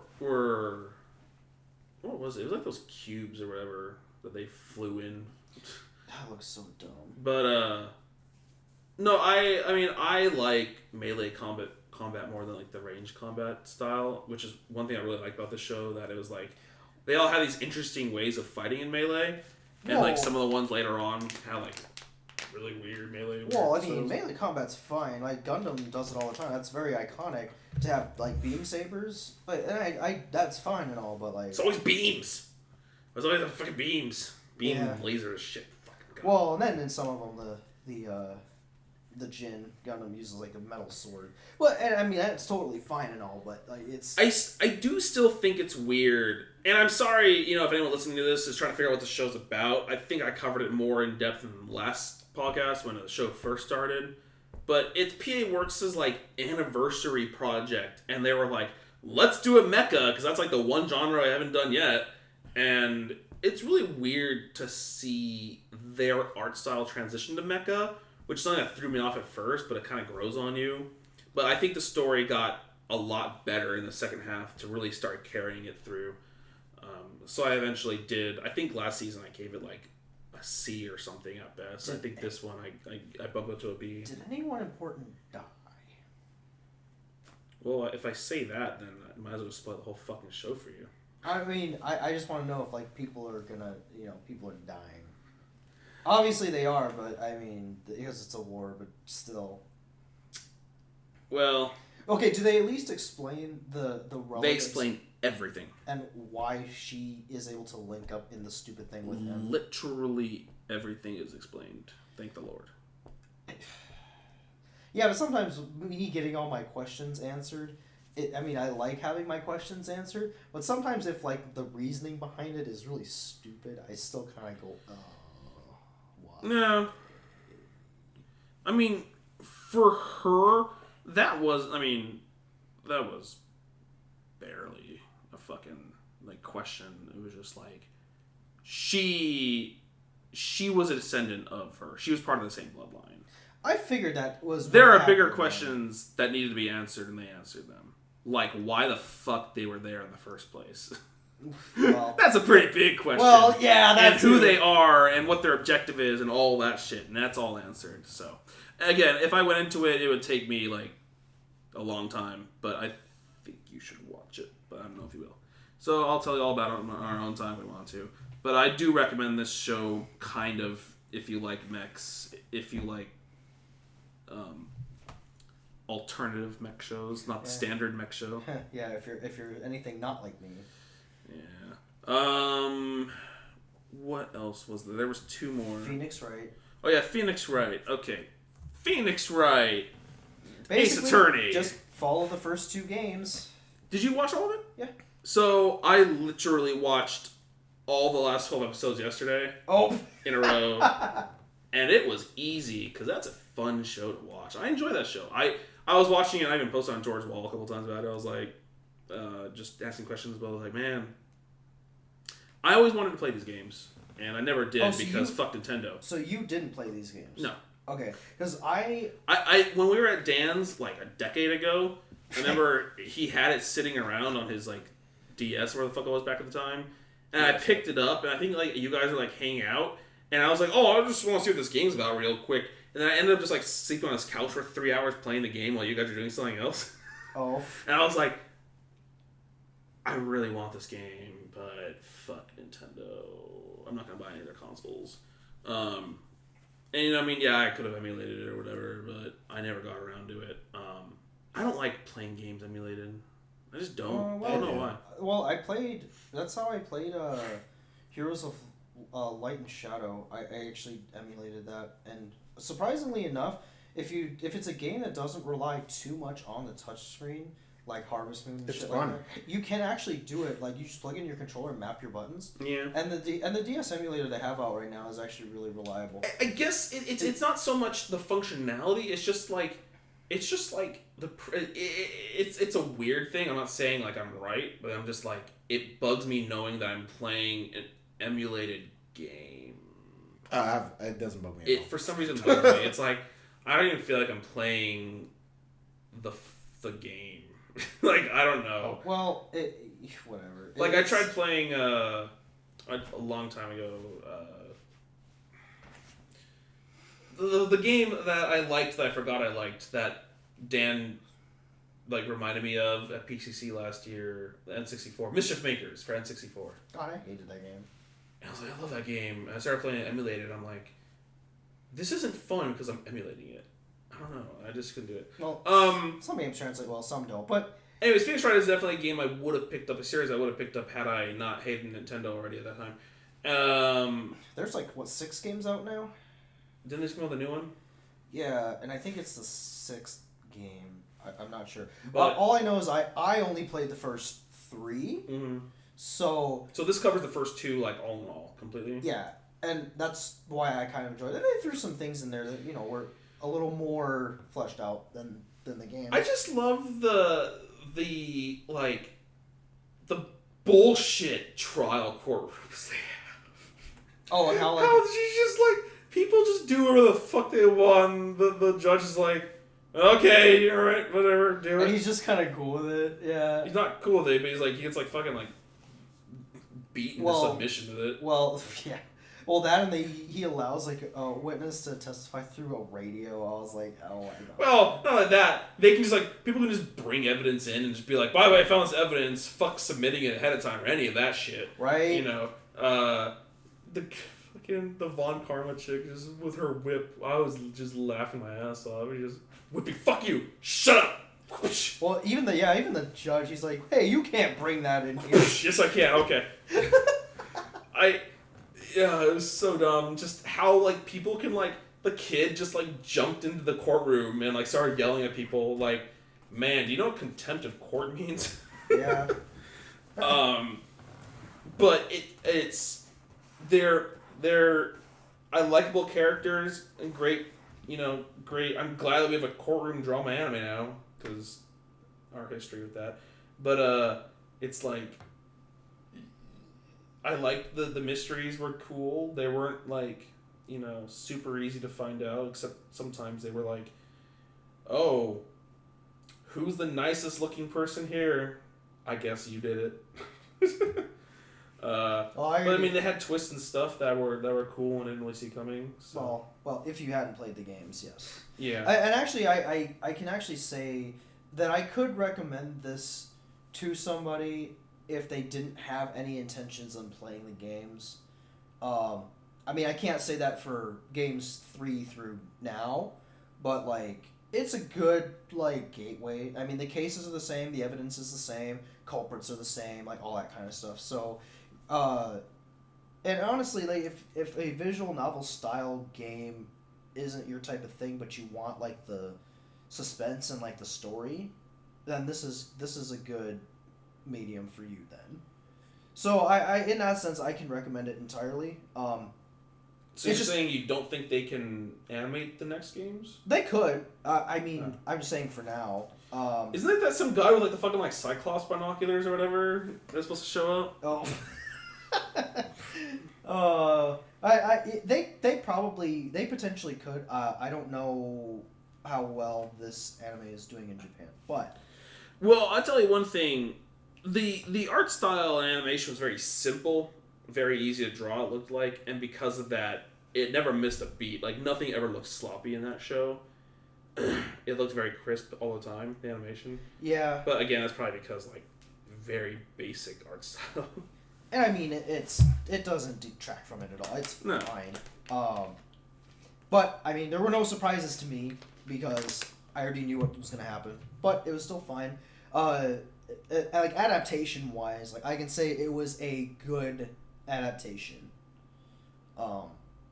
Now, if you're somebody who has not played the games and doesn't know anything about it, like, you know, and you don't want to play the games, could I recommend this, like, as just, like, you know, your any other old standalone anime to watch? I mean, I could, but, like... I think so. It was a fine anime on its own. Oh, yeah. Like, I enjoyed it as just an anime. You just have to go into it knowing not to take, you know, you're not watching Law and Order. You're watching, like... you're watching what Law and Order bullshit. Or you'd be watching Law and Order if it was, like, a circus. But, I mean, everything considered, I give it a B+. Yep. Alright. The last one for the night is... ReZero. Japanese. I don't have it in front of me. Starting over from another world from zero. Yeah. Ain't that the fucking truth? Jesus Christ. So, it's kind of odd this is the last one we do because this isn't technically... This is a show from last season. But fuck, it's like top 5 of this season. But it's not like this season, so I can't say that. But anyways, I'll just talk about the show and avoid. Fuck me. I forgot I gave 10 sixes. You gave the show 10? Yes. Why? Moses, where'd you stop in this show? Huh? Where'd you stop in this show? No, I caught up. You finished the whole show? Yeah, I marathon marathon 14 episodes in a day. Oh my god. Alright, this is gonna take a while then. Hold on, let me just... Where did I start? Oh, I'll have to edit that later. Oh my god, Moses. So, okay, hold on. There has never been a character... Subaru? Yeah. I like Subaru. He was great. He was excellent.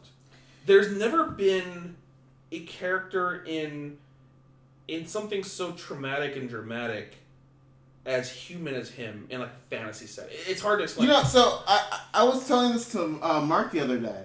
It's not so much I like Subaru because I don't necessarily like him, but I like how he reacts because how he reacts is so relatable. Because I'm like, if I was put in a setting, I'd probably act, except for those episodes where he lost his mind. Maybe not that, but I'd act pretty similar. And I really like that one. Like, they actually captured a really, real human emotion from and then put it into this main character. So I really appreciate Super. And that's just something that makes him such a great character. It's something you don't see in anime. Again, it's this season to me, and this year, well, not the whole year, but various parts of the year, more so than years previous that I can remember, we've been getting these animes that do new things that we don't see often. And here's a big example: is this show is like, fuck, I don't want to get into like essay long shit, but how it like deconstructs certain tropes, how it just breaks the mold and does things differently from anyone else. And the big one, of course, is Subaru. But not only that, it's able to have the story has a perfect balance of like just a bit of complexity, but without ever losing you. And I love that so much. Giving you hints without ever giving you the answer right out. We still don't know what's going on. We don't really know what's going on with Subaru, but we think we have an idea. What's the idea? Well, he met the witch the first time he came, which was Amelia. That's why, he told her name. Oh, what's going on there? I think you meant, like, why the fuck he's there. That first time he died was after he gave her the power. She gave him the power because she wants... The witch essentially wants to see... I mean, this is all speculation, but it's like, why would the witch give him this power? But she doesn't want anyone telling. She doesn't want anyone knowing that he met her, which would, be kind of like, well... don't tell anyone you have this power, or else they'll be like, well, shit, who gave you that power? Why do you have power? So it's like, that's why she's always stopping him. But at the same time, why did she give him this power? Well, she wants something to happen in this world. There's there's a lot of material. Okay, let me say, there's a lot of material with this, and I love this show so much. I didn't read any of it, but I wanted to see what there was. There's a lot. Yeah, and quite a bit of night novels. I'm kind of worried because White Fox did it, and they've done sequels in the past. They did Jormungand sequel. They did Order's Rabbit sequel. They did all Katana Katari. So they have done sequels, but it's like, look what they did with Akame ga Kill. I will never forgive them for that. If they do that with Akame ga Kill, then I love White Fox. I just said all these great fucking shows. I know you don't like Jormungand that much, but whatever. Katana Katari, Godlike, all these other shows. But it's like, they just keep making great things, but don't tease me with such great things and then never deliver in the end. And I'm afraid that's what they're going to do with ReZero, because it just, like, fuck, there's a lot. And I guess it gets a lot better than this. I feel like it's going to be like Index, where they're just going to give you so much stuff, and then they're just going to stop. No. I feel like that's what's going to happen here. Well, there were 2 episodes that just kind of stapled in, like, at least a great score for the show, if not, what I give an A+. The first one being when he's in the bed talking with Amelia and just, like, breaking down, like, realizing the predicament he's in. And I think I talked about this on the last podcast, but I think it was, that was the first half of the show. But it's like, he comes to terms with the fact that how he perceives what he's dealt with everyone, like what he's done for everyone, and he wants to have like some appreciation for that, but he gets nothing because he keeps dying and coming back, and so to them, none of that's occurred, and it's so hard on him to have, essentially be living in a different timeline than everyone else has, that he just breaks down with Amelia, and she's like, "You're fucking crazy.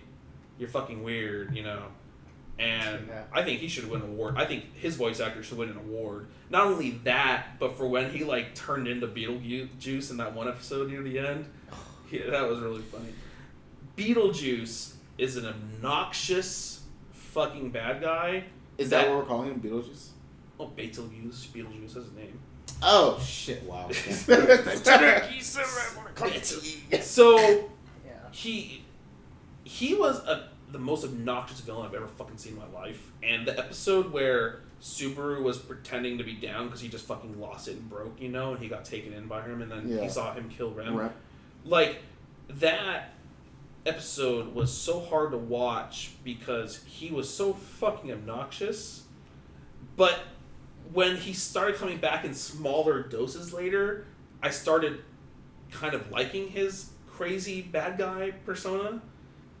I didn't mind it as much, but it's very hard to watch him talk for 15 minutes straight. My mind is trembling. This is a show where, I wasn't here for the last podcast, so I didn't get to say this, because I dropped it episode 8.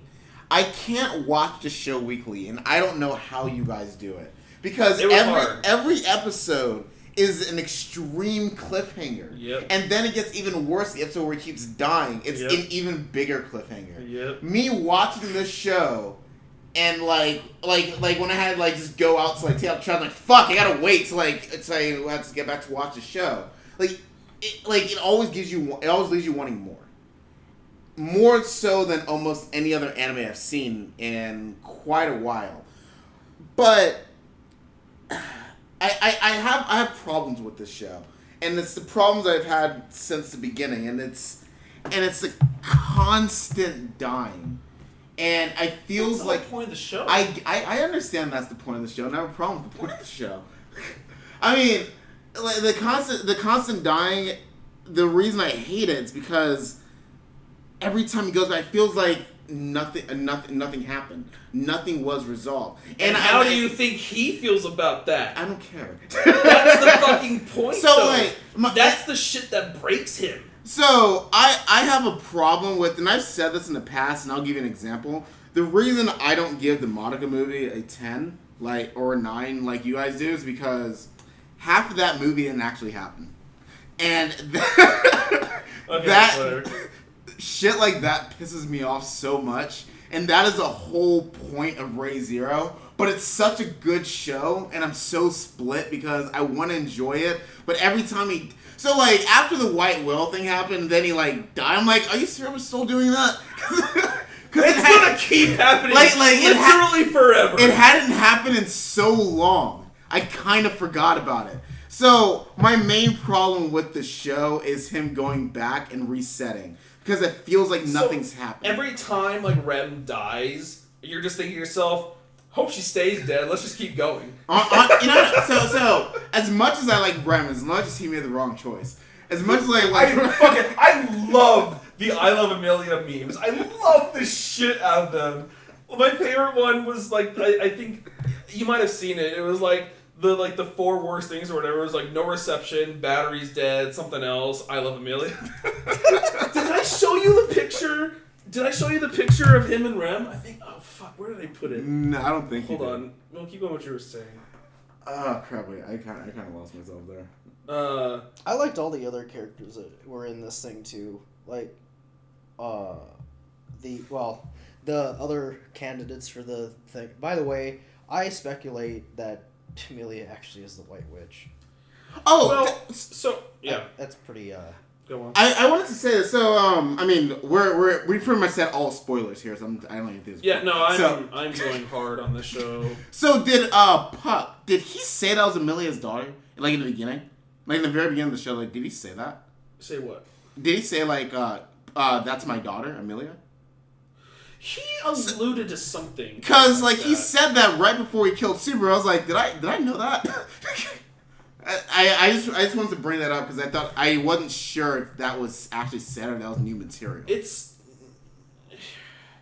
again, there's a lot that needs to be covered in the later. God, hope they make more, and you'll see a lot more of that trope deconstruction later on, which is a really big part of the show, but they'll go over that kind of stuff. And especially why Amelia looks like the witch. And or is. One of my favorite parts about this show is it's kind of weird and it's really hard for me to explain. I was trying to think how I could explain it. I like how useless Subaru is. Because, so like you get to like a show like Steel Angel Kurumi or Mira and Nikki, where the main character is so useless, it's so frustrating, and they're so annoying with how useless they are. But Subaru does it in such a likable way. It's like everyone is proud and like just amazed by how useless he is, but yet how much he gets done. And it's such an interesting dynamic. It's one of my favorite parts about the show. And I was actually that segues well into what another point I wanted to bring up.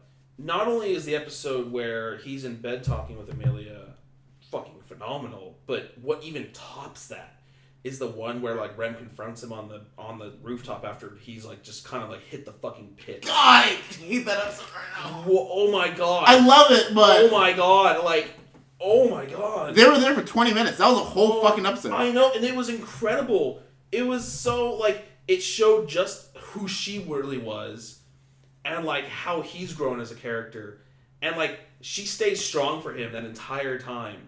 And then, like, right at the end, like, the last fucking minute, like, she's like, it's all over, and then she just fucking breaks down herself. And I was like, this show's so fucking good. Oh, my God. I like... Like, that kind of, like, when you write conversation dialogue that well and actually make it have a meaningful impact in the story, it's just, like, that's why this show's so good to me. It's just, like, you can't, you don't see this kind of shit. You don't get it. And if more anime could do it this way, more anime would be good. I hate ships, I really do, but like that conversation sold me on like Rem right there. Just like run into your arms and assume you know you want to. And then like, I don't want to. I know that's what Rem wants, but Subaru's kind of stringing her along, and that kind of bothers me though. Like every once in a while, I'm like, you're not gonna choose her. Why? Like, Yeah, it's kind of like an asshole thing to do. I'm just gonna go ahead and say it. Have you seen the one where it's the where it's a picture of like a parent and his kid, and it says like Daddy, what does it mean to get friend zoned? And he hands him a piece of paper, and it's a picture of her. I'm trying to find this picture. I'm trying to remember where I found it. The memes that came out of this are actually. Oh, no, I posted it. That's what they're actually really funny. There's one that they do a lot of things with where it's two kids sitting in a classroom, and one of them like hands the one in front of him a note, and then he looks at it, and then he turns around with this like angry looking face. Like the first one I saw was the Overwatch one where it's they Photoshop Bastion and Genji. And then Genji's the asshole in the back that passes him forward a thing, and it's the reflect symbol. I saw that. Where she's trying to make the heart beat, just doing the thumbs up. Oh. It took me a second. I'm like, I don't get why. Yeah, when I first saw that, I didn't know what it was, and then eventually I put the pieces together. And so Ram doesn't get enough screen time though. I mean, yeah. I mean, I know we still have so much more to Ram. Lately, like in the back half, she like really didn't get much. Well, she and I get why. Time with the white whale. Well, she also got. Well, everyone got fucked in this show. But it's just like, again, there's so much happening, but it's not confusing to me. It's not like, again. I'm gonna go with 91 Days because it's a good example for me. It's like there was so much going on that it was actually really hard for me to like keep track of what was going on more or less with like all the families and the politics and everything. Yeah. But this show was like there's a lot going on. There's a lot of questions, but like I know them all clearly and I know where they all link up and like I know what I have questions about. Yeah. In 91 Days I didn't even know how to ask certain things, but there's so much more to do and I want all of it. And I think what was last season? I can't wait till all the questions get answered because I know what you mean. Like I guess when I say it's confusing, I guess that's not how I should be saying it. I should say I just have a shit ton of questions, like all the way back from episode 1 because they really haven't answered any of them. Yeah, there are a lot of unanswered questions, and which is why I really hope they go on because apparently, this show just gets even better from here. I think the only gripe I'd have, another gripe I'd have is that I wish they at least answer some before bringing up a shit ton more. Because, like, there's a part where I was just kind of like, okay, what was happening? Like, around the royal selection and him going to the capital. And then when he tries to go back to the palace, like, 25 times dying, each time, like, something happened where I'm like, Puck is a what? Is that what? The ice on the fingers? What his head what? Like every time, like I didn't even get to the other ones. What were my other questions? I don't remember anymore. The white whales erasing people? What? And they still didn't get. They actually still never answered that. Well, they did. They just was like, if you get touched by the white whale's mist, you just get deleted. They just said that. It was the power of the whale. There's nothing. There's no real reason. The episode where it ended, where he's walking towards the mansion, and it's he's just kind of standing there, and it's frozen. It's a blizzard, and this head just goes. Puck cut his head off.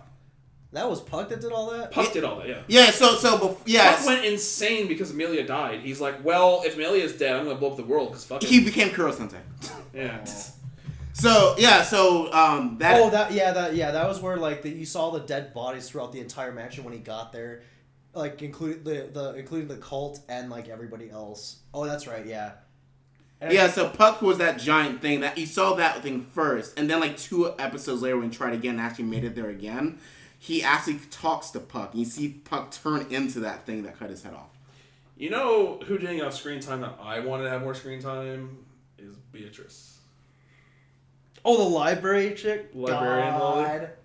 Oh, super summer. And then they started raising more questions about her too. And they're Jesus Christ.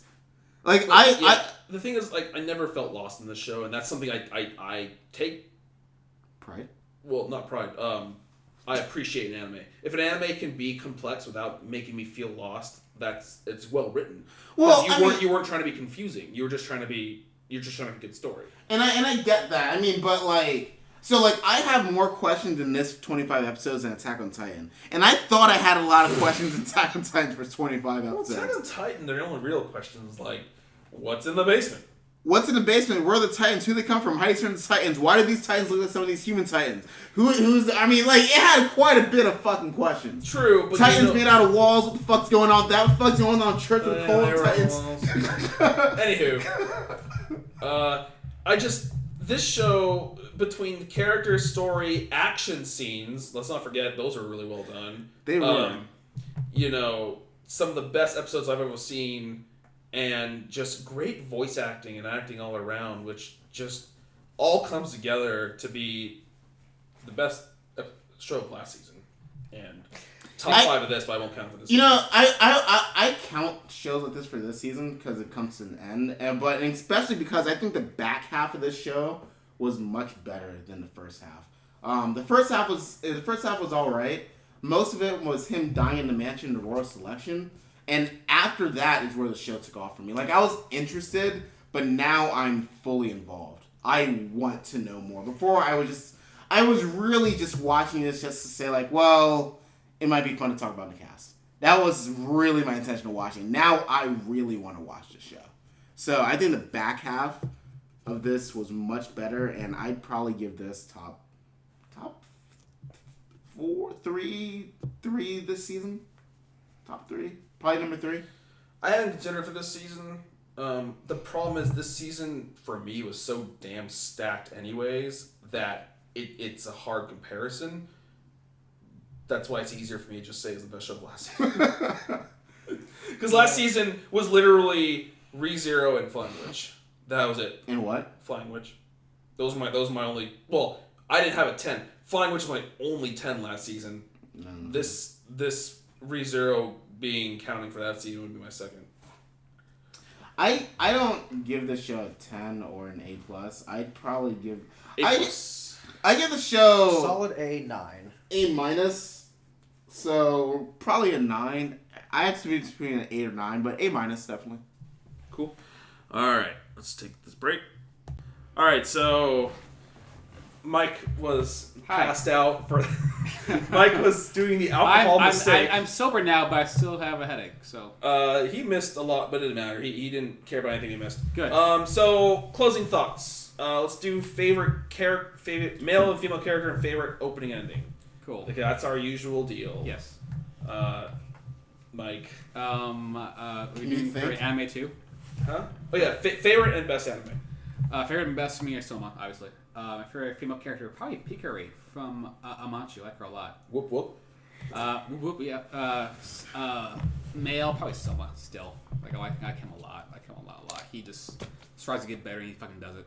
Favorite... Oh God. Oh, God. 7 beers. Favorite opening, 91 Days. Probably ending... I haven't paid that much attention. I don't think there were many endings that stood out to me. I'm actually having a hard time thinking about it right now. 91 Days is a good ending, so I'm going to say that until I can think of something else. Elisa's fucking song, they were like, well, we need an ending. So I'm going to say 91 Days both ways. So yeah, there we go.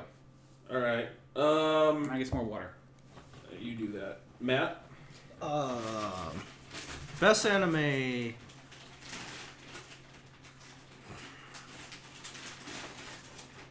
God. I told Louis still. Best is probably... Okay. I'm going to say best is Souma just because it aired this season, but if we're going to not include that and say, okay, no continuations or none of that, like in no season 2s, then I'd probably say best 91 Days, favorite either Alderamin on the Sky or... Actually, yeah. Let's just go with that. A male character, Avilio. He's good. Or Iktasor. That guy. He's pretty awesome. Female character, God damn it. Right? This season's not helped.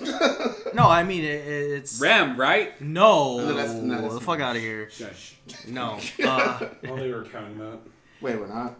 Well, I guess you can. I know. No, favorite male character is Subaru, and then you got Ram, and all together. Yay! Subaru was my favorite character of last season. Subaru and Dodge Ram. What? Fuck Kona, first off. Oh god, first no. Off. Subaru over Sakamoto? Last season, yes. Fuck you, because whatever. Subaru was actually a character. With actual development Oh god. and growth. We were talking about it, but you were passed out. Oh, yeah. Yeah, How long was that out for? All of the continuations? Like 35 minutes. About an hour. Did you hear JoJo's? Nope. Yeah. Wait, Well, No, wait. We did talk about JoJo's. Wait. You were there. Yes. Boy, he had memory Look, loss man, too. But I think I right should after not- JoJo's you died, and then you were I kind of want to not drink that much for the next party. I'll put it that way. Actually, I'm gonna say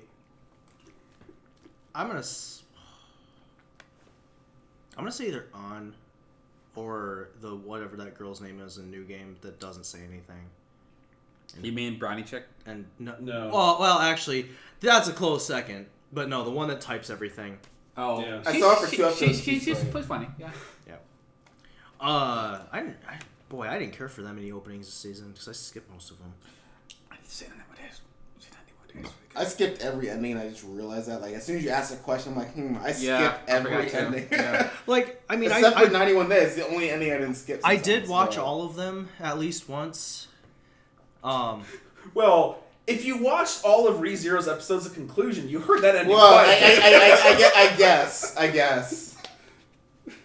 Actually, I'd have to say, like, the opening I probably watched all the way through the most was probably Taboo Tattoos. You know, Was that Lisa? One of them was Lisa, and then Mayan did one of them, and I can't remember who did which one. Because wait, that was Lisa. no, Alderman on the Sky. They did one of them did that one. Fuck. That's what I'm saying. I can't remember because there weren't really any openings that stuck out to me. Besides, the best one you have. What? Just say 91 Days. Jesus Christ. I only watched it like one time, and then I went. Do you remember it? Kind of, yeah.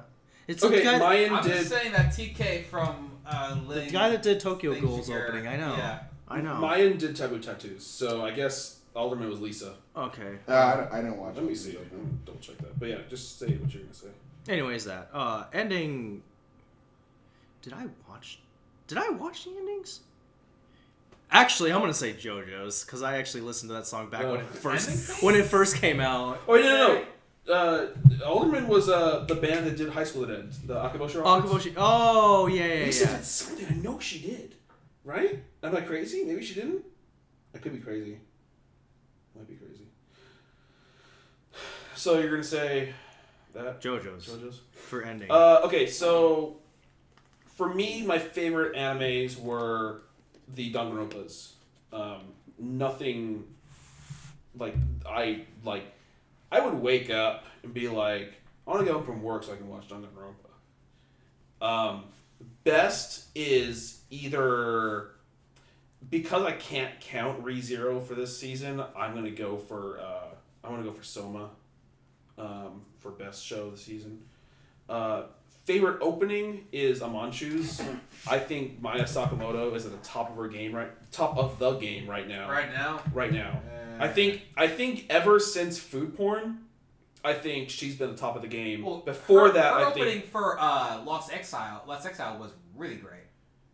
yeah. Buddy was a really good song. So. But like we had that long ass Japanese title for Food Porn. That was a great song. She did that ending for Astra season 1, which was a fucking great song. She did this opening, which was a fucking great song.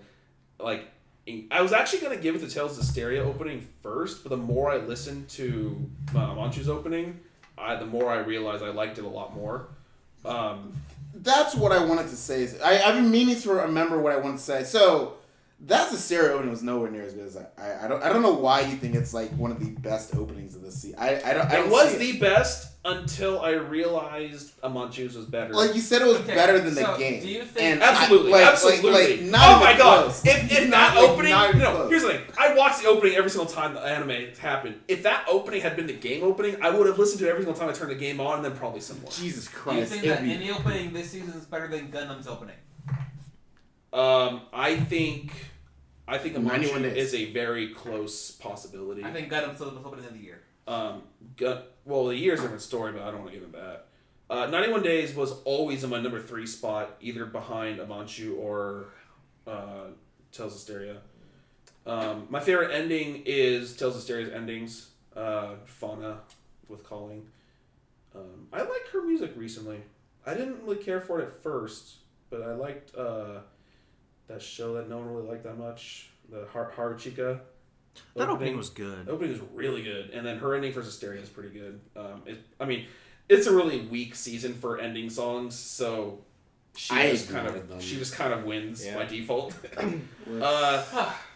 Favorite female character is Brownie from New Game. I love her so much. Fine, whatever. Sure, whatever. She made she was that great. Whatever. She was a good percentage of that show, and the best part was like she was a programmer. I was just like, she's the best.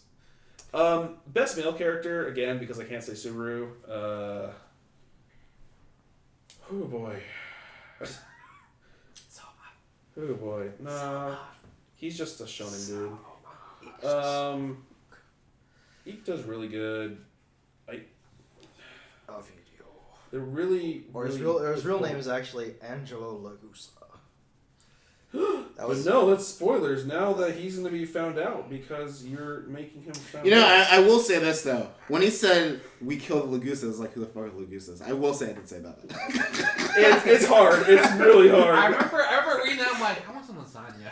So, God. That came up at some point in my head. But. I hate you both. She's lasagna at some point. I don't know where lasagna is being sold around here, but we should get them to that at some point. That sounds pretty good. Fuck it. I'll say just Subaru. Okay. Fuck it. Even though it's not really this season, it's still carried over. And it counts. That means Naruto will always count. That's why Bleach's openings were always in the top 5. I just realized something. And because this has been bugging me, why there hasn't been a release for the single album for this song. I actually like D.Gray-man's opening. D.Gray-man's opening was fantastic. I'm gonna go with that. Fan-fucking-tastic. So, for me, I think my favorite male character is, I'm just gonna shoot it here. I'm gonna say Guts, because that was fucking great. Female character, I'm not gonna lie, I didn't watch a lot of shows that had a lot of strong female support, apparently, because I've been trying to think, and I really don't think I did, so I'm just gonna go with Rem. Fucking ass, fucking motherfucking the opening is ass bitch. And then what was it? Favorite ending? Or I didn't watch any endings, so opening, ending, favorite anime, best anime. Yeah, I did 91 Days. The only ending I remember. So 91 Days. And now that you bring up D.Gray-man might be my favorite opening actually. It was pretty good. It's It's called Key Bring It On My Destiny by Lenny Code Fiction. Yeah. Hey, can we can play it after this. Yeah. And favorite anime? Berserk? No, I only gave Berzerk a 7 actually. Really? Oh. Yeah. Okay, well. 91 Days. It no, it's not someone. Someone's like 3. Someone's like 3. It's You know what, Mike? And I'm not saying this just to spite you, but it will, and it just makes it that much better. Your mouth was fucking so bright. Fuck you up. Zestiria. Favorite anime of the season. Fuck all that shit. Then second is 91 Days, but best or favorite? Oh, best and favorite.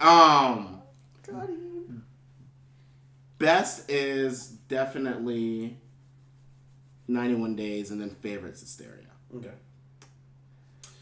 I think the reason Zestiria is my favorite is because how much it surprised me. It just like it was very surprising. Why do you think I made that long ass post on your wall? I need you to come down so I can choke you. Like it just did so well. It just did so well. Actually, Moses, since you brought it up real quick, I just want to ask, which song do you like better, the Zestiria anime opening or the Berzerk opening they played for the game? But which is gonna be the game opening? Both flow. Oh yeah, you see me for the anime for both of those. Like which one's better? The anime? So that song they played for Berzerk was the opening. Is the opening for the game? Yeah. So you asked me which better, the game openings to Zestiria, or which one am I facing off? The anime Zestiria, both flow songs. I like Berzerk. Oh, Flo did a thing? Flo did both of them. They're around? Yeah. Well, good for them. Okay. Yeah, female character, I don't know. Just say... I said Ren. Okay. Ren. Sure. Cool. Alright. Any last thoughts, guys? Keijo looks really dumb in an incredible way. Next season looks so... Next season's, like, retrospective is going to be so short. Keijo, so great. I'm just waiting for murderous magical girl. That's it. I just want murderous magical girls. So, Ruben, we can finally put Naruto to rest, man. I'm just saying. I'm just saying. Right. We can finally do our 25-hour review of Naruto. The last battle. Does that mean we can finally do the Hey, What's Up with Naruto panel at piece? I saw a Facebook post saying the last battle. Is the last battle happening? Yeah, they happened 2 days ago. Then we got Baruto. But yeah, fuck Baruto. But I will say this, a comment on the last battle. It was very, very well done. I really appreciate it. I will definitely watch it. So, Keijo is great. Souma's the best. 7 beers. Cool. All right, everyone, thank you for listening. This one's a little longer than the previous ones, but can't help it when the season this good. So, all right, peace out. See you in 13 weeks. Moses, you watch so much shit relative to stuff you've seen recently, and you enjoyed a lot of shit. I don't think you can talk about it. Relative. Last season, I watched like 3 shows.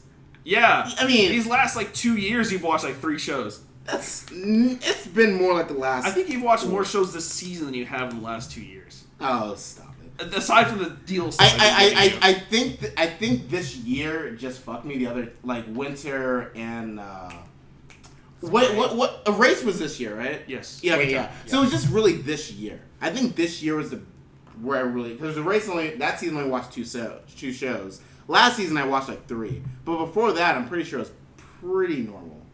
Well, I guess work fucked you. Work always fucked. Okay, all right. Thank you everyone for listening. We're out. Later.